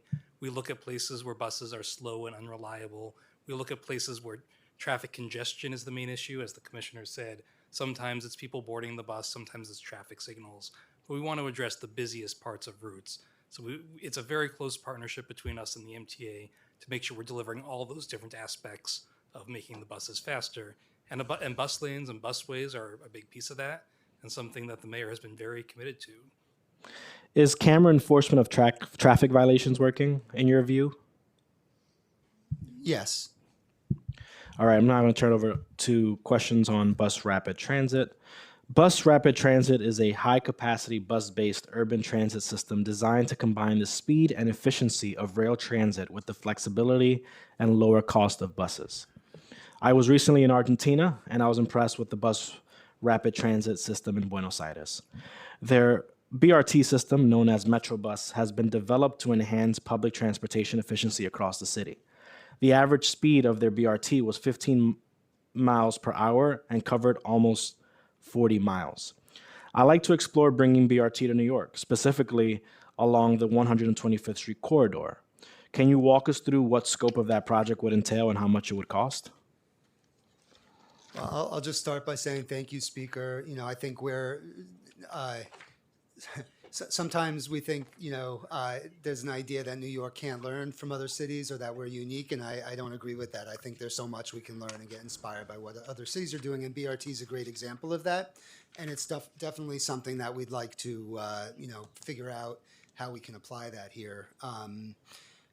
We're very open to recommendations and ideas about corridors that could be a good fit for that. I guess maybe Eric, if you want to talk a little about the components. Sure. So it's simple to start, right? It's about dedicated right-of-way. It's about quality stations. It's about being able to board the bus through all doors. All things that make the bus work more like the subway system does now. How you do that on an individual street is, of course, the tricky part. And as we've seen in Europe and we've seen in Latin America and we've seen, places like 14th Street, there are places where we can do things like busways, where it's about removing other traffic from the street.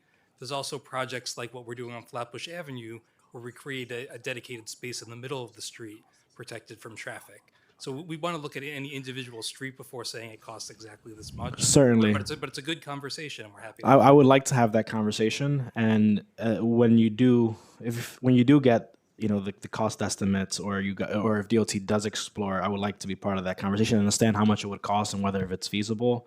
I would also like to add that the Uniform Services and Transportation Committee of Manhattan Community Board 9 passed a resolution in March of 2025 calling on the Department of Transportation to consider a bus lane project on 145th Street in Upper Manhattan as well.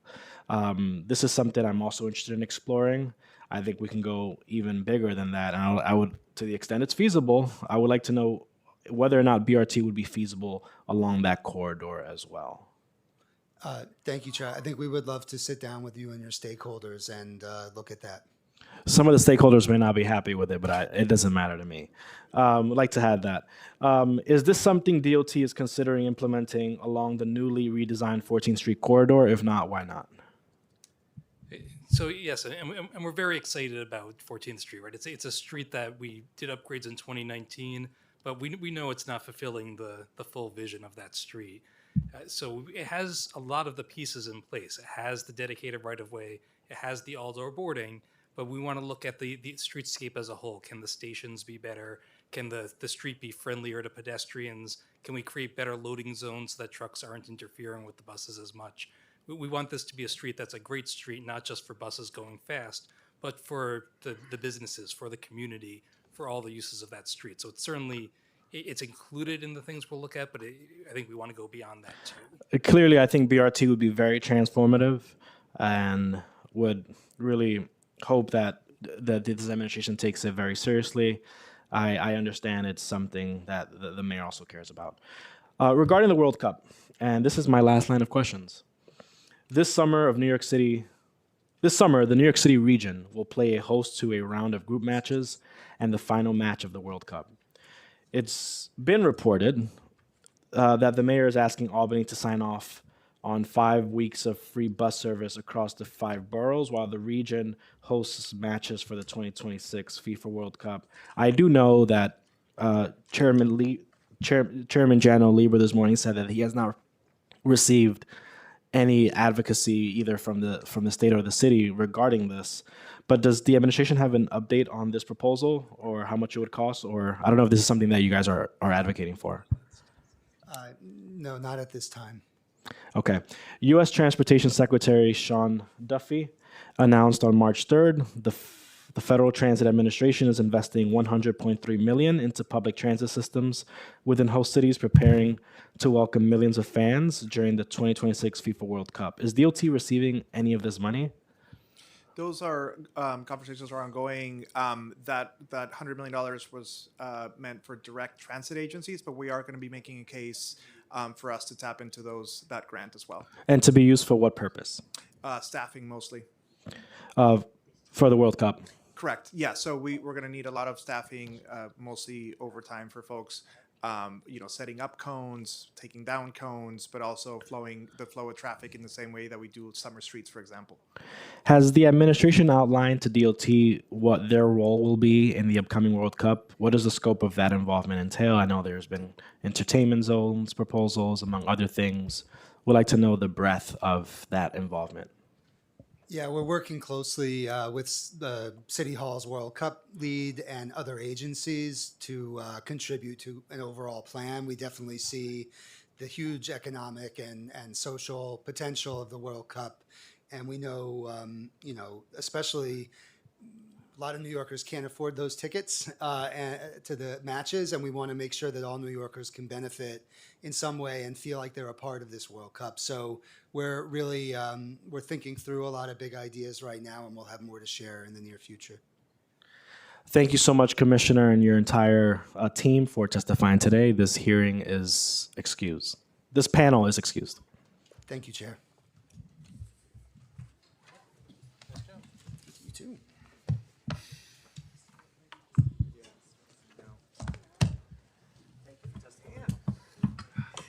Jesus.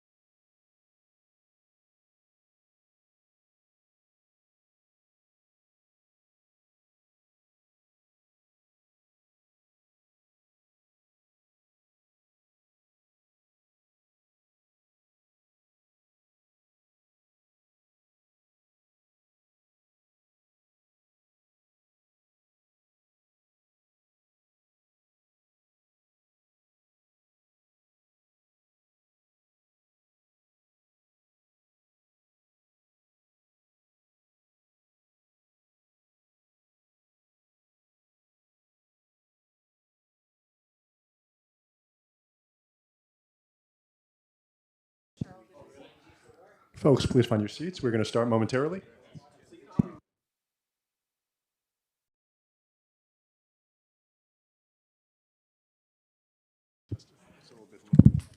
Okay, which way is it on? Oh, great. So it just stays on. Okay. Oh, yes, please.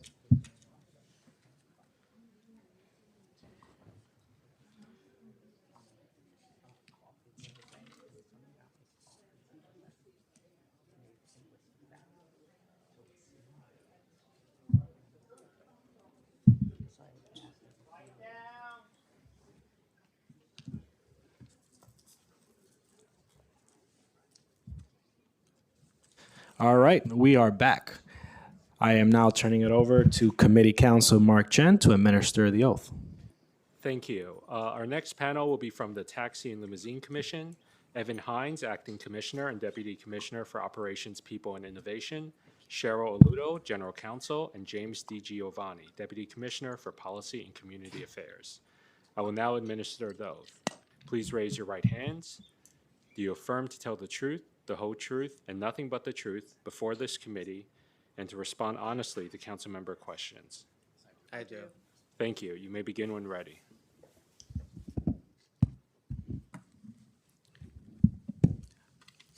Is it close enough?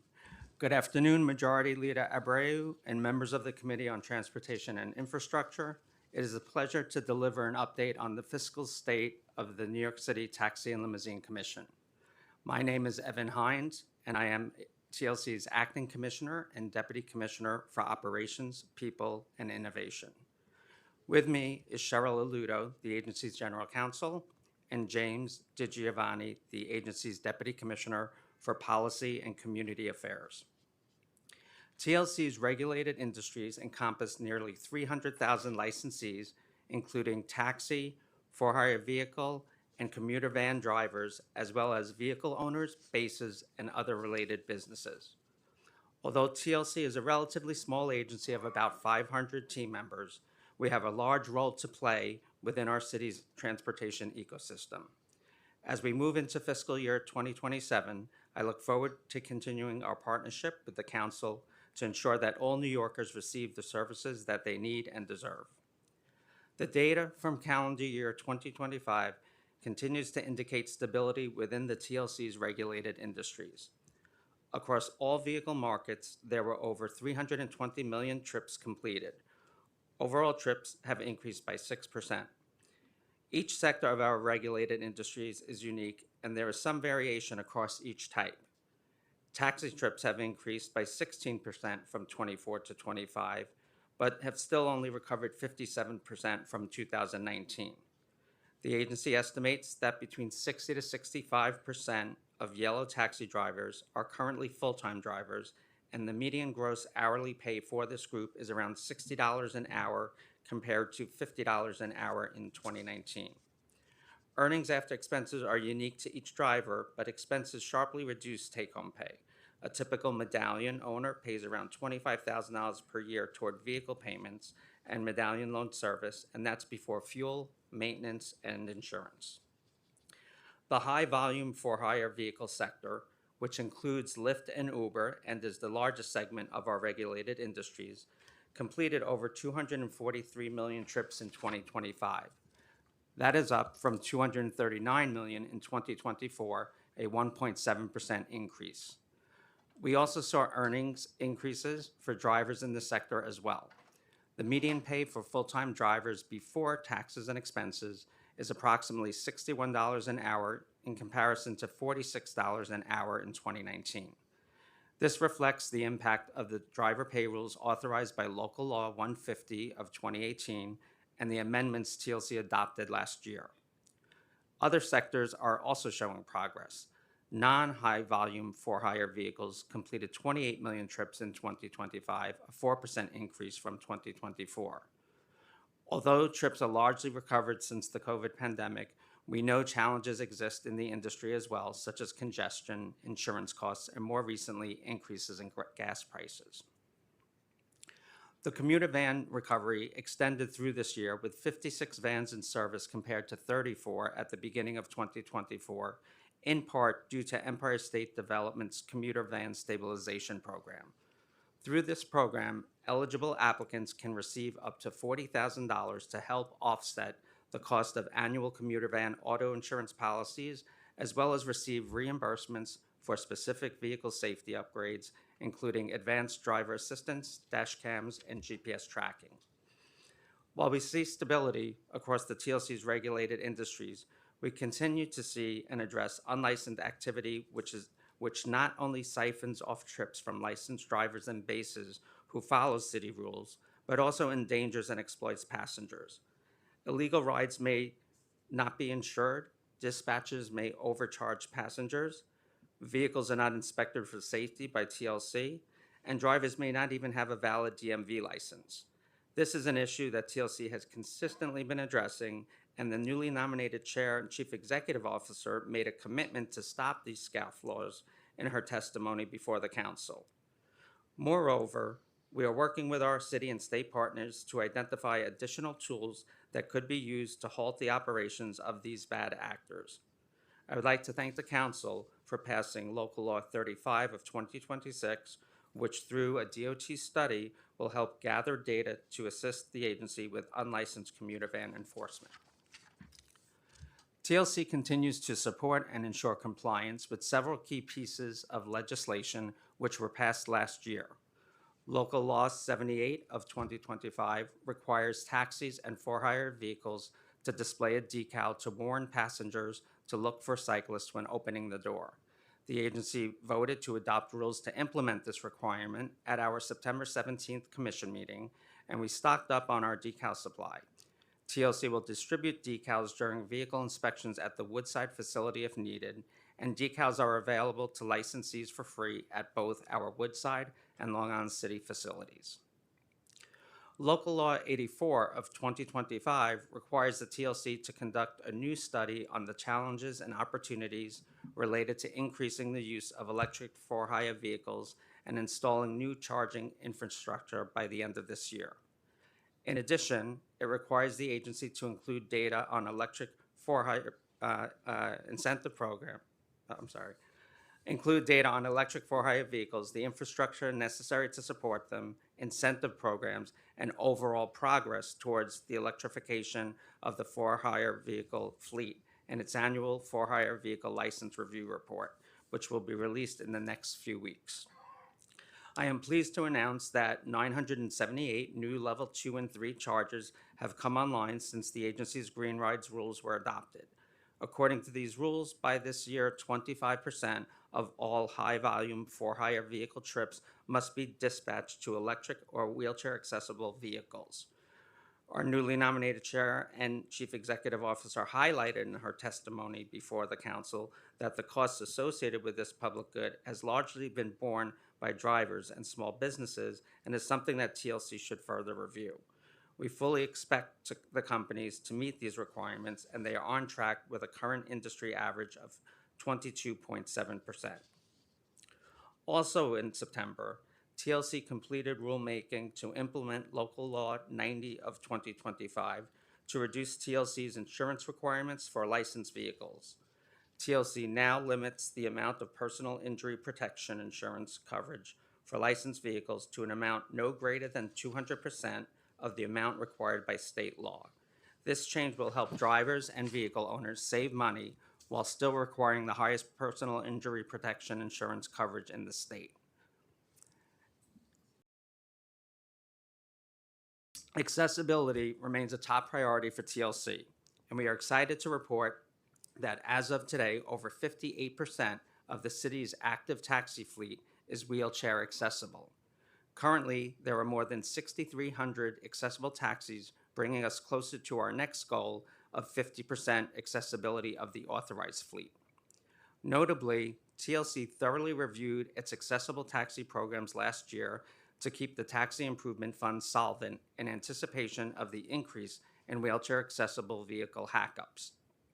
Leaving the TIF program as it was, with grants for hackups, quarterly operational payments, $1 per trip payments for all trips in a wheelchair accessible vehicle, and funding the accessible dispatch program was not possible.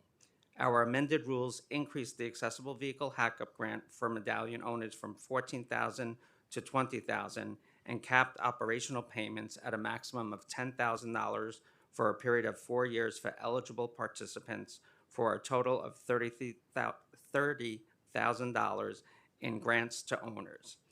As part of these changes, TLC shifted from a single vendor accessible dispatch model that costs the TIF $6 million annually to a multi-provider model serviced by individually licensed e-health apps at no cost to the fund.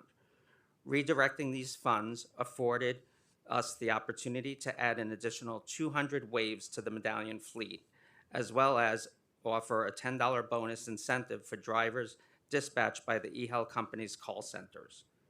TLC maintained the 24/7 call center requirement and established more stringent service standards, such as requiring call agents to receive disability etiquette and sensitivity training. Throughout this process, TLC engaged members of the disability community and continues to listen to feedback and perform service audits. We are committed to good service for the disability community, and we are committed to monitoring and pivoting as needed. TLC authorized the Atlas pilot program, which helps owners qualify for low-cost financing for accessible vehicle purchases. The program will provide assistance to 100 small business medallion owners to purchase a wheelchair accessible Toyota Sienna in partnership with Empire State Development, the Disability Opportunity Fund, Hillside Toyota, and the New York Taxi Workers Alliance. The fund can provide a low-interest loan due to the upfront TIF grant of $30,000, thereby reducing the loan amount from $80,000 to $50,000. So far, 16 medallions have received funding, passed inspection, and are in revenue service. Next, I would like to preview TLC's preliminary budget for fiscal year 2027, which is projected to be approximately $57.9 million, broken down into $45.5 million in personnel services and $12.4 million in other than personnel services. This is an overall decrease of $4.2 million, or 6.6%, from the current modified budget. This decrease is the result of less funding for MRP, for the Medallion Relief Program needs. Last fiscal year, we had received an additional $4.2 million that was added to the budget for those costs. Currently, the TLC's authorized headcount is 546 for fiscal year 2027. At our budget hearing last year, we reported that we hired the first of several cadet classes to fill 100 new vacancies given to us to backfill high attrition positions. Since then, we have filled all of these new lines. Although we continue to see high attrition amongst our Uniform Services Bureau, we've made great progress in reducing our vacancy rate since the 2026 preliminary budget hearing. Last year, our vacancy rate at this time was 30%, whereas I'm happy to report our current rate is 13%. As is customary, I want to ensure that the new committee members are aware of one of TLC's major capital projects. Our safety and emissions inspection facility in Woodside, Queens is currently entering the second phase of a $180 million reconstruction. This project is being managed by the Department of Design and Construction and is expected to be substantially complete by the end of 2028. The project is needed to mitigate structural degradation as well as to meet an increasing demand for inspection services. Once completed, the new facility will increase inspection capacity and reduce street congestion associated with entering and exiting vehicles. The original scope of the project was expanded to include 70 new electric vehicle charges, including 30 level 3 fast charges to support TLC's Green Rides initiatives. For TLC employees, there will also be a new administrative building, a parking garage, and vehicle testing equipment. The current inspection facility remains operational while construction is underway. Across all of TLC's projects, the agency is committed to ensuring that our vendors reflect the diversity of New York City. The Minority and Women-Owned Business Enterprises Program expands opportunities for local entrepreneurs to access government contracts and grow their businesses. TLC's current fiscal year 2026 MWBE utilization rate is 40.9%, or $1.4 million in MWBE contracts, nearly 11 percentage points greater than the citywide goal of 30%. We are incredibly proud of this achievement. For 6 consecutive years, TLC has exceeded the citywide MWBE participation goals and remains committed to closing the fiscal year on June 30th above New York City's 30% requirement. This number reflects utilization for eligible contracts which do not include intergovernmental contracts or requirement contracts. MWBE vendors were procured for services required to revise our educational course curriculum, provide translation services, cloud security, and quality assurance services. Through all these contracts, we are contributing to advancing equity in our city. As we prepare for the upcoming fiscal year, I want to thank the dedicated staff at TLC for their efforts to ensure that agency initiatives are successful. I look forward to the opportunity to work with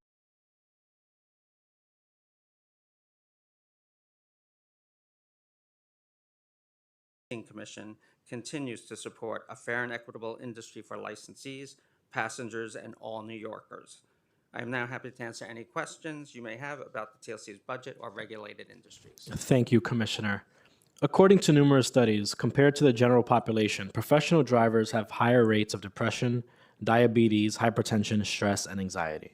In May 2024, an outreach campaign by Health and Hospitals launched to help provide and connect drivers to health and well-being resources. Can you please tell us about the status of this program? So we actually are partnering with H&H actually for that program. It provides both physical and behavioral health services for drivers and their families using insurance if they have insurance. If they don't have insurance, it helps them to get insurance, and fees are on a sliding scale. We have installed, there's a kiosk at our licensing facility that's available for drivers, as well as we've referred drivers from the Owner Driver Resource Center if they came in and needed assistance. The response, the number of people that have been availing themselves of these services is not high. One of our assistant commissioners for programs did actually have a check-in with H&H last week.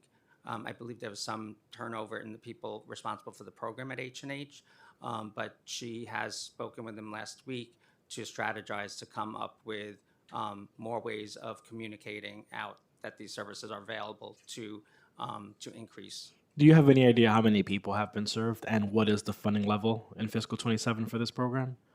The funding level, I wouldn't know because it's funded through H&H provides the services. The number of people, I would actually have to get back to you, but it's not a large number. I can tell you that. It's under 100. I mean, do you have any idea? Definitely. Okay. If you can get us that information when you have it, that would be greatly appreciated. How many drivers have... I already asked that question. My apologies. All right. Turning now over to just rider safety. The PMMR shows that there has been an increase in complaints lodged against TLC drivers, with 9,965 in fiscal 2026, 9,220 in the first 4 months of fiscal 2025, as compared to 8,356 in the first 4 months of fiscal 2024, a 16% increase. Over the last 3 years, the number of complaints has been steadily increasing. Why have these metrics been going in a negative direction?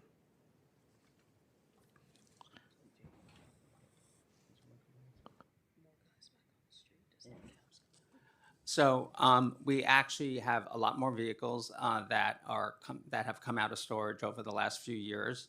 I believe just this year, 2,000 vehicles came out of storage. So there's more vehicles on the street. Trips, there's more trips, quite a bit, quite a large number. Is it 10 million more trips a year? Huh? Than 2 years ago. Yeah. So in the last couple of years, the number of trips that vehicles are experienced went from 3,400 on average per vehicle to 4,500, I think, now annually.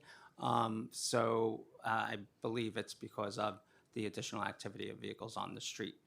I think if you're looking at the MMR, it's also important to note that our response time for addressing those consumer complaints has gone down significantly due to operational changes with how we handle those complaints, because we found that the longer it takes to get to a complaint, the less likely that the person filing the complaint is interested in going through with it to take some sort of action.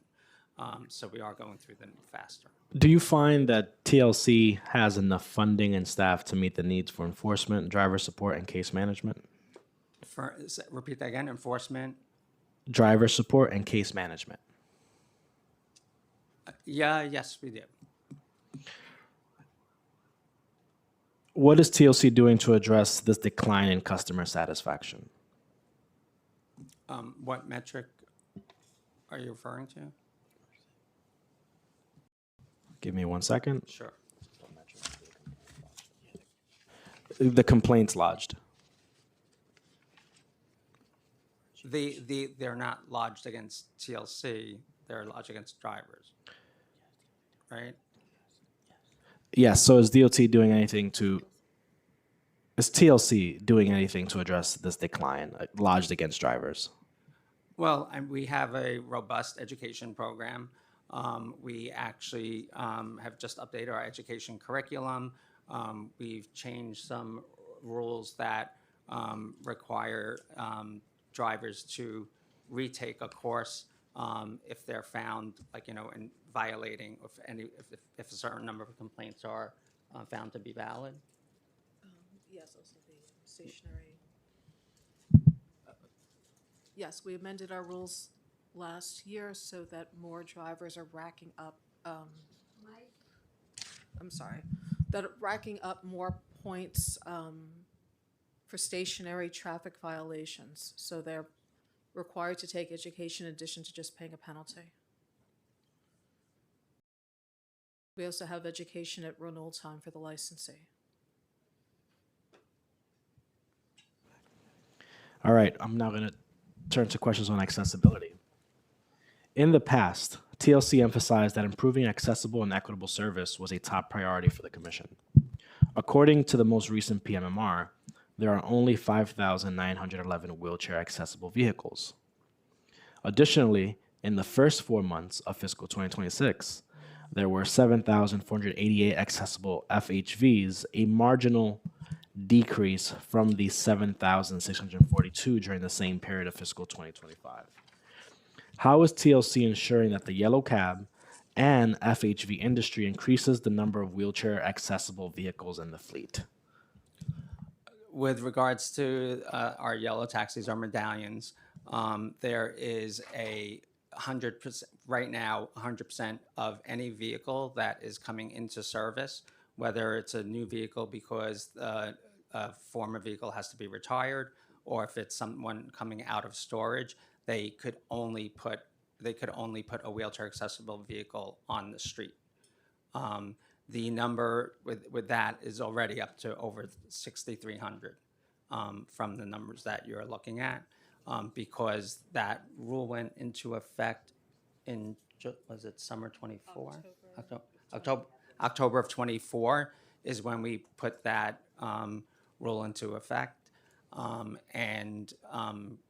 And we also increased the hack-up fee grants to help with all those, the costs associated with that. What about with FHV industry? So the decline.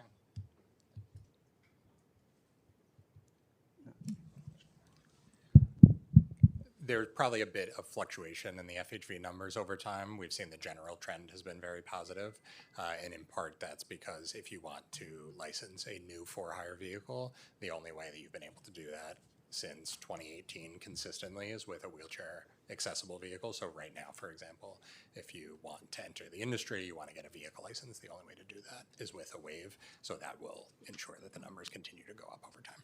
What kinds of assistance does TLC provide to drivers who are converting to accessible vehicles? So upon hack up, once they convert the vehicle, to wheelchair accessible and get, all the other, like the TSP equipment into the vehicle. Once they put it into service, they are eligible for a $20,000 grant, which many have been taking us up on that. I think in this last year, there's been $40 million of grants paid out for hack-ups. And then they are eligible for up to $10,000 over the first 4 years in quarterly payments if they hit a milestone of 750 accessible trips within that accessible vehicle for the quarter. Overall, we have seen a faster adoption of accessible vehicles in for-hire vehicles than yellow cabs. What do you believe is the cause of this disparity, and what problems do yellow cab owners encounter when converting to wheelchair accessible vehicles? I'm not sure about as far as adoption with FHV. I mean, the requirement, once we had the cap in place, right, wheelchair accessible vehicles were the only vehicles that are able to enter the market on the FHV side. On the medallion side, a lot of medallions were in storage, which are now coming out of storage.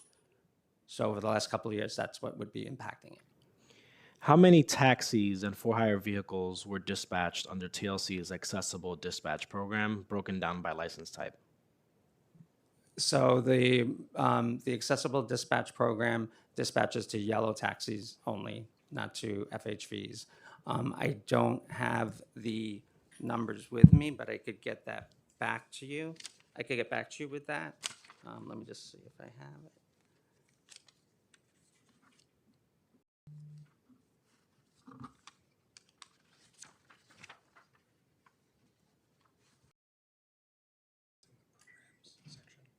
Yeah, I'm in the progress. I mean, you can come back to it later. You have it? Yeah, Okay. I could get back to you with exact numbers, but it was the monthly average this past year was just under 4,000. Okay. And we're seeing a correlation that those are going down, but trips requested through Wave through the e-house are going up. What is the current citywide average wait time for accessible dispatches for yellow cabs when compared to for-hire vehicles?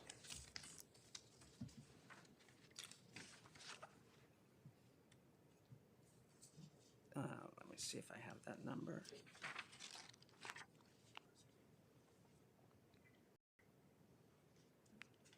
The accessible dispatch median wait time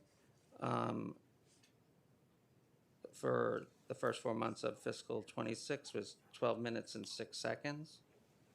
Take your time. Right, so 12 minutes and 6 seconds, and compared to FHV in general? Sorry, so the question is, what is the current citywide average wait time for accessible dispatches for yellow cabs when compared to for-hire vehicles? Do you know where we have Yeah, I'll have to get back to you. I only have in front of me the accessible dispatch for the first 4 months of the year, the All right. MPR numbers. By when can you get us that information? I can get that to you tomorrow. All right, thank you. And just letting the committee staff to make sure we get that information as soon as possible. Turning over to electrification. According to TLC's Electrification in Motion report released in September 2024, most EV trips happen in Manhattan, where the most trips overall occur. However, Queens sees a higher proportion of EV trips. 24% of the city's EV trips are in Queens, while only 20% of trips in all other vehicles occur in Queens. The Bronx, on the other hand, sees 12.4% of trips of gas-powered for hire vehicle trips, but only 10.5% of trips in electric for hire vehicles. What is the reason for this discrepancy? So as far as we can tell, the discrepancy is likely because there has been a lot of investment in charging infrastructure in Queens. And there may also be some things happening outside of the city, like if there's a lot of charging accessibility in Nassau, maybe that explains some drivers going across the border or who live across the border. Maybe they are TLC licensed drivers who live in Nassau, charge at home, and do a bit more trips in Queens. On the flip side, the Bronx has definitely lagged behind in charging infrastructure, so that's probably why we're seeing the trip counts lower there. Which brings me to my next question. Does DOT have any, sorry, I keep saying DOT.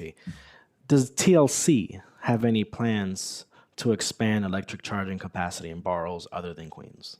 So we do not operate any infrastructure ourselves, so we would not be the ones, shovels in the ground, actually installing the charging infrastructure. We work a lot and very closely with city DOT, other city agencies, and the private sector. We like to say, and other agencies say this as well, that the city did not install every gas pump in New York City, so the city is also not going to install every EV charger, so the private sector plays a large part as well, but we're definitely working with other agencies. How many electric for hire vehicles are currently licensed by TLC?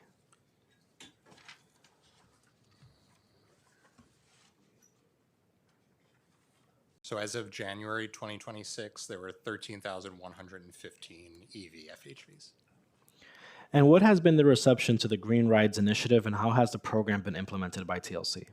So it's been generally positive. There were definitely, admittedly, some learning curves at the beginning. I think people who first get an EV, from what we've learned from drivers, there is a bit of a learning curve. You have to figure out what your charging plan is going to be. You have to know things like don't charge past 90%, because that last 10% can take a very long time. So there were definitely some lines when we issued a large number of EV licenses at the beginning of the Green Rides initiative, where people were still kind of feeling things out, but it's been fairly smooth since then. There's been a lot more investment in charging infrastructure and more installations of chargers citywide in the last couple of years. We think that's in part because of the Green Rides initiative, that we've created a large demand for it. So the industry has adjusted, and it seems to be going fairly well. Taxi licenses, which are TLC's largest source of revenue generation, have declined from 49.3 million in fiscal 2024 to an anticipated 38.7 million in fiscal 2027, representing a decrease of 21.5%.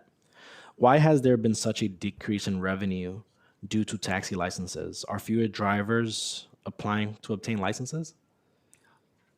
I believe that fluctuation is due to cycles, renewal cycles. And so a driver's license is valid for 2 years. And so depending on when people got their license, like this year, we are seeing our target for, hold on a second.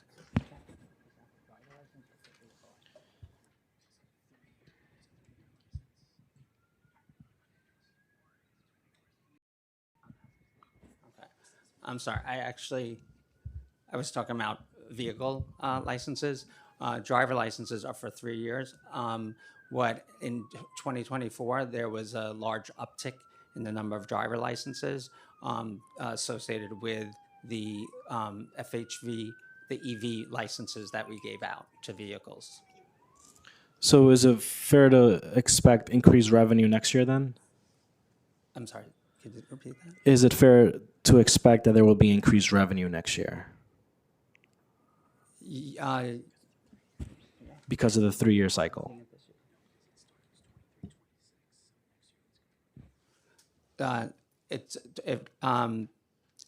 No, not next year. The following year would be the increase. Okay, thank you. Has TLC seen a decline in overall drivers? No, we have not. Have you seen an increase? Yes. All right, and my last set of questions are on headcount vacancies. As of January 2026, TLC has an actual headcount of 441 and is operating with a 24% vacancy rate. Furthermore, TLC operated with a 23% vacancy rate in fiscal 24 and 15% in fiscal 23. TLC has been operating with a high vacancy rate for quite some time now. What budgeted positions have remained open? So we actually, this past year, we made a lot of progress with hiring, and as of the end of February, our vacancy rate is down to 13%. Where most of the hiring happened was in our Uniform Services Bureau, which a few years ago, 100 additional headcount was added to our budget. And so we were having challenges hiring for those positions. So we have hired several classes over the last couple of years, attributing to the decrease. We still have the highest vacancies, I'd say, are in our Uniform Services Bureau, as well as our prosecution unit attorneys. So as of February of 2026, there's now a 13% vacancy? Yes. Kudos to you on that. And how do we keep that up? How do we keep that trend going?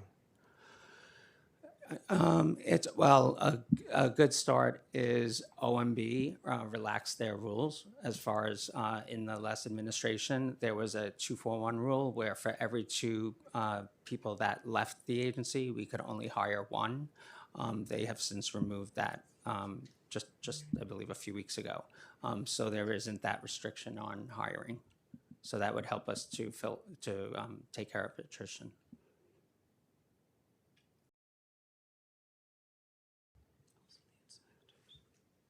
Are the vacancies still in the prosecution division? Vacancies, the most vacancies are in prosecution and Uniform Services Bureau, so enforcement and safeties and inspection.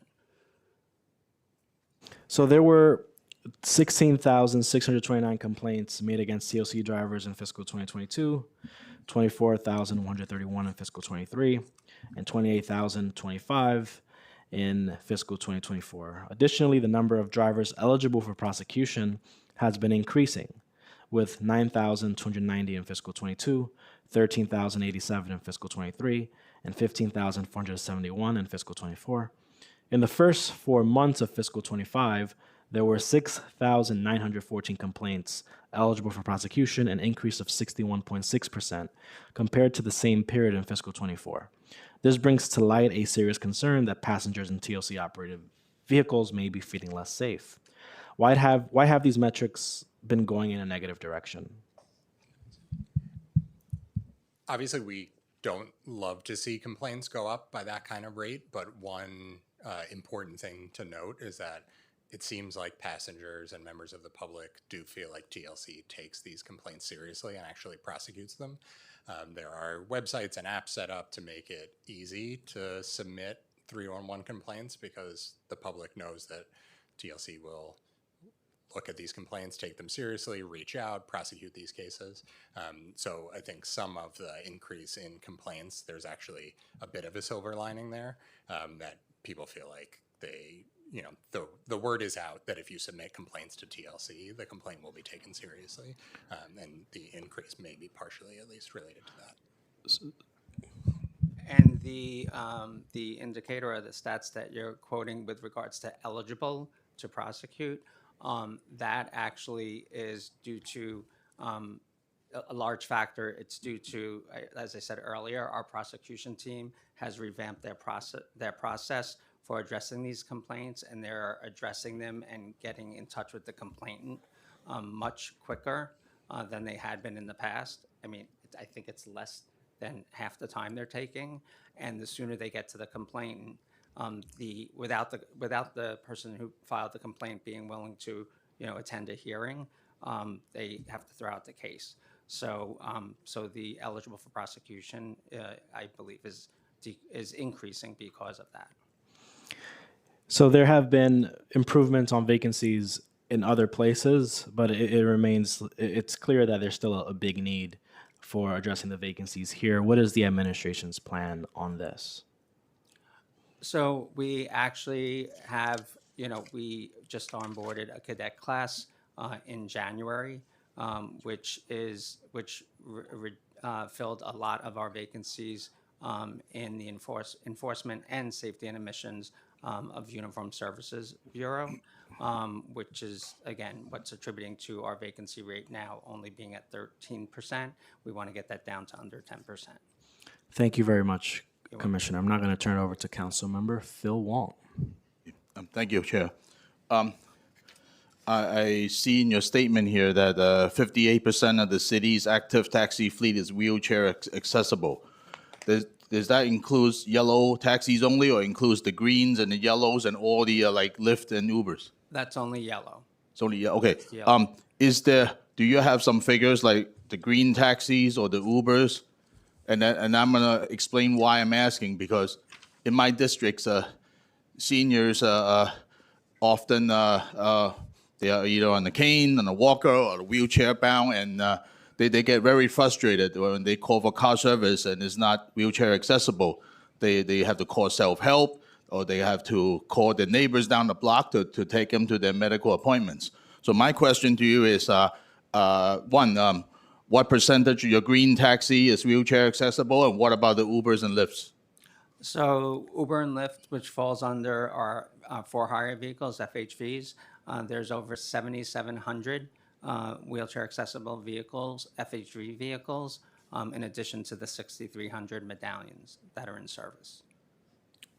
Is it required that a certain percentage of these Uber and Lyft vehicles are wheelchair accessible, or it's up to the driver?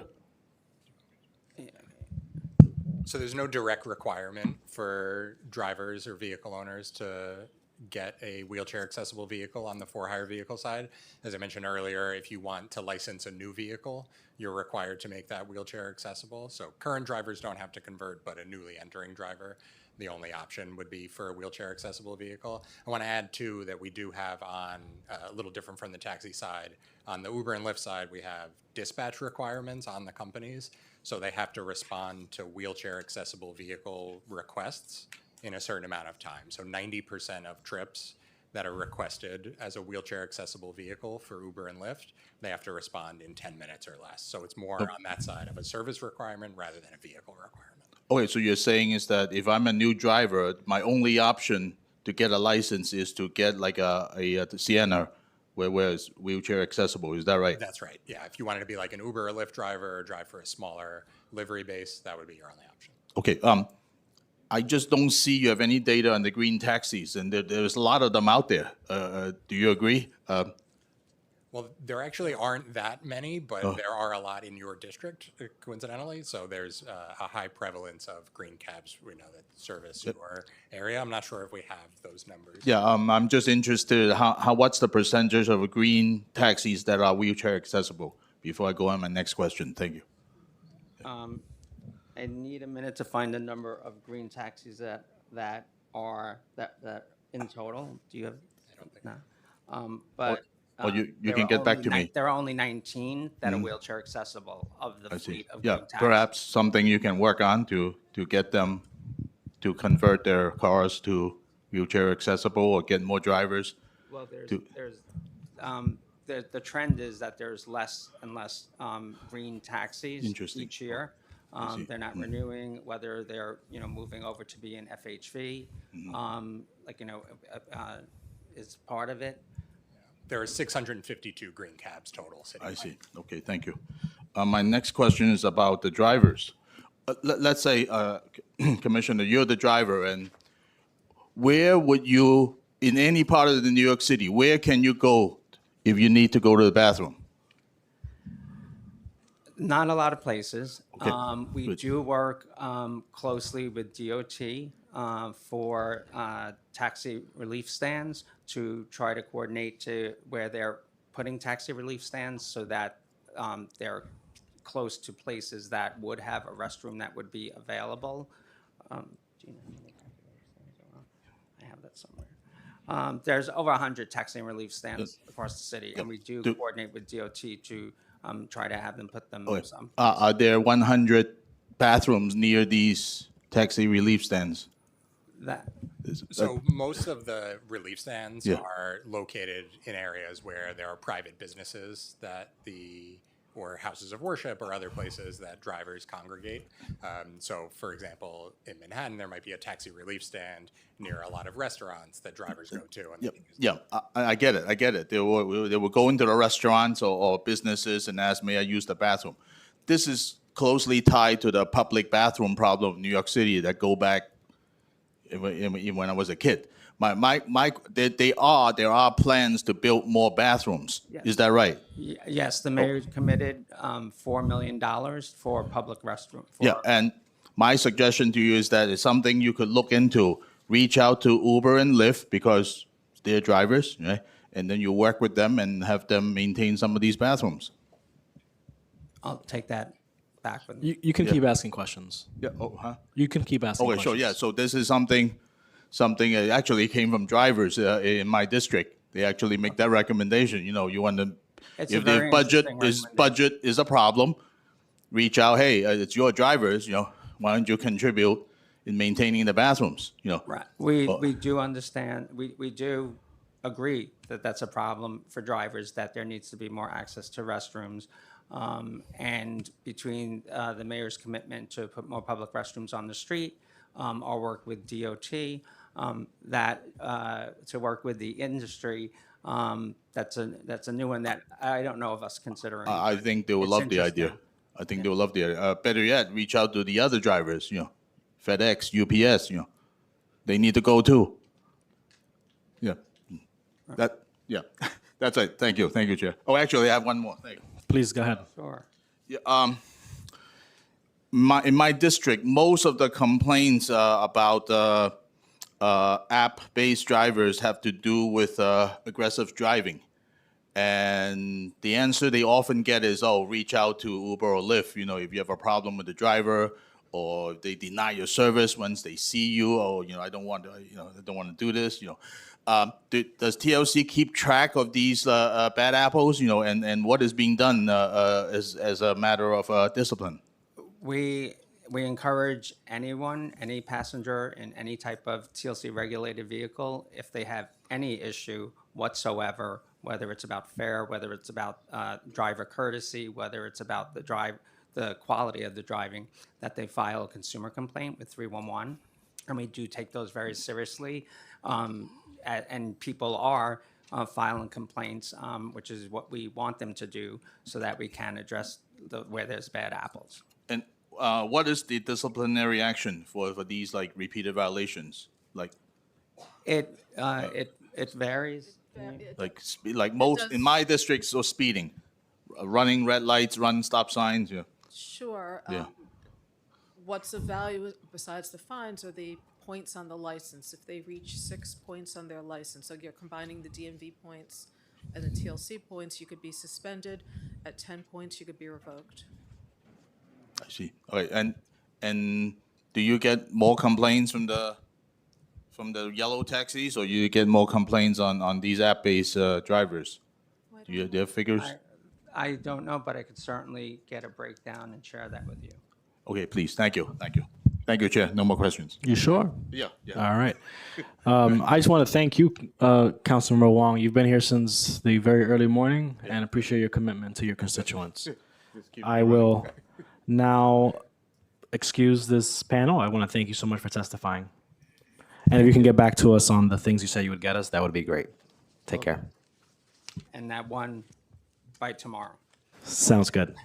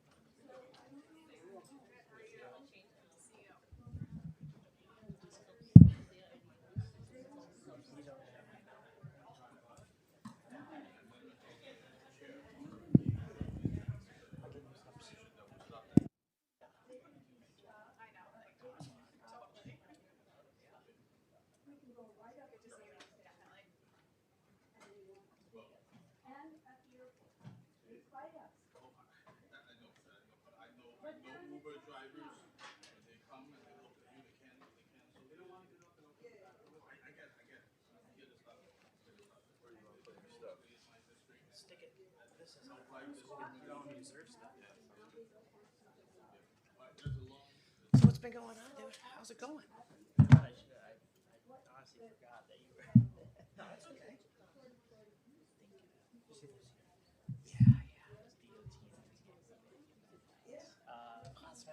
Sean came out over the top. I'm like, what are you doing, bro? He came out with the whole freaking. I'm like, well, that's not. This isn't good. That's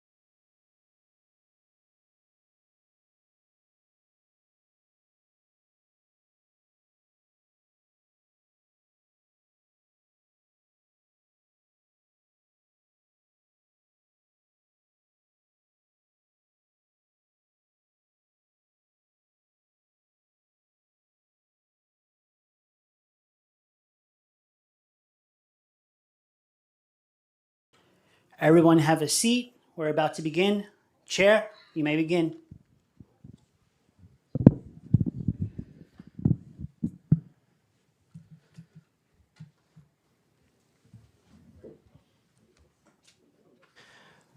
Hello, hello, good afternoon. I'm now going to turn it over to our committee counsel, Theodore Miller, to administer the oath. Thank you. Our next panel will be from the Department of Design and Construction, Eduardo DeValle, Acting Commissioner, Eric McFarland, First Deputy Commissioner, and Nathan Toth, Chief Financial Officer. I will now administer the oath. Please raise your right hands. Do you affirm to tell the truth, the whole truth, and nothing but the truth before this committee, and to respond honestly to council member questions? I do. I do. Thank you. You may now begin.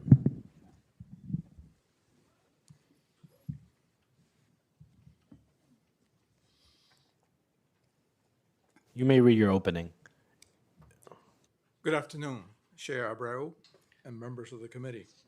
I'm Eduardo Del Valle, the acting commissioner for the New York City Department of Design and Construction, and I'm very pleased to appear before you today.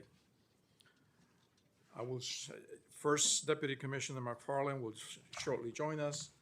In fact, here he is, as well as Chief Financial Officer Nathan Toth and other members of the DDC leadership team.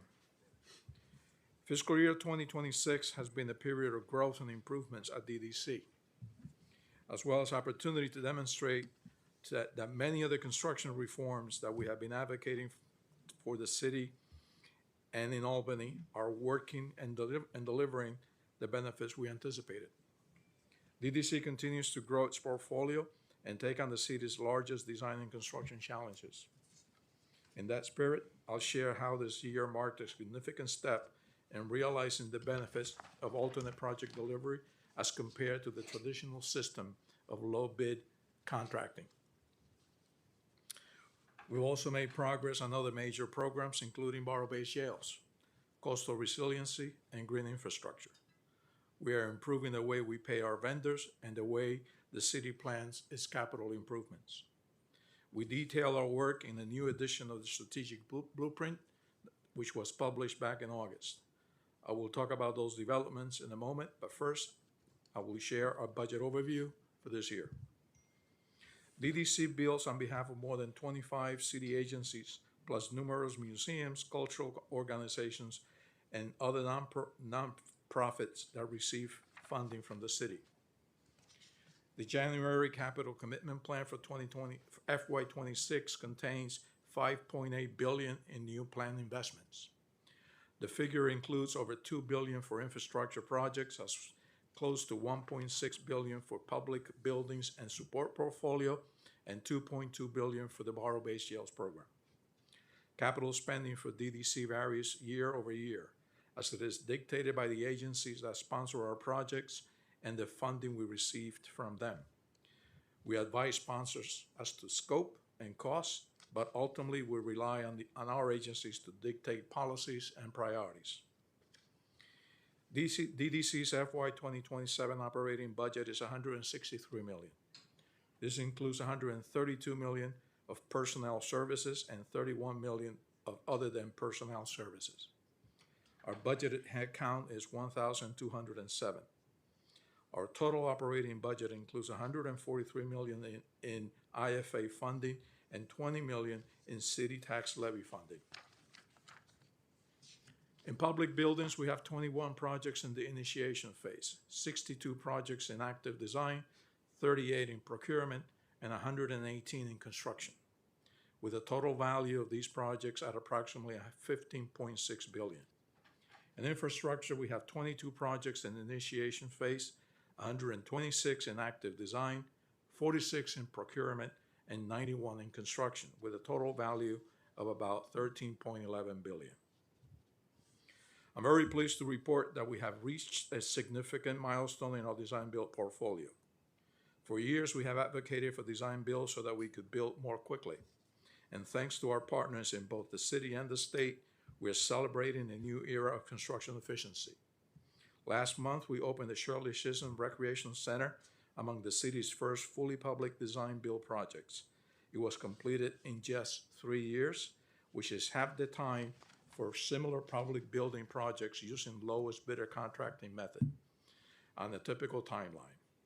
This $141 million project was delivered on time and also on budget, with an anticipated cost savings, as a matter of fact, of about 10%.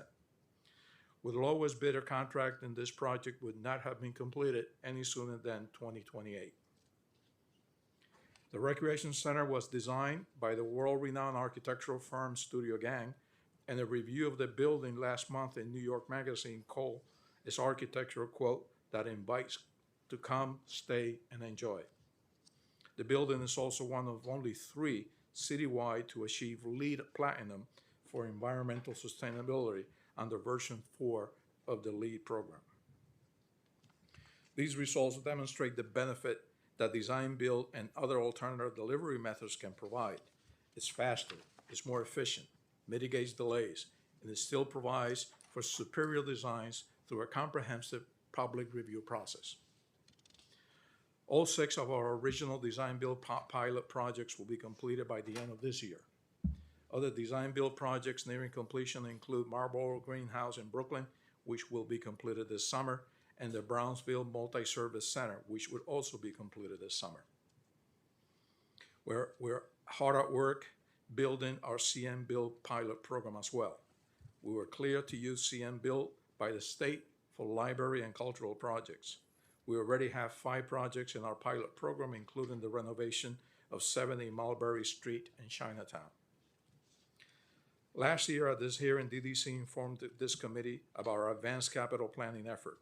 We have completed our advanced capital planning program data portal, and we're starting on the building assessment tool to augment the data the city already gathers about its own properties. A comprehensive planning program is in the works. We currently have pilot programs with the Queens and Brooklyn public library systems, and we will continue to grow the overall program. We've also made progress in how we process payments for our construction vendors, with a goal of reducing the administrative burden and making DDC a more desirable partner to work with. We've standardized our forms, we've removed numerous redundant and onerous paperwork requirements.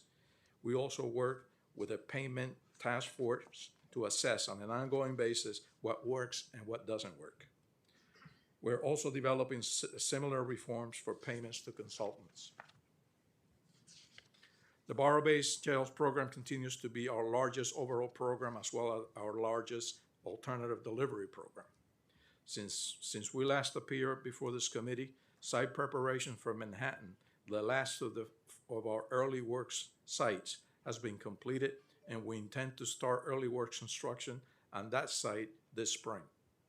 The Brooklyn facility remains furthest along, with top out scheduled to be achieved next month. We continue to seek design input from local communities with design workshops in Queens, the Bronx, and Manhattan, which are scheduled for the rest of this month and into April.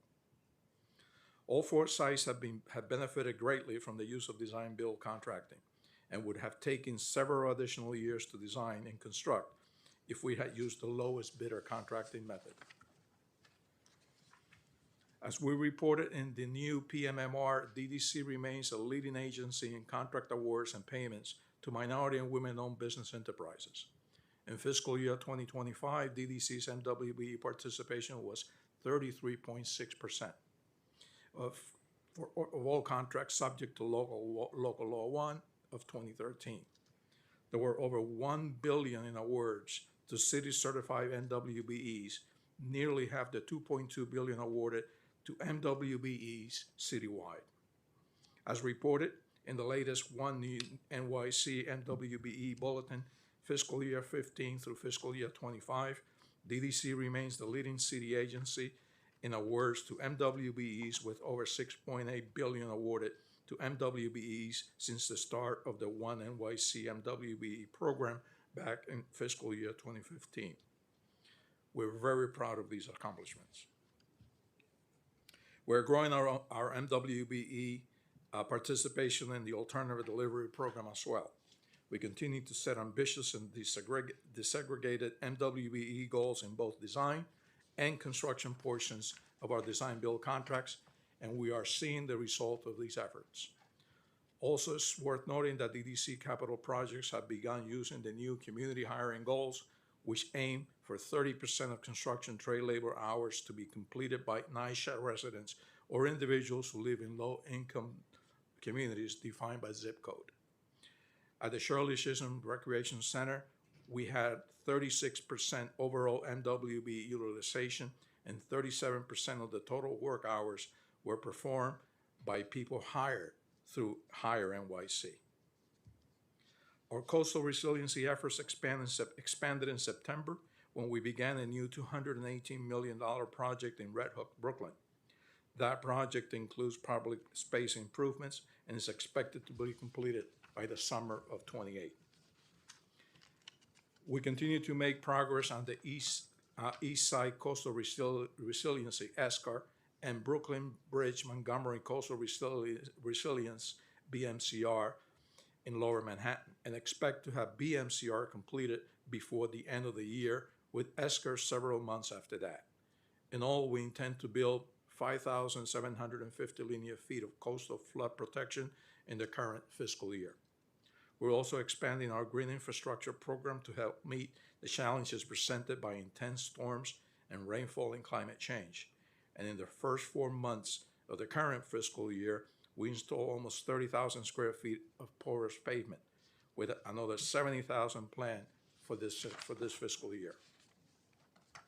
In closing, as DDC's responsibilities and portfolio expand, it remains critical that we find new ways to be faster and more efficient.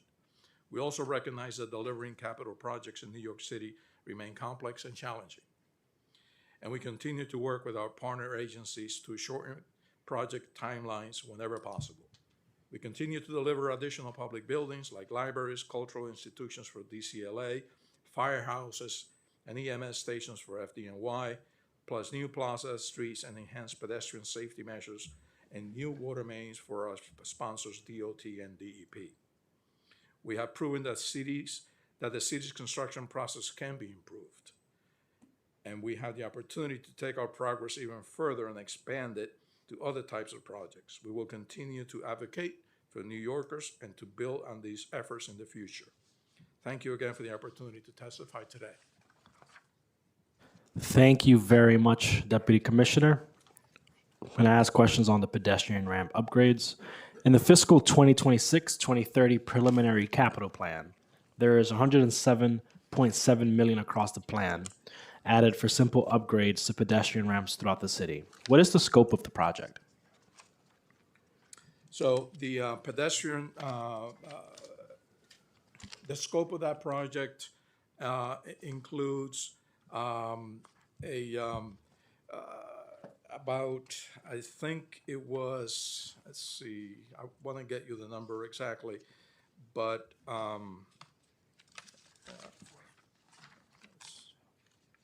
so the scope includes, at this point, we have 9 active projects in the initial phase with approximately value of $158 million, 37 active projects in the design phase with a value of $528 million, and 28 active projects with a value of $478 million for a total of 81 active projects. And obviously, these are to bring the corners and in compliance with federal ADA requirements. We're also improving drainage at these corners as well. I'm going to turn over to committee counsel to administer the oath of Mr. McFarland. Yeah, sorry, just because you came in late. Do you affirm to tell the truth, the whole truth, and nothing but the truth before this committee and to respond honestly to council member questions? I do.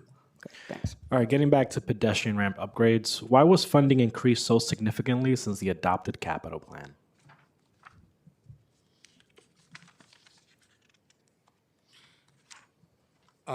I believe that initially assumptions were made on the conditions as they were known at the time. As engineering and design progressed and actual field conditions were identified, the scope was adjusted accordingly. And what is the status of this project, and what is the updated timeline for completion? So, would you like to take that, Eric? So, Eric McFarland, First Deputy Commissioner of DDC. This project is involved the upgrading of over 600,000 corners in the city. Each corner has about average eight bedrooms. So you can imagine what we're talking about.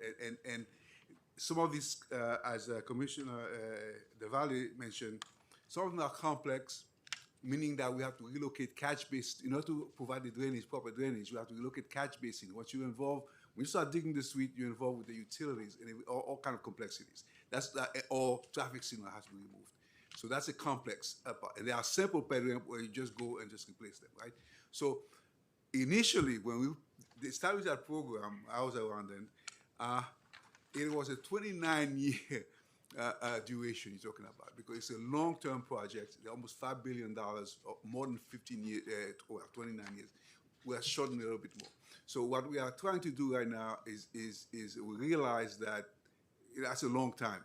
So we sort of increase the amount of contract that we put it out to a reasonable degree, because let's say we put 2 contracts per borough, talk about 10 contract over $21 million each. So the constraints are not only the capacity of the industry to respond to this, but also the amount of budget involved, the budgetary involved. So we're making a very effort to sort of try to shorten the duration as much as we can, but it's a long-term project. And of course, we execute these projects as the sponsors provide us with the required funding and the scope. Thank you for that. Now I want to to the topic of reconstructed road miles. According to the PMMR, DDC completed 7.8 miles of roadway lane mile construction in the first 4 months of fiscal 2026, compared to 10.6 miles that were completed in the first 4 months of fiscal 2024. In fiscal 2024, DDC completed only 20.3 lane miles, much less when compared to fiscal 2023, when they constructed a total of 33.6 roadway lane miles, and significantly less than the 60.6 lane miles that were completed in fiscal 2021. Why has roadway lane mile reconstruction been declining over the past few years? And why have they declined in recent months? So, as alluded to earlier, we build the projects that are originated by the sponsor agencies. We do not determine the scope, the timing, or the budget. So in this case, we work with DOT, and they provide us with the magnitude of the work that they desire to do on any given year. Does DDC need additional headcount to operate at higher capacity? And what other resources are needed? No. You don't need anything else. Come on now. We're fine. And we're moving forward in terms of backfilling the many vacancies that we have. I'll fight for more. I'll try to fight for more. Appreciate that.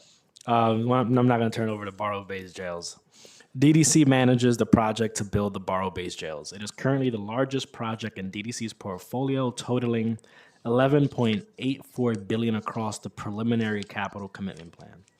DDC is awarding separate design-build contracts for each of the 4 new facilities, as well as early works packages for each of the facilities, for a total of 9 contracts. What is the current status of the Barrow-based jails project?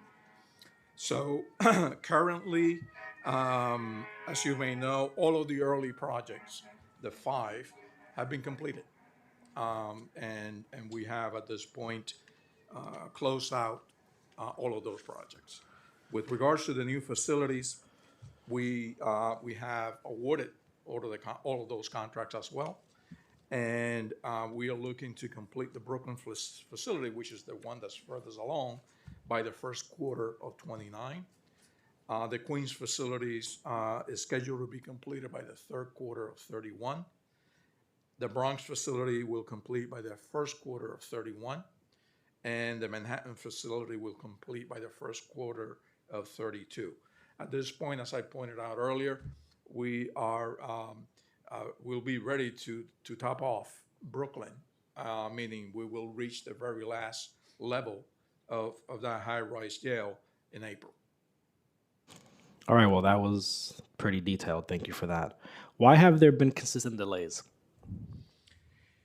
So the procurement process for the new facilities was launched just prior to the start of the pandemic.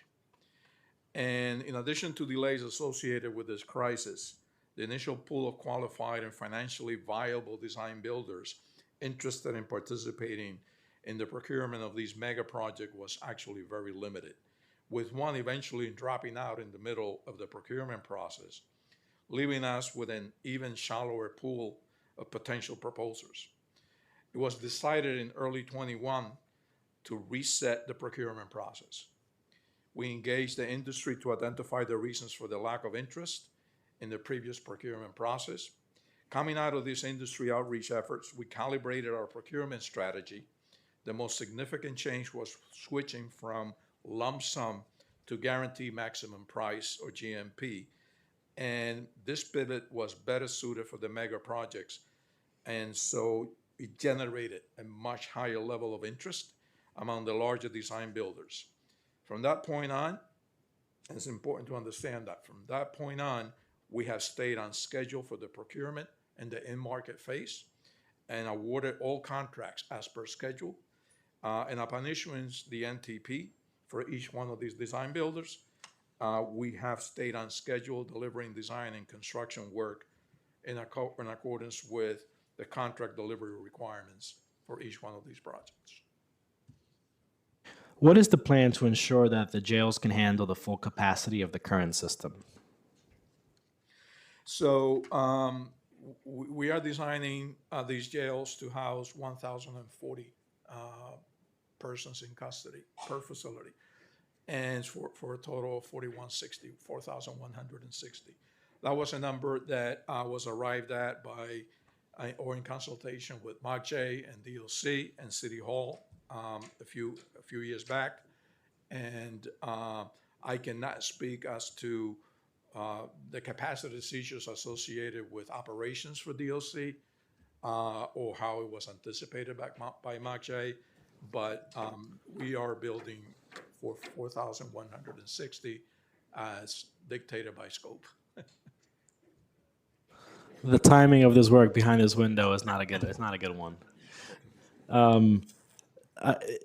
Given that the last jail will be built by 2032, is it fair to say that Rikers won't close until 2032 then? I think that that's a fair statement. What is the plan, if there is overflow, how is DDC and the city planning to address that? I know that DOC and MACJ have been involved in a different effort and initiative regarding that. I cannot speak to that as an operational issue. What is the current cost estimate for the completion of each of the facilities? You gave me that number, I believe, right? Yes, we do have the total package, including the early works that have already been accomplished, is approximately $16 billion. Thank you. DDC manages a large portfolio of capital projects being completed for non-city entities, such as 501c3 nonprofit organizations. How many non-city projects does the DDC currently manage? Many. I don't have an exact number. I can definitely get back to you with those details. That would be great. I have heard from a number of organizations that have been awarded funding for non-city capital projects that once funding was allocated, they were not provided with any roadmap for how the process worked. What is DDC's protocol for contacting groups once a non-city capital project is in the budget? That's a fair statement, actually. And this is something that we have identified as an issue. And we have been over the past several months in the process of developing standard operating procedures that will be posted online. Then we will bring in those organizations to train them on how to basically submit the paperwork that they need to submit, and providing checklists and training is something that is now being worked on. And can you provide us with a summary of your internal timeline for these projects? I can get back to you on that. Sounds good.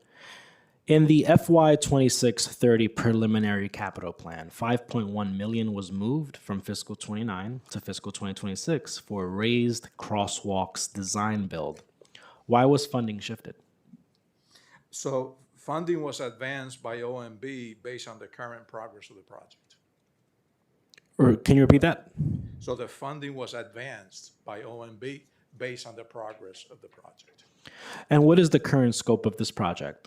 How many locations are DDC looking at for this project, and what does the work entail? Right. So this is a design build project, and it entails 127 locations across all 5 boroughs. And the procurement has been packaged in 7 packages. Of course, it includes raised sidewalks, crosswalks, as well as pet ramps, and utility work, cash basin improvements, and so forth. So at this point, we're looking to start the work this summer and complete by the summer of 28. Are these DDC workers distracting us here? Call DCAS. Oh boy. All right. I gotta stop joking around. What is the updated timeline for completion for these raised crosswalks? So we're looking to complete by the summer of 28. I have to say, y'all are answering my questions, and I really appreciate that. I really appreciate that. It's not always that I get my answers to questions, so I have to say thank you for that. In the first 4 months of fiscal 2026, 54% of eligible projects completed a post-construction customer satisfaction survey. up from 21% in the same period of fiscal 2025. Of the 18 surveys returned, only 29% of respondents rated the completed project as adequate or better, a 71 percentage point decrease in favorable responses from the same period of fiscal 2025. Most of these responses were about a particular project which required the construction team to be on site longer than anticipated, in part due to utility delays. What is DDC doing to better coordinate with utilities and improve delay times? So, as you may know, joint bidding is one of our most important initiatives. And it's critical that we get an extension of it, multi-year extension, not a year-to-year extension, as we have been getting over the past couple of years, to ensure that the coordination with the private utilities is adequate, that they do the pre-engineering as they should, and that we identify to the greatest extent that we can all of the underground conditions as we do infrastructure work. So I think that a key component in improving that metric is to ensure that we get the multi-year joint bidding legislation approved by Albany. I was going to say, if we need a city legislation, I mean, we'd be happy to look into it, but it seems like it's a state issue, right? Yes. My last set of questions before I pass it on to Councilmember Wong. DDC's contract budget is only $3 million, and you spend $131 million on personnel. What efficiencies has DDC's chief savings officer identified in their budget? Are there any in headcount? So I have the chief savings officer is right here with us. Right. Well, Are you the chief savings officer? Yes. I am. I'm a bunch of things. Okay, you wear a lot of hats, I see. Yeah, it's CFO and CSO for the hearing, but a bunch of stuff. Yes. So basically, we have identified it, and as you know already, most of our and as my commissioner has testified, most of our funding is from interfund agreement, which comes from capital budget. So when the CSOs were tasked with finding 1.5% in FY26 and 2.5% from 27 going out, they asked us, or me and DDC, to find savings in the city tax levy. So it's a very small percentage of our budget as it compared to you see the $130 million in PS. We have, let me just give you the exact right number, but if you're looking at our PS number for tax levy is 10 million out of that 132. So out of that, we are asked to take half of our vacancies. And that's in addition to the 1.5% and the 2.5% we were tasked with savings. And we came up with a proposal that we submitted to OMB. OMB has been very good working with us on it. And we're trying to come to an agreement where we meet the full funding requirement and we kind of save some of those vacancies, because the vacancies are very important to our front-end planning units and advanced capital planning, and they can actually save the city hundreds and tens of hundreds of millions of dollars in capital. So we wouldn't want to, make a cut to those guys and lose a bunch of savings in capital. So that's what we've provided, and OMB has been very agreeable to it so far. It's not been accepted, but it's been something that they didn't react harshly to. So it's good. Has DDC considered contracting out more work? So we, not more work than what we contract out now. We do quite a bit of in-house work, design work, in infrastructure, less in public buildings, but we do the bulk of our design work is farmed out to firms around the city. And my last question is, how often does DDC revise their headcount in terms of efficiency, and when was the last time? I'm going to turn to you on that, Nathan. All right. Well, I will just tell you that we are constantly revising it. We're constantly looking at it, and as far as efficiencies go,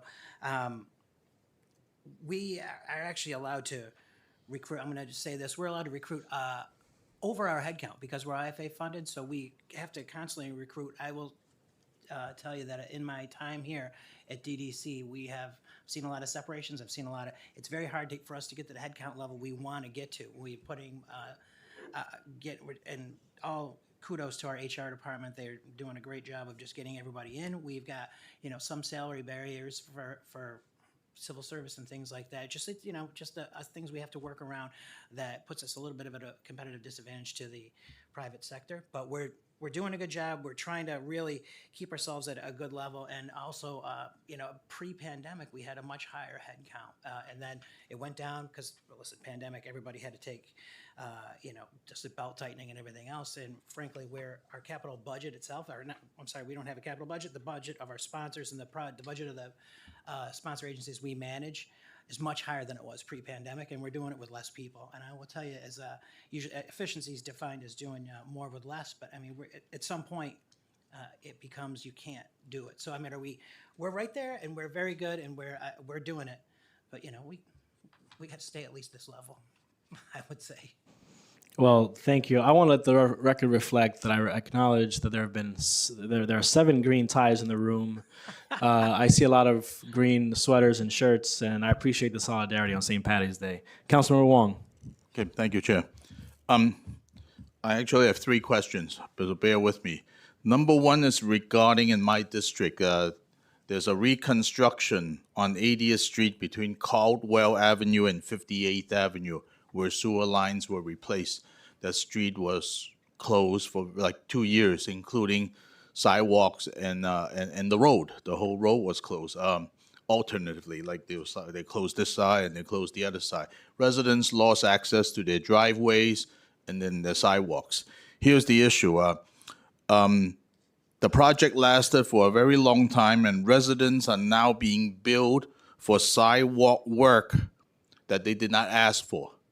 In other words, the vendor replaced the sidewalk as part of their digging. They broke the sidewalk, and the residents got billed. And they found out only when they received the latest tax bill. That's how ridiculous it is, all right? And first, they weren't told that they would get billed, and they didn't even ask, hey, we're going to do your sidewalk, So my question focuses on transparency, fairness, and preventing similar situations from happening again. Was it DDC that determined that homeowners should be billed for these sidewalk repairs? I mean, who made that determination? That's my first question. Please answer. Yeah. It was not DDC. And I believe that there's another meeting that's been scheduled with finance in regards to this as well. We will be happy to participate as well with you and finance on that meeting. Because but it was not DDC. Bills were coming to my office, and total is over $80,000 in repairs. And it's a big surprise to many seniors who rely on fixed income. Where are they gonna come up that money? Understood. Yeah. Okay, and hopefully DDC could work with the Department of Finance to ensure that there are no penalties and then there are no interest apply when this issue is under review, because this is very, very frustrating. The residents just so angry right now, Sure. And I get blamed. It's my fault. Yeah, that's right. Though it's your fault. It's you. Okay, my next issue is Grand Slope Staircase. Is a park. There's a Grand Slope Park. There's a staircase. It's 15 steps. Okay, bear with me. Let me explain to you, and then I'll come to a question. This 15-step of staircase was cracked for many years, and DDC worked on it, I believe, last year, and they replaced the 15 steps. But from the day the funding was secure, it was secured by Councilmember Daniel Drum. It was exactly 3 years and 8 months ago from the day the money was allocated to the day the stairs were completed. 3 years and 8 months. The total cost was $400,000. If you do the math, it's $26,666 per staircase. Now, the reason I know because I was the one who went to Councilmember Drum and told him, please fix the stairs. All right, so he allocated funding, and I waited, and I've been following because that was the end of my block. That's where I live. All right, and I just want to tell you how insane the cost could be, because there's a general contractor that lives in my block who said that he could do it over the weekend for $500 and a 6-pack of beer. The truth. That's the truth. Okay, so I just find it very, very outrageous. Yes, there's design and yes, there's bidding, but I just don't see why it could cost so much. Can you talk about that? Is that was that a DDC job or a park? Yes, it is. Or a park? Yes, it is. It's a DDC job? I have. Well, I'll look up my pictures. There's a contract number too. Okay. Well, Yeah. I don't have an answer. I mean, $26,000 per step. I can see how that could inflame anybody. Yeah, I don't have an answer. I really don't. Yeah, because again, perhaps for the I treat this as a small job because we're not building the whole park. It was just fixing the staircase, and then it could take so long and with involving so much money of so much tax dollars, and then I felt it's unjustified. It could have done better, and it could have been done sooner. Right. Okay. Yep. Next, now my next question is 70 Mulberry Street. In your statement, you said you have 5 projects in our pilot program, CM Built pilot program. I don't know what it is. If you can talk about it, that would be great. Sure. That includes the renovation of 70 Mulberry Street. Now that building, that building is significant because on January 23rd, 2020, there was like a 3-alarm fire that pretty much burned down the building. Yep. And that housed many nonprofits and a senior center and a museum, right? And the reason I'm mentioning it because that used to be PS 23, and I used to go to that school. I learned my English there. That's why I'm here asking the question. Do you have an update for the community and what has been happening since the fire? And of course, what is this CM Build program that you're talking about? So the CM Build program is one of the alternative delivery program methods that we use in addition to design build to expedite delivery of these projects. So understanding that this job is ideal for CM Build, meaning that we will bring on a consultant, an architect, and as he develops the design, we'll bring on a CM, a construction manager, to then work with the architect, not only to try to expedite, but also to perform the work as efficiently as possible in terms of cost and time. And so that's why we use the CM Build on this job, because we know how important it is to the community.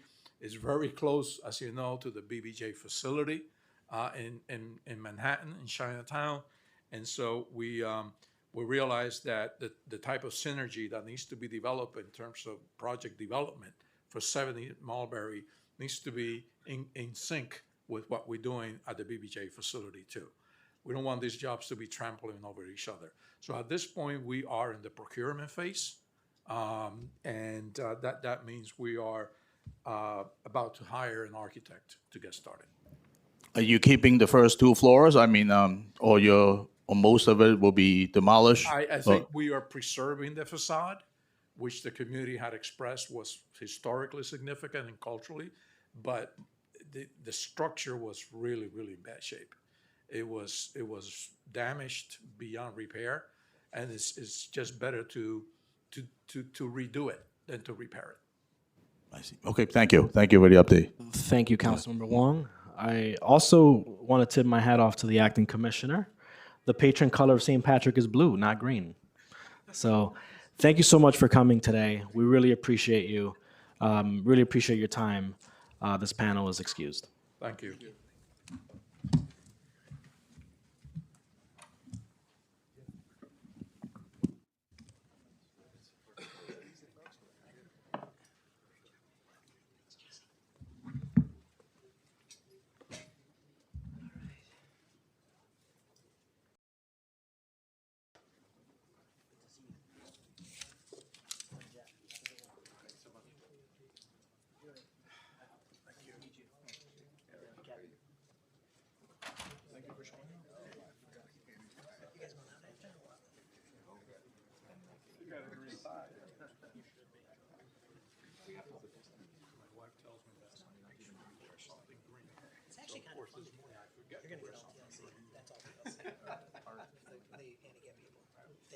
That's what I heard. Yeah,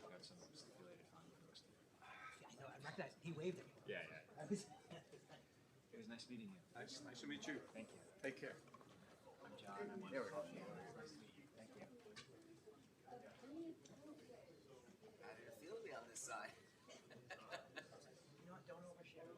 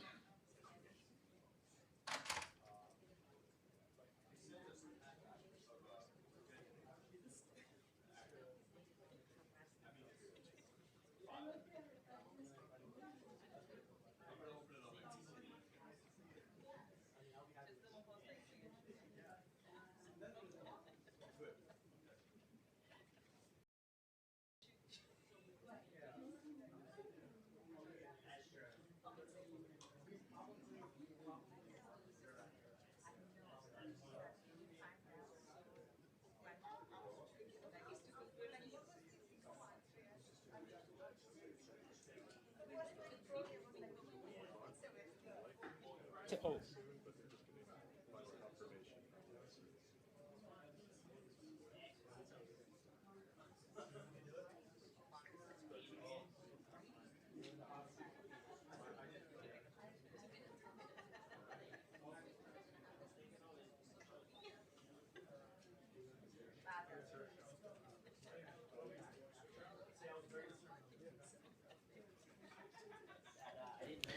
Do you want to?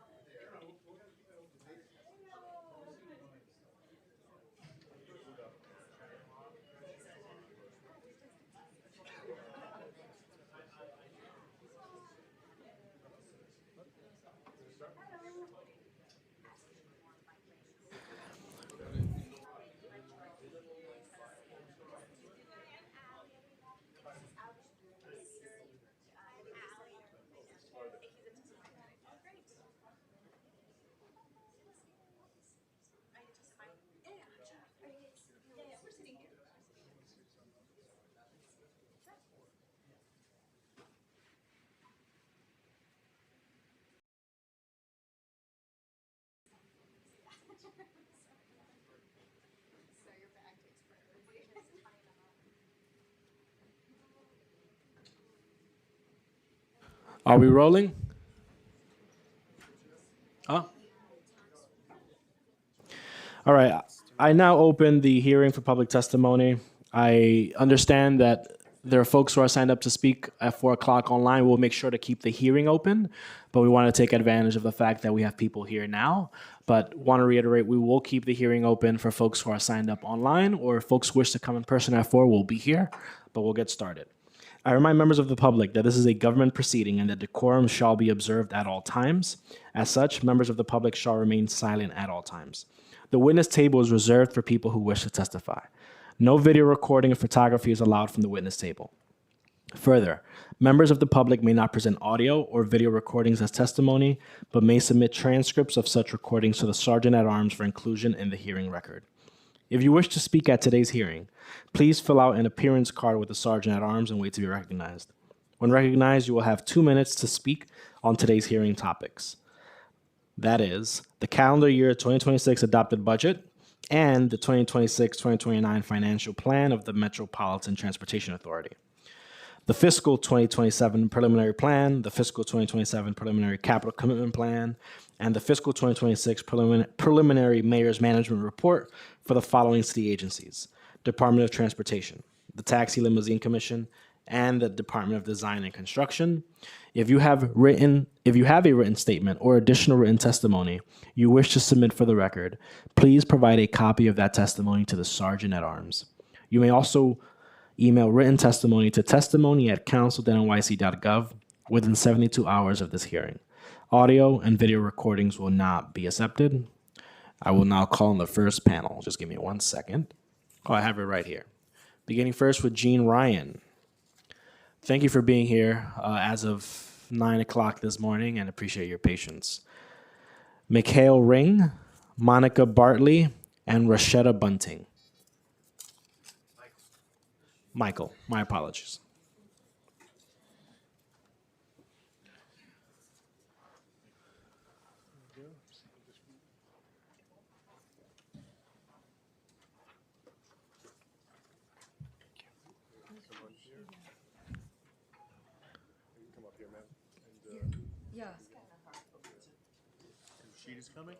Do we need additional seating or tables? Rashida was here. She was and she isn't. She's here, but she's not in the room. Yeah. All right, we'll make sure to put her on the next panel. We'll just get started. Thank you. You first. How do I do it? It's on. Oh, it's on? Yeah, we can hear you. Hi. I'm Jean Ryan, President of Disabled in Action of Metropolitan New York, and I am testifying about issues facing the MTA, DOT, and TLC that affect people with disabilities. Of course, there are many other issues that affect us. DIA wants the TLC to reinstate the accessible dispatch program with trained dispatchers so that the people with disabilities, including people with speech differences, can call on the phone and get a person who understands our needs and can dispatch a taxi that comes to where we are, anywhere in the city. The people who are there at this TLC program now are not able to get a vehicle to us, and we get stranded at home or elsewhere. This is very urgent because every day that this program remains like it is now is a day that people with disabilities are stranded.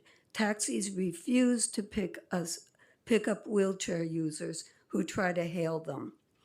We are asking the MTA to look into low-floor coach-type express buses that have a ramp instead of a lift so that wheelchair users can reliably get onto and off the express bus and take it like anyone else does instead of being left at the curb or having to be removed from the bus by the New York Fire Department, as often happens now.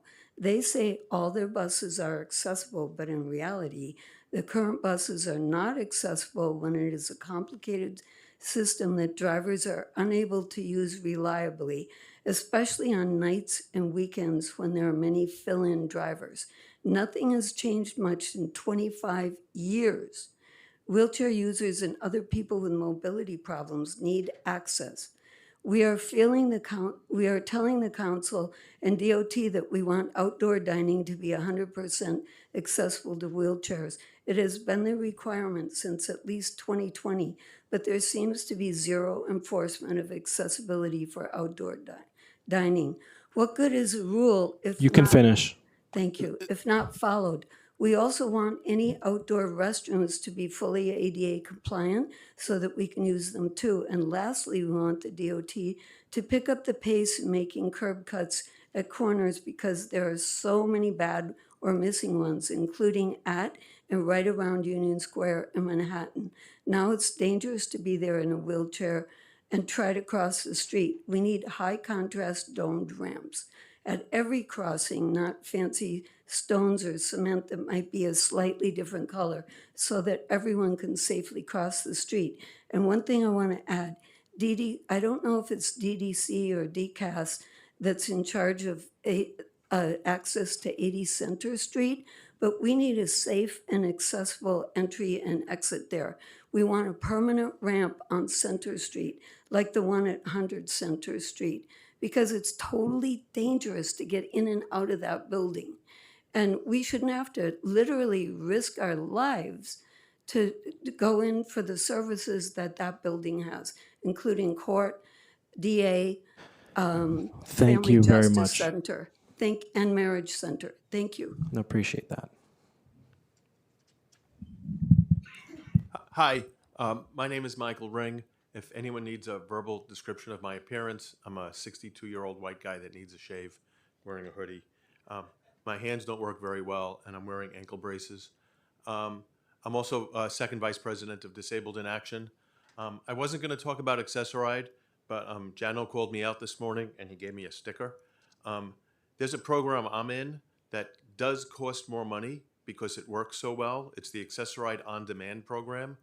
In short, I could use Uber or Lyft in real time to get to where I'm going. It costs about the same per ride as being picked up by a white and blue van, but it works. I could get here, I can get home in real time. We've lost one of our speakers because their ride showed up and they had to leave. But I can leave when I'm ready to leave. But what I did want to come here and talk about today was snow removal. There's a concept in the disability community called the curb cut effect. Building curb cuts for people with disability was a requirement. It turns out a lot of people like them.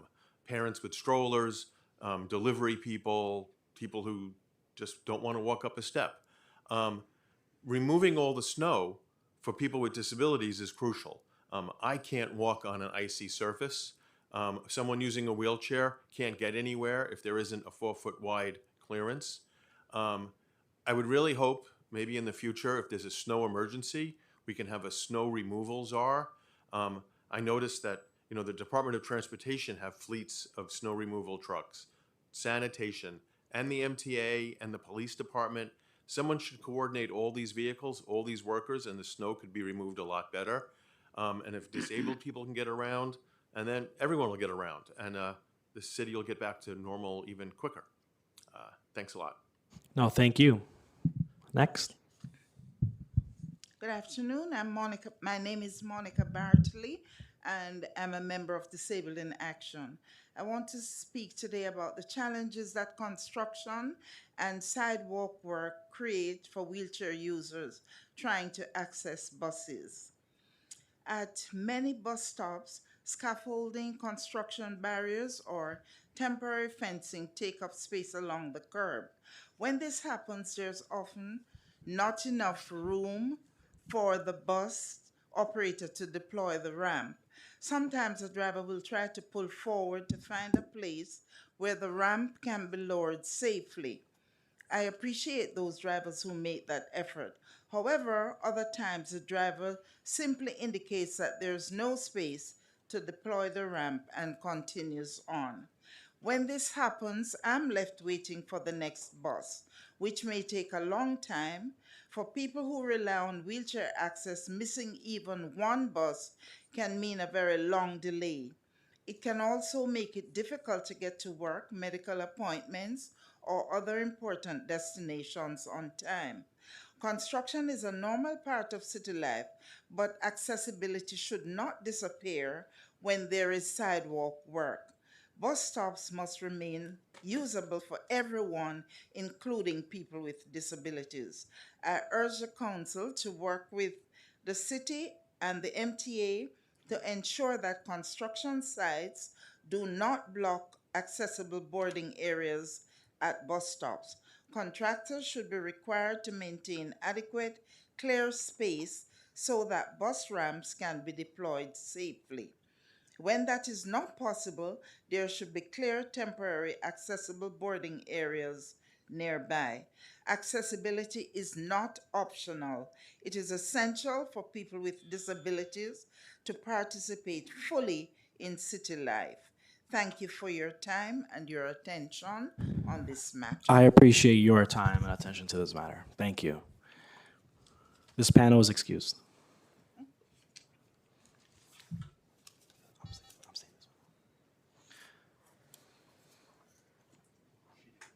Yep. Next up, we have Rashida Bunting, Zay Howard, Edward Funches, Glenn Balofsky.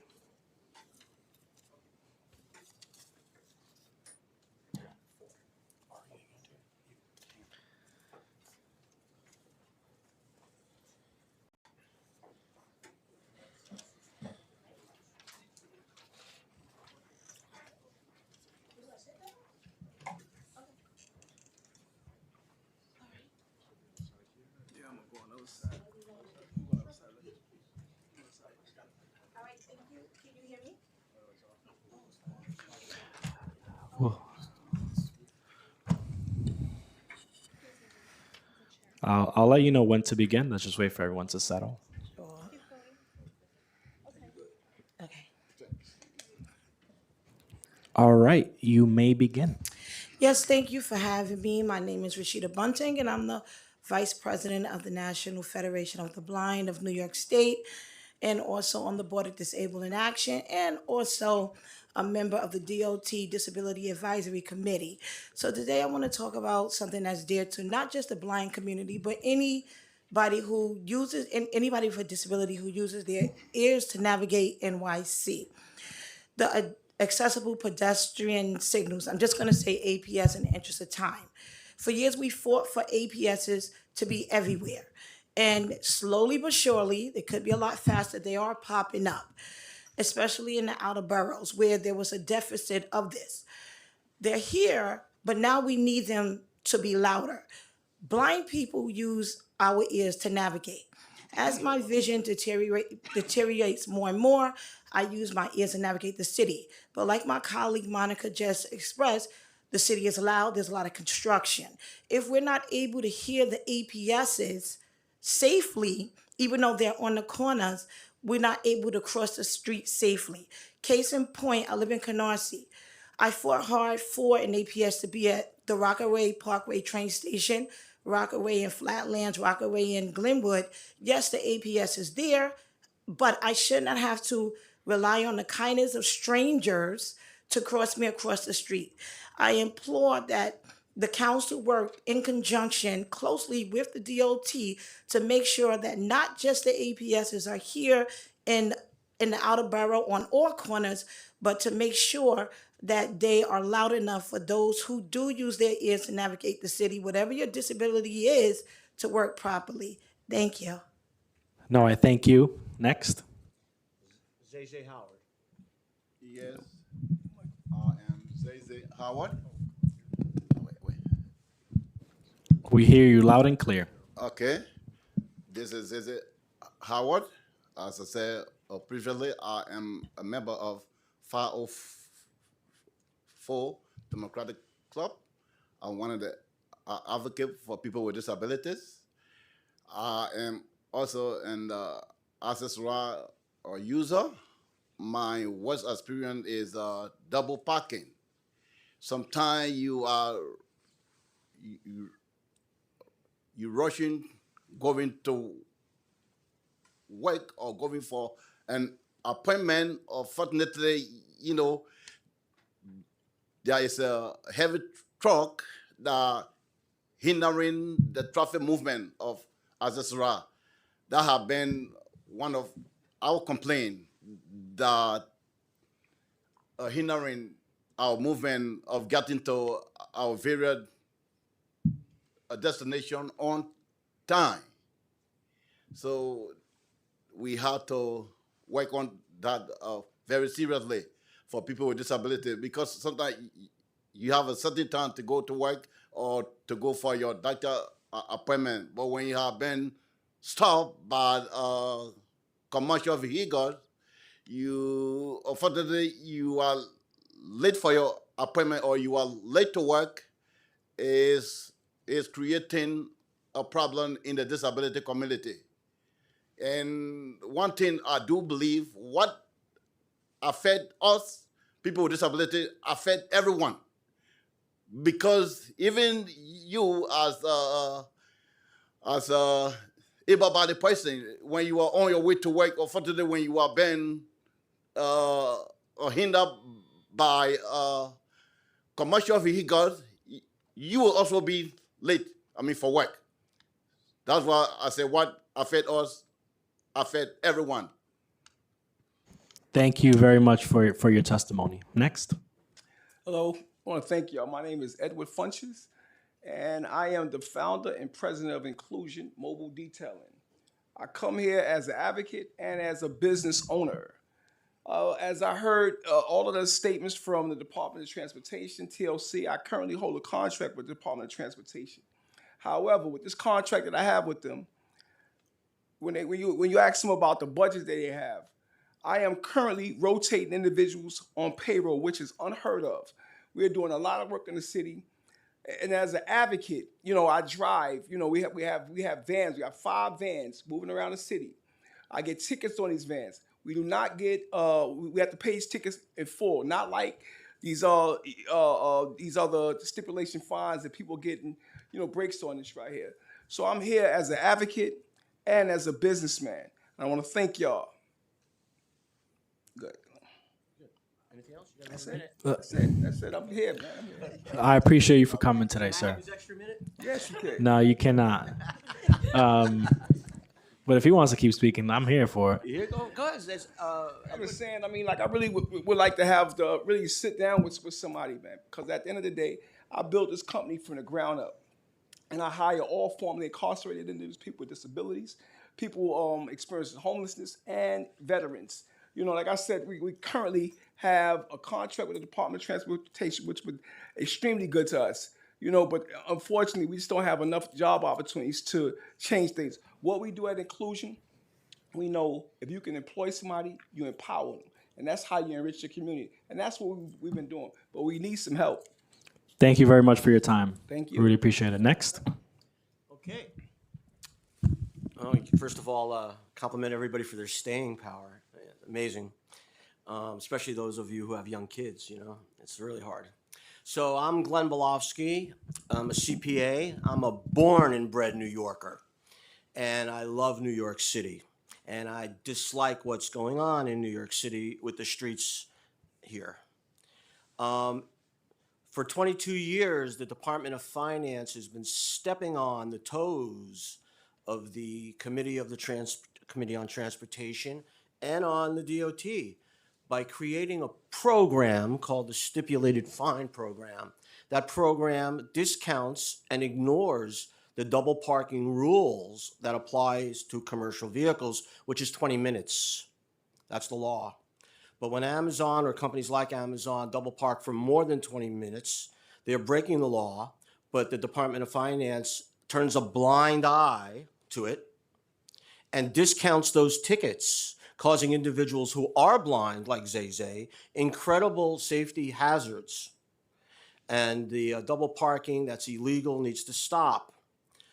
Why are the buses going at 10 minutes and not at 8 or 6? Why aren't they going as fast here as in Buenos Aires, Argentina?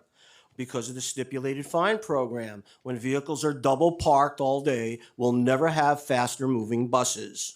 It won't happen during the next 4 years that this committee has. It's a big challenge for this committee to get buses to move faster. There's also $1 billion lost to the city treasury during the last 22 years because of discounts given to billion-dollar companies. And the council denied the city the ability to have that program in 2007. But the city went ahead with it anyway, despite the will of the people. In 637, 2007, which was supported by TA, thank you, and others, and by the 504 Democratic Club, by the PBA, by so many different organizations, had 39 members on the bill. In 2018, it got stymied for political reasons that I could only talk about behind closed doors. But the reality is that the stipulated fine program is taking $15, a $115 ticket is being reduced to $100 in that case, and a double parking ticket is reduced from $115 to $65. So where's the money coming from? The city doesn't have that money. They're not collecting it. They're supposed to give at least $15. Please wrap up your thoughts. Thank you. I will. Thank you, Mr. Chair. $15 per ticket to the Court Justice Fund or Justice Court Fund, and the attorneys will know about that. That's VTL 1809A. And that means women who are victims of domestic violence and their children are living in cars and homeless shelters that we can't afford because the Department of Finance is a morally bankrupt organization that doesn't even care about the Treasury of New York City. And this is something I believe the council and the administration can work on together because they all appear in alignment. Thank you so much. This panel is excused. Appreciate your testimony today. Thank you. Next up, we have Brian Frisch, Christopher Schuyler, Ali Langley, and Baravi. My apologies. Or Bayravi.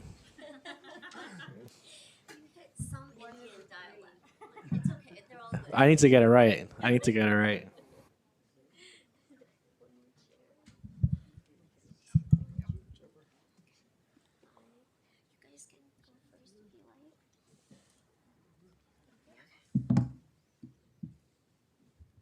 You may begin.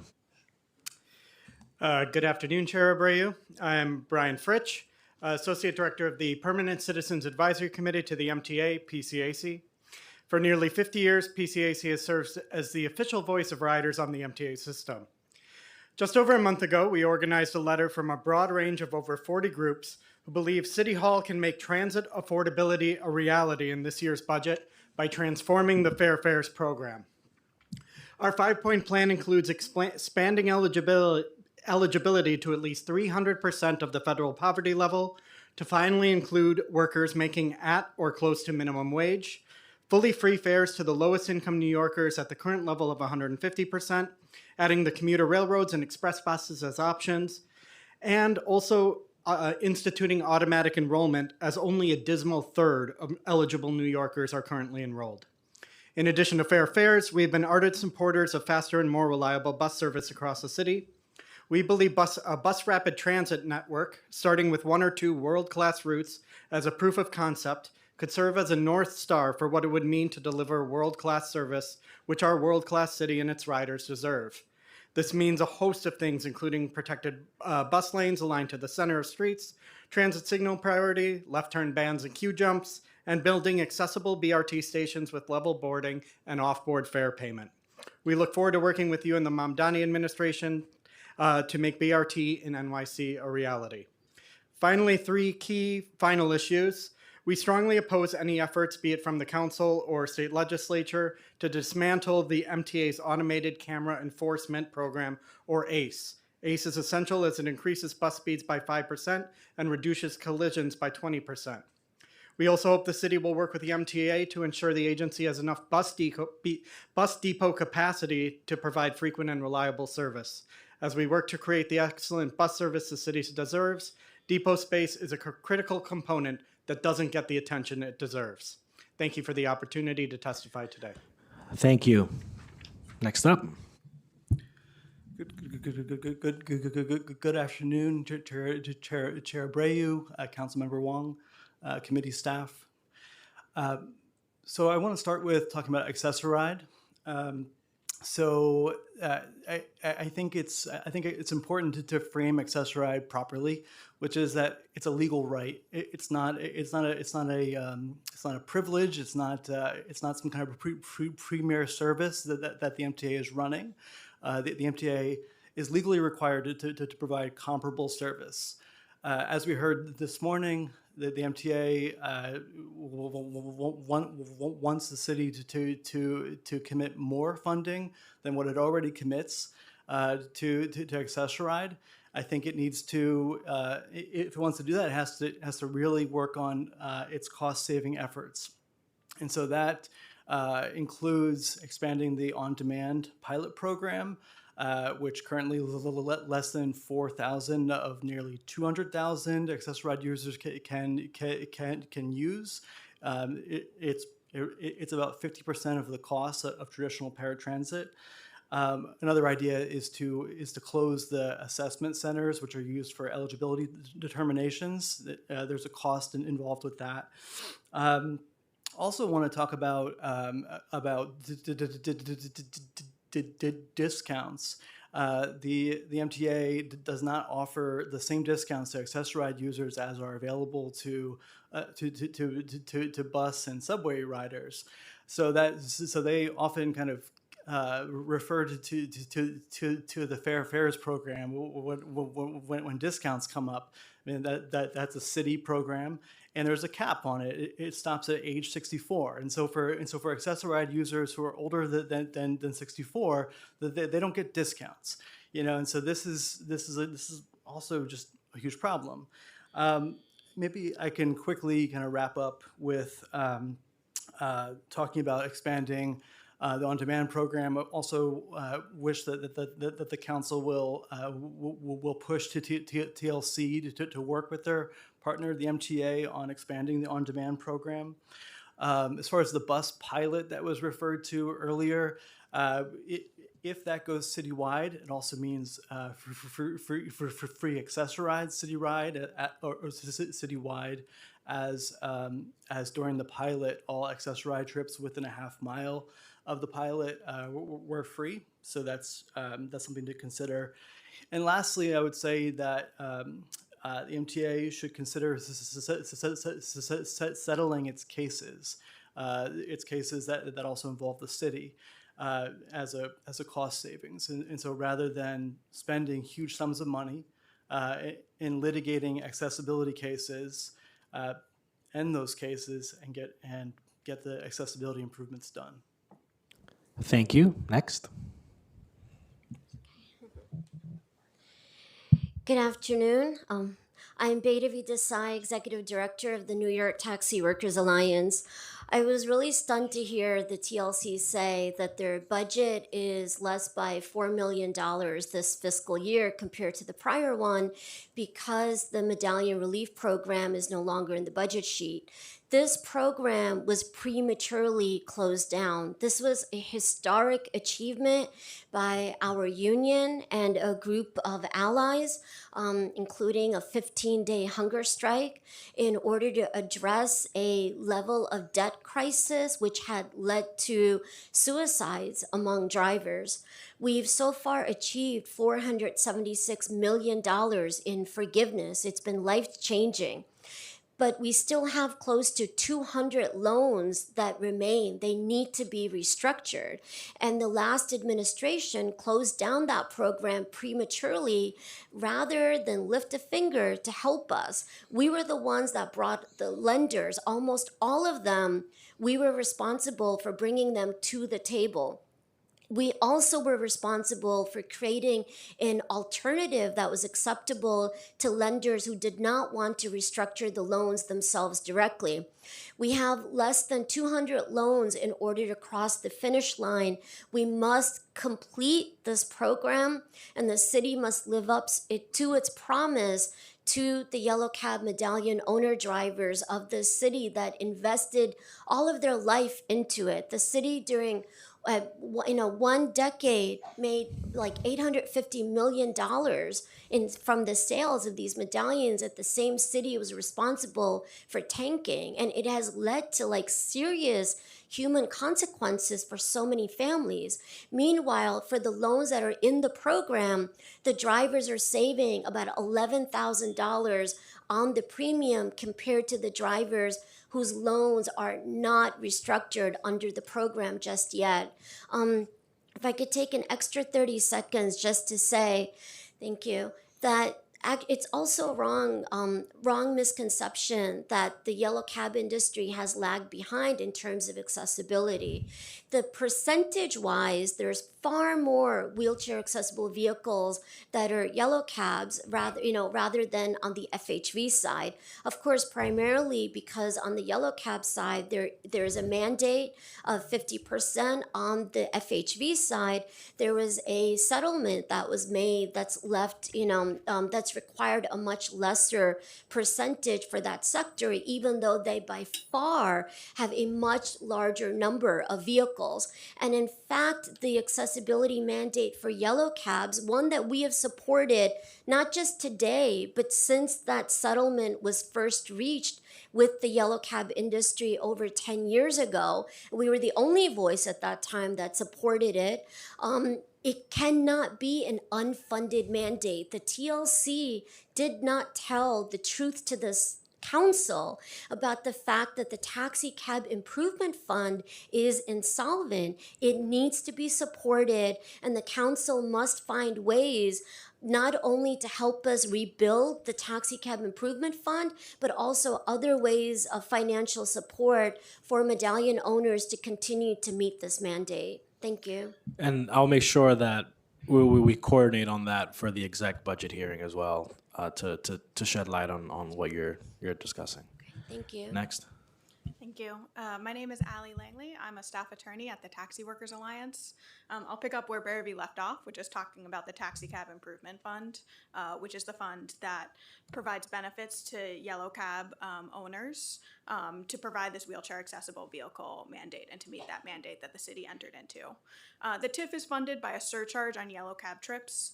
This funding model made sense when TIF was created in 2014, when the settlement was entered into, when the city entered into the settlement for that wheelchair accessible vehicle mandate. Since then, however, as we all know and as Barrowby described, there's been back-to-back crises in the yellow cab sector, from the unregulated entry of Uber and Lyft to the medallion debt crisis to COVID-19. Yellow cab trips today are less than 24% of what they were in March 2014. That is a staggering difference, and that means not only financial harm to individual drivers, but also that revenue for TIF is down, which leads to that insolvency crisis. Meanwhile, the costs that the fund is supporting are up because of that 50% waive mandate and a recent court order enforcing the settlement. Instead of exploring other avenues for funding, the TLC turned around and slashed benefits to drivers. They said today they increased the upfront funding for the hack-up payments to $20,000, but they didn't tell you that they did that by really just destroying the benefits available to drivers and decreasing the overall amount available. They did this in two ways. One, they got rid of some benefits entirely, including the $1 payment to drivers performing trips in wheelchair accessible vehicles, and two, by heightening eligibility requirements. And what that means is that the drivers who are fulfilling this promise of accessibility that the city has made to disabled New Yorkers, drivers who are operating wheelchair accessible vehicles, are not getting these benefits because of technicalities. And this disproportionately harms the most vulnerable drivers. It harms drivers who are not technologically literate, who struggle, with email and submitting applications online. And if I may just wrap up. And it also harms drivers who are not able to work as much as they once did because of illness or because of age. They're no longer getting operational payments, and some drivers are not getting hack-up payments at all, which leaves them struggling with the increased cost of operating a wave, which is nearly double that of a conventional vehicle. The TLC has to repeal these rules, and the city must provide additional funding to TIF so that all drivers who are operating waves, who are realizing the wheelchair accessible vehicle mandate and making sure New York City has an accessible transit system, get the benefits that they deserve, not only to restore benefits to their prior level, but also to make sure that the benefits actually reflect the true cost of purchasing and operating these vehicles. Thank you. Thank you. This panel is excused. Next up, we have Rosa Chang, Yadira Sanchez, Abu Bakar Key, Elizabeth Adams.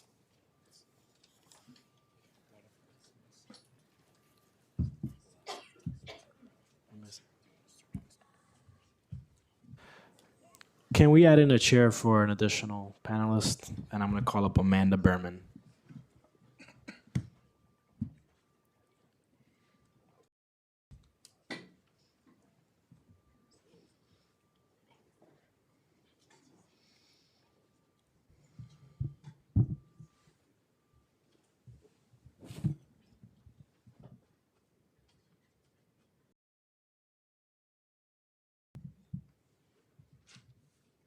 All right, you may begin. Do you want to start? Good afternoon, Majority Leader Abreu, and members of the City Council.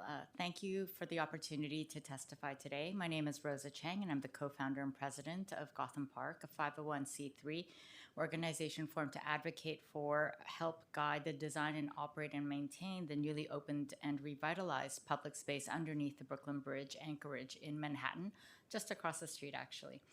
Over 4.5 years, we distilled the hopes and dreams of our diverse community of over 47,000 residents within a half-mile radius, 20% of whom live below the federal poverty level, 20% of whom are 65 years of age or older, 64% of whom are BIPOC, and we responded to the deep needs that we have in our historically disadvantaged community.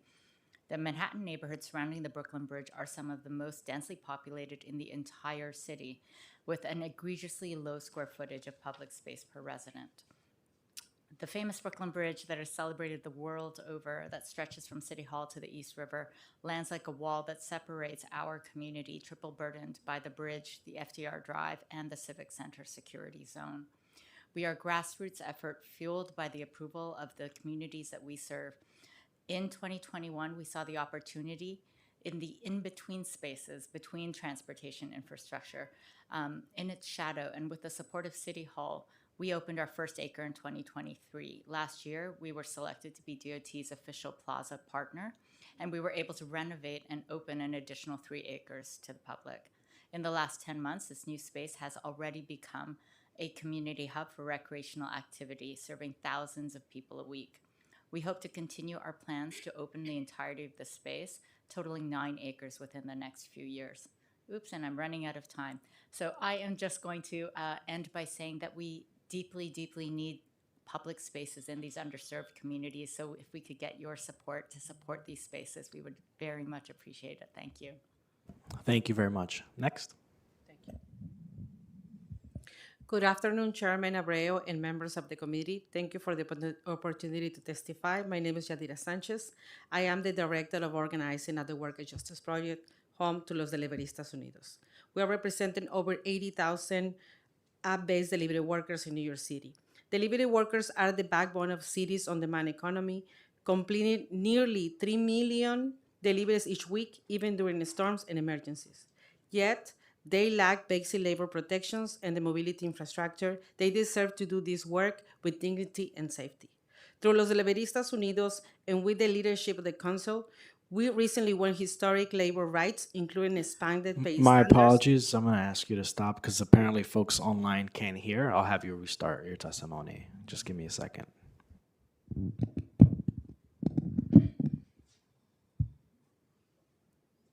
The issue has been resolved. You can start from the beginning or you can start where you left off, your choice. I'll do it from the beginning. All right, let's start off from the beginning. Thank you. Thanks. Good afternoon, Chairman Abreu and members of the committee. Thank you for the opportunity to testify. My name is Yadira Sanchez. I am the director of the organizing at the Workers' Justice Project, home to Los Deliveristas Unidos. We're representing over 80,000 ad-based delivery workers in New York City. Delivery workers are the backbone of the city's on-demand economy, completing nearly 3 million deliveries each week, even during storms and emergencies. Yet, they lack basic labor protections and the mobility infrastructure they deserve to do this work with dignity and safety. Through Los Deliveristas Unidos and with the leadership of the Council, we recently won historic labor rights, including expanded pay standards for app grocery workers and just cause protection. I also want to thank you, Chairman Abreu, for making it possible to restore tipping options and ensure pay transparency for delivery workers. My community and the Deliverista community are really grateful for your support. Thank you. These victories show that it's possible when we organize and when the New York City Council shows bold leadership to deliver what our community, especially delivery workers, need to live and work with dignity. But there is still much work to do. Deliveristas continue to face predatory algorithmic management from multi-billion-dollar companies and prioritize profit over safety, exploiting our communities. We must invest not only in city infrastructure, but also in education and resources for delivery workers. Last year, we helped more than 300 workers trade in their e-bikes with UL certified models through the DOT e-bike trade program. And we hope to see this program expanded. This April, we are launching the first Deliverista hub near City Hall, a space with e-bike charging, rest areas, and worker resources. This is a dignified infrastructure, but infrastructure cannot do it alone. That is why I'm here requesting $300,000 in funding for our Deliverista Outreach and Safety Training Program, which will be offered through our soon-to-launch Deliverista Hub. This program, together with other day labor workforce initiatives and other critical funding initiatives that will help to bring restore and ensure dignity for workers. Thank you so much for the opportunity. I'm gonna finish because I know my time is up. Thank you. Thank you. Next. Good afternoon. My name is Abubakar Ki. I am an app-based delivery worker and I have worked for Grab and Uber Eats since 2019, primarily in Lower Manhattan. I'm also member and leader of Los Deliveristas Unidos and Worker Justice Project. I joined this movement because, like many delivery workers, I have experienced unjust deactivation, traffic accident, and constant pressure from the app, which prioritize profit over worker safety. Because of this, we have had to organize and fight back, not just for ourselves, but for thousands of delivery workers across New York City. When I started delivering in 2019, I used a regular bicycle. But by 2021, that became impossible. Delivery distance grew longer, time limit became tighter, and the app began punishing workers who could not deliver fast enough by reducing our access to work or deactivating us entirely. To survive, I had to switch to an e-bike. Today, more than 80,000 delivery workers rely on e-bike to do their job across New York City. Together, we complete about 2.7 million deliveries every week, making sure New York receive food and grocery in every neighborhood. Yet our city and city police have not caught up to this reality. This is why I'm here today asking the City Council to invest in infrastructure that will make our streets safer for the workers who keep this city moving. We urge the City Council to continue expanding protected bike lane, build accessible e-bike charging stations, and secure parking, invest in e-bike trade-in program to help workers transition to safer UL-certified battery, and create delivery zone so all users can share the street safely. We also soon launch our first delivery area near City Hall, a space where workers can safely charge battery, rest, and access support. I am here on behalf of the Worker Justice Project to respectfully ask the City Council to invest $3,000 to help us launch a street safety outreach and training program for delivery staff, so we can continue working together to make our streets safer for everyone. This industry generates enormous profit, but the risk, cost, and danger are pushed entirely into workers like me. App company must also be held accountable for the unrealistic delivery time and unsafe conditions they create. E-bike are the future of transportation in New York City. To make that future safe and sustainable, we must invest into workers to rely on them every day. We look forward to continue to work with the City Council to build safer streets and stronger support system for the delivery worker. Thank you for listening to the voice of the worker who keep this city running. Thank you, Elizabeth Adams.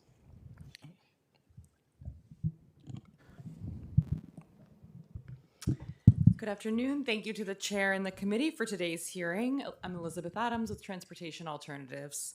The Mamdani administration has committed to building streets that are the envy of the world.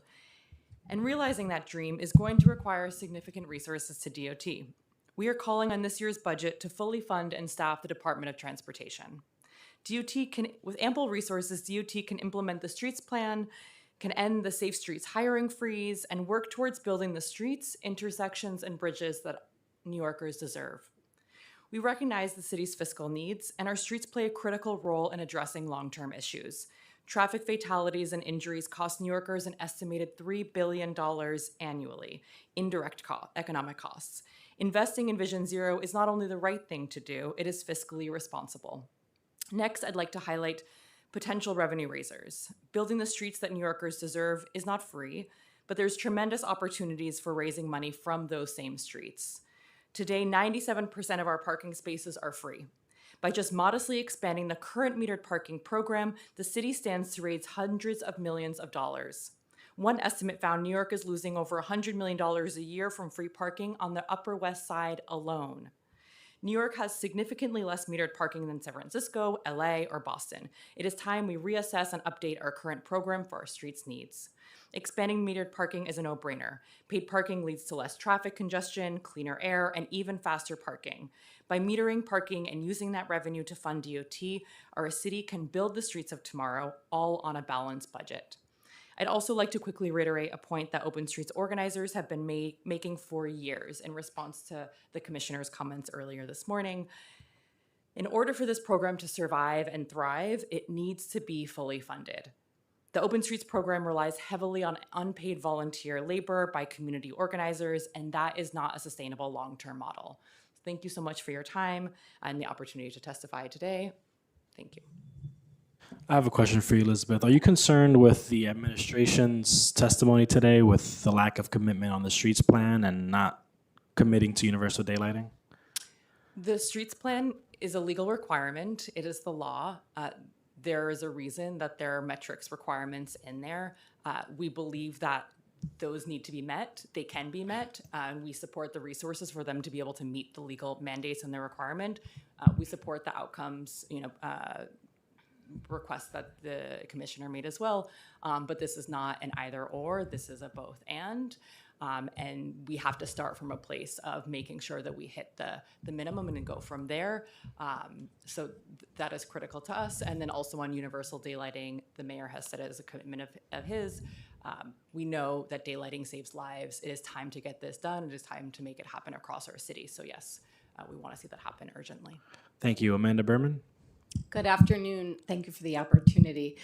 My name is Amanda Berman. I'm here to speak on behalf of the Center for Justice Innovation about some of our efforts to make the city's streets safer, as well as our justice system more effective and more equitable.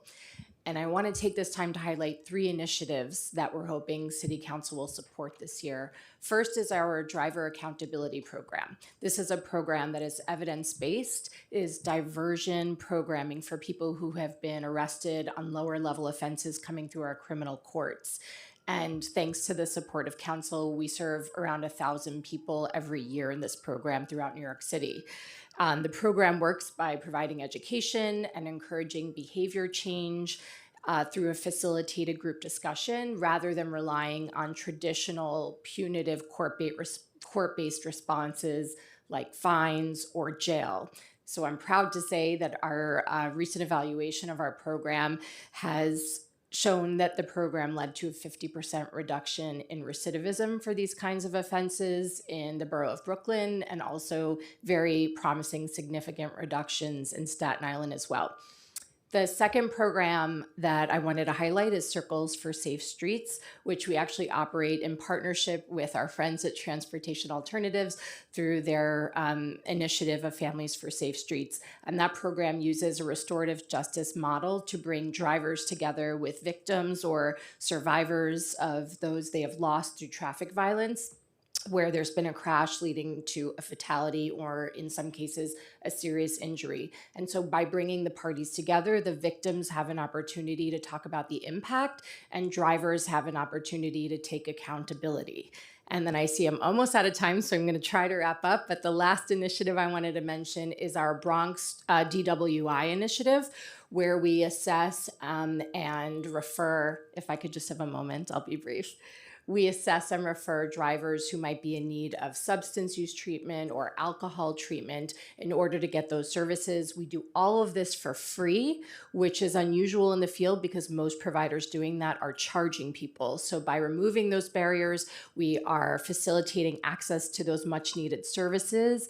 And of course, in doing so, hopefully making our roads safer. So together, these programs are part of a holistic approach to street safety, where we're focusing on reducing the harms that are caused on our roads and reducing the harms that our traditional justice system has caused in response. So thank you for the time. We hope we can count on council's support. Thank you so much for your testimony. This panel is excused.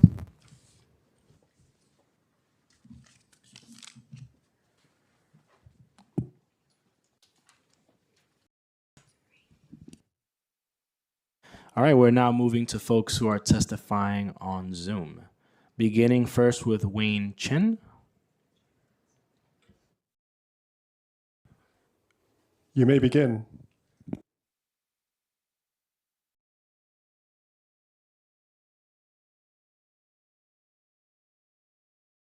Wayne Chen? Hello, can you hear me? Yes, I can. Hi, my name is Wayne Chen. I'm a member of New York Taxi Worker Alliance. I drive a wheelchair suffer taxi. As you all know, 50% of the fleet are required to be waived, and we need adequate support from the city and state to accept our cost of the operating the wave taxi. You know, we not only face the rising cost of living, we also face the rising cost of operating the wave taxi. The wave taxi 5 years ago cost 50,000, and now costs 80,000. Also, we had to pay our rising, not only the operating cost, we had to pay higher gas, insurance, maintenance costs. So we demand the city and state provide adequate support for disability community and also for the wave taxi driver. So by eliminating the state tax on the new wave taxi, so to lower the cost of the wave taxi. So also to ask the city to instate the $1 per trip reimbursements to the wave taxi driver, and also expand the attendance program to help with the purchase of the wave taxi, and also finish restructuring the loan, medallion loan, to end all the medallion debt crisis. So all the owner get a debt relief. So we had like 200 medallion owner remaining to be the loan to be restructured. So we can save about 800 a month. Right now I paying 200 on my medallion loan, and my insurance like 1,300 a month, and my car loan is $800. So my cost is like more than $4,000 a month to operate the wave taxi. 15 more That's not seconds. included gas and maintenance. So we need a city and state support for the wave driver and the disability community. Thank you so much. No, thank you so much.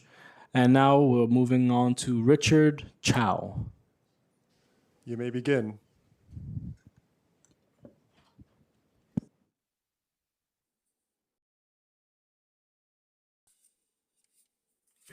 Can you hear me?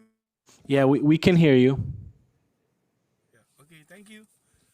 And good afternoon, Chair and everyone. My name is Richard Chow, member of the New York Taxi Worker Alliance. I'm an owner-driver.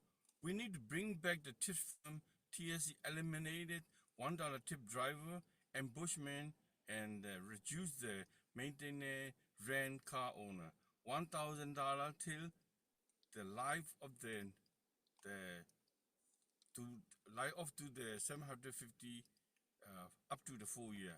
TIP funds almost the bankruptcy that because of this eligible uh, grant and become the trips are down. City make the settlement agreement and must find the way to fund the program. We need more support the low interest rate, lower down payment the Atlas program CD and the CD could continue to fund the medallion relief program. So last remaining loans are restructured under the CD back guarantee to plus all transfer of the grantee. It made nonsense and why the city doesn't allow the owner to who's under the grantee to sell the medallion and the transfer to the grantee. It will save the city money overall. Right now, all owner drivers who want to believe their medallion to the family member not allowed to transfer to the grantee. That's mean those medallion end up with the defaulting, losing the city money from the grantee and loan reserve fund. Our family lost the medallion, and then we have another issue that the city council hearing testimony for MTA NYC. Give you 15 more seconds.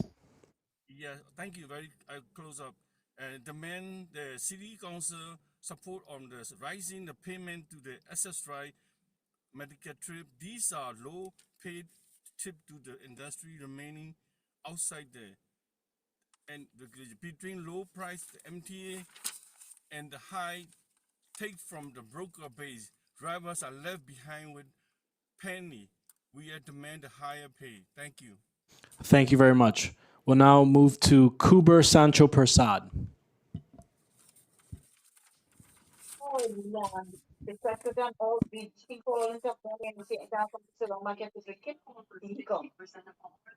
Hello. How you doing? Hey, My name is I can hear you Kuber perfectly. You may start. My name is Kuber Sancho Prasad. I'm a yellow cab driver since 2014. My dad was a yellow cab driver since 1984, and he passed away. I'm here to talk on behalf of to keeping the medallion relief program open until the final set of my fellow taxi drivers to get over the finish line with their crushing medallion debts. There's only a few hundred left. We need the help of the city and the city council to try and get them over the finish line and make sure that they're debt free and they're forgiven by this debt that was caused by the city irregulation of Uber and Lyft and the taxi industry. We also like to talk about the Wave program and talk about trying to reinstate the dollar per trip for Wave drivers because majority of the vehicles, even now we have the Sienna hybrid, they are bigger vehicles and they require a little more gas and maintenance. So and plus it's an incentive for drivers to use to put towards their gas. Also for owner drivers who own the vehicle, TLC had said that they increased the vehicle amount to 20,000 upfront, but they didn't tell you that they cut the amount that they used to give us on a quarterly basis to keep the maintenance of the vehicle. And these vehicles are not OEM fitted with wheelchair equipment. These are retrofitted, which causes them to become more damaged compared to when it's OEM. It comes from the factory original. So we need more. We need money to just make sure that from the TIF fund to make sure that we keep those vehicles on the road and make sure Please that they're wrap up. safe. Yeah, I'm gonna give you an extra 15 seconds to wrap up. Okay. I would appreciate your guys' concern. I would really like you to listen to my fellow taxi drivers and my union. Thank you very much. No, I thank you. Joshua Boyce. You may begin. Hi, good afternoon. My name is Joshua Boyce. I'm a Queens College student, and I'm also a board member for NYPIRG, New York Public Interest Research Group. I thank you for the opportunity to testify today.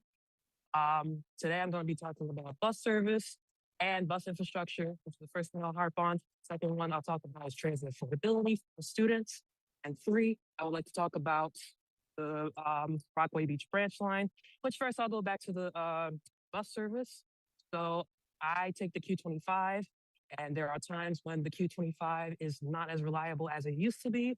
Obviously, the MTA had done the Queens Bus Network redesign from before, and what had happened was now the service for the Q25 the service has been slow for many of us students here at Queens College. So we would like MTA to reevaluate certain bus lines, such as the Q25, to make sure that our service is reliable for us Queens College students. The next one I'll talk about is the bus infrastructure. Basically, MTA has said that they want to put more bus lanes and more camera enforcement on many corridors and many bottleneck areas that need it the most. So hopefully MTA does put more emphasis on making sure that enforcement is there. The next one is transit affordability, which to talk about transit affordability, I do wish, and I apologize for me just walking with the trucks and the cars on the side. I do wish that the MTA had put more emphasis on transit affordability to us CUNY students that need it the most, because we are the investment for the future.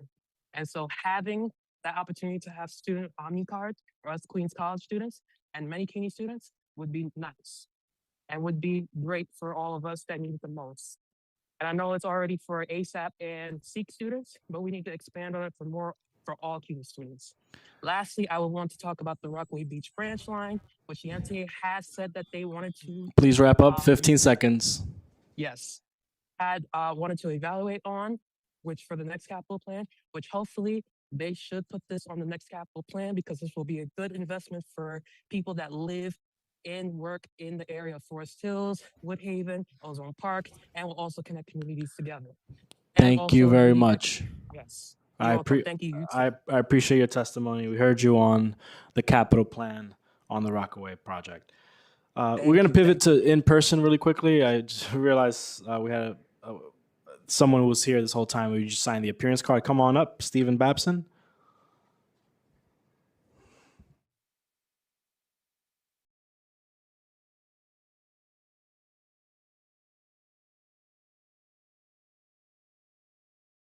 I'm Stephen Brinson. I'm also with the New York Public Interest Research Group. I work at City Tech in downtown Brooklyn. Apologies for the communication, but anyway, I am also here to speak on students' transportation needs and wants. Our campus is in downtown Brooklyn.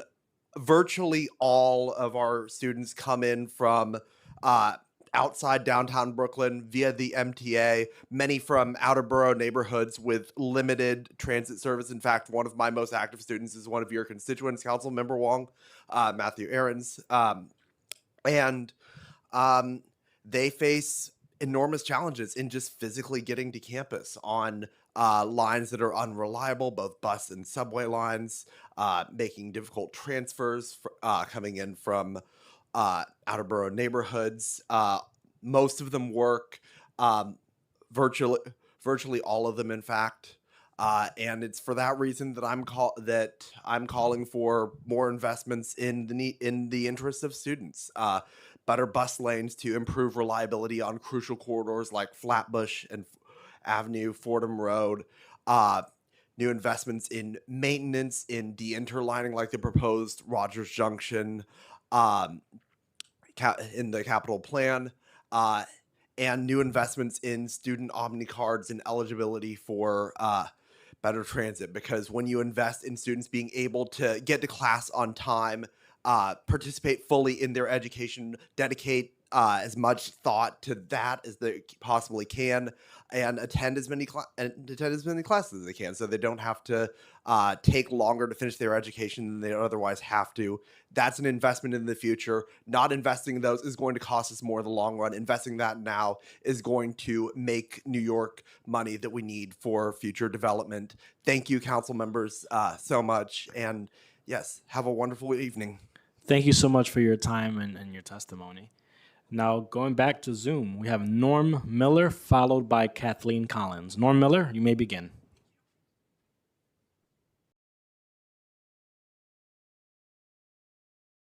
Hello, good day. My name is Norm Miller. I'm also part of the New York Public Interest Research Group right here at the New York City College of Technology located in downtown Brooklyn. I would like to say today that students like myself here, we deserve faster, reliable, and equitable bus service, especially right here in the downtown Brooklyn area. Especially right here in the downtown Brooklyn area where we're served by the B41, which is a major crucial route where most of us students travel to and from downtown Brooklyn. We're also calling upon the New York DOT to invest in more bus lane infrastructure and more able enforcement bus lanes, especially for Flatbush Avenue. But we would like to see Flatbush Avenue have bus lanes all the way down to Kings Plaza, not just north of the Grand Army Plaza Circle, especially with the Brooklyn Bus Network redesign coming around the corner, at least up until 2027. And lastly, I would also like to say that we deserve to have an economy and a culture that works for all of us, not just for certain people, but for all of us too as well. That's all I have to say. Thank you. Thank you so much for your testimony. Kathleen Collins followed by Stephen Brinson. Well, actually, Stephen was in person, so we'll take him off. So Kathleen Collins followed by Edward Zhang. Kathleen, you may begin. Thank you. My name is Kathleen Collins, and I am part of a board member of Disabled in Action. I'm a native New Yorker, congenital quadruple amputee who uses a wheelchair and artificial arms at times. I'm going to talk today just about one thing, and that's the eHealth program. This is a significant benefit because it allows me to do things on the spur of the moment and was a lifesaver when my husband's father became sick after 5 p.m. and I had to go to the emergency room with him. I could not have done that if I had just accessorized. Accessorized cannot take into account emergencies, but I was able to do it with the eHealth program, and that really means a lot to me and to my husband and my family. I ask that the eHealth pilot program continue to be funded and that we improve it in the following ways. Please make the eHealth pilot program available to all accessorized users who want to use it. Please eliminate the restrictions on the number of rides a person is allotted to take on the eHealth pilot program. I'm allotted 25 trips. If I had used, I'm planning to testify at least 2 or 3 hearings. That would be 6 trips just right off the bat. That would be knocked out. Out of my 25, that would be 1/4 of my trips. Please eliminate the restrictions on the number of rides a person is allotted to take on the eHealth pilot program. And also, please increase the amount of the cost that the NTA will cover for each trip on the eHealth pilot program so that more of the city can be reached without passengers having to pay significant out-of-pocket costs. I understand that the city and the MTA face budget constraints just like everyone else. However, the cost of placing more people on the eHealth pilot program is not only minuscule, but actually better use of our money, as was stated by Christopher Shire, about that it's only about 50% of the cost of the regular accessorized program. And we should realize that the cost of placing more people on eHealth is not only minuscule and I'm giving you 15 more seconds. 15 more seconds to wrap up. I just ask that you consider these things and expand the program because it really helps so many people. Thank you. No, I appreciate that, and we will take your testimony into account for sure. Christopher Leon Johnson.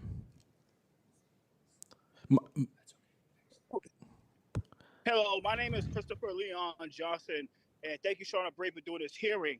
I want to make this clear that I believe that the City Council need to allocate at least $1 million into the Worker Justice Project for emergency services when it comes to the relay layoffs that's going to occur in the next probably a week now, 2 weeks now, on April 1st, 2026.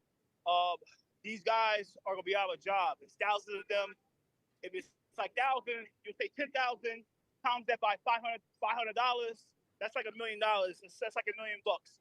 Give $1 million for OSHA trainings and job trainings when it comes to the relay workers getting laid off, including the members that are the people that are like going to be used to work for relay that are opposed to the Worker Justice Project. I'll submit a written testimony about that and give them an online option so they want to be in the office, the same office as Lygia and the crew. But I make this clear that I support the Larissa Hub. They deserve a Larissa Hub. And I hope that very soon that the city council comes to the conclusion that they fix the budget to make sure that at the end of the year that the Larissa Hub get built for the Larissas. But for now, I believe that more is more needed for the people that be laid off from relay to start getting trainings for different jobs for the meantime, because it looks like MotoClick and the other apps aren't going to be hiring them. So these guys going to have to find something new to do.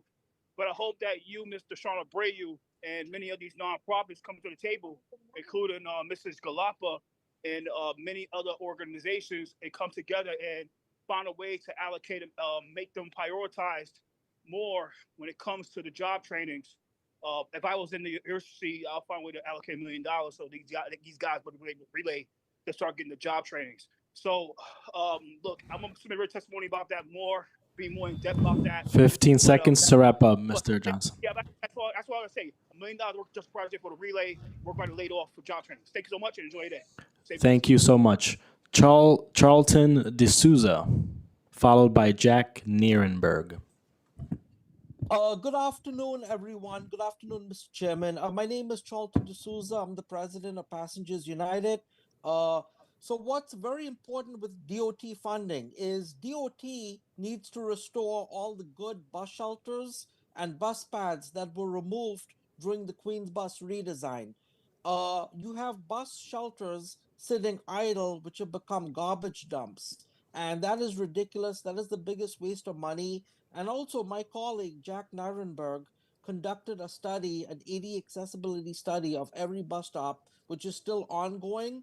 And we found serious deficiencies, and we found that there was a lack of correlation between what the DOT did in removing bus stops and ADA access. So that is something that we would like to meet with you and the Transportation Committee on. And also, we feel that the Department of Transportation should have an ADA accessibility committee, especially when it comes to open streets, bus stop removals, bus redesigns, and also bus lanes. This has been very controversial in a lot of neighborhoods, and a lot of these groups that are coming on here, you know, they're getting like lobbyist groups. It's not fair to all of us that are doing all the hard work in the community, and we're actually focused on scientific engineering, whereas groups are just coming in and saying, put this here, put that there. And like the DOT commissioner said today, that, you know, he didn't support universal daylighting, and in a way he was speaking from an engineering background. So that's a good thing, and we need more of that. And you know, because sometimes communities, you know, they might have a different opinion on something. And I can tell you, like bus stop islands, for instance, if you look at the ones on Queens Boulevard, it is so high up that seniors with walkers and limited mobility, many seniors were falling down. 15 more seconds to wrap up. It was not properly shoveled and salted. So please, Mr. Chairman, meet with us and also look into that, and also the DOT. Thank you. Thank you. Next up, Jack Nierenberg. All right, can you hear me? I can. All right, fantastic. Thank you. Good evening, everyone. My name is Jack Nierenberg. I'm the Vice President of Passengers United. I'm also a Master City Planning student at the University of Pennsylvania. And earlier today, we heard the MTA CEO claim that the bus stop balancing, the bus stop removals during the Queens Bus Network redesign and Brooklyn Bus Network redesign, they were balancing the needs of people with disabilities with those traveling longer distances. Yet there's no evidence that that's actually true. And all the information that we were trying to acquire to justify the removals, we've been having extreme difficulties actually obtaining, to the point where we're kind of forced to sue to get any kind of information like this. So what we sought out to do, I'm leading the study that my colleague alluded to earlier, where we are conducting observational data studies at each of the eliminated and intact bus stops. We're starting in Queens. We have 3 routes done so far, where we're looking at each of the observational factors that enable people or prevent people from getting to the bus stop, getting on and off the bus, waiting at the bus with ease, at the bus stop with ease. And what we found is that there's no correlation between the bus stops that were removed in the Queens Bus Network redesign and their overall accessibility, including presence of a bus shelter, whether the bus stop is close to essential origins and destinations, including grocery stores, healthcare facilities, assisted living facilities, the conditions of the sidewalks as well. And all of these factors have to have immense impact on people's ability to get on and off the buses, get to and from the bus stops, especially since they have to walk farther. 15 seconds to wrap up. We are going to be continuing this study for the Brooklyn Bus Network redesign, but we're going to need the support of the City Council to and the DOT to really have the greatest impact possible. We have identified 9 areas thus far, 9 census tracts for prioritized stop restoration, but accessibility needs to be a greater part of the DOT's budget and the MTA's budget as well. Thank you very much. No, thank you, and I appreciate your commitment. I appreciate your commitment to this issue. If we have inadvertently missed anyone that has registered to testify today and has yet to have been called, please use the Zoom hand function if you're testifying remotely, and you will be called in the order that your hand has been raised. Is there anyone with their Zoom hand function?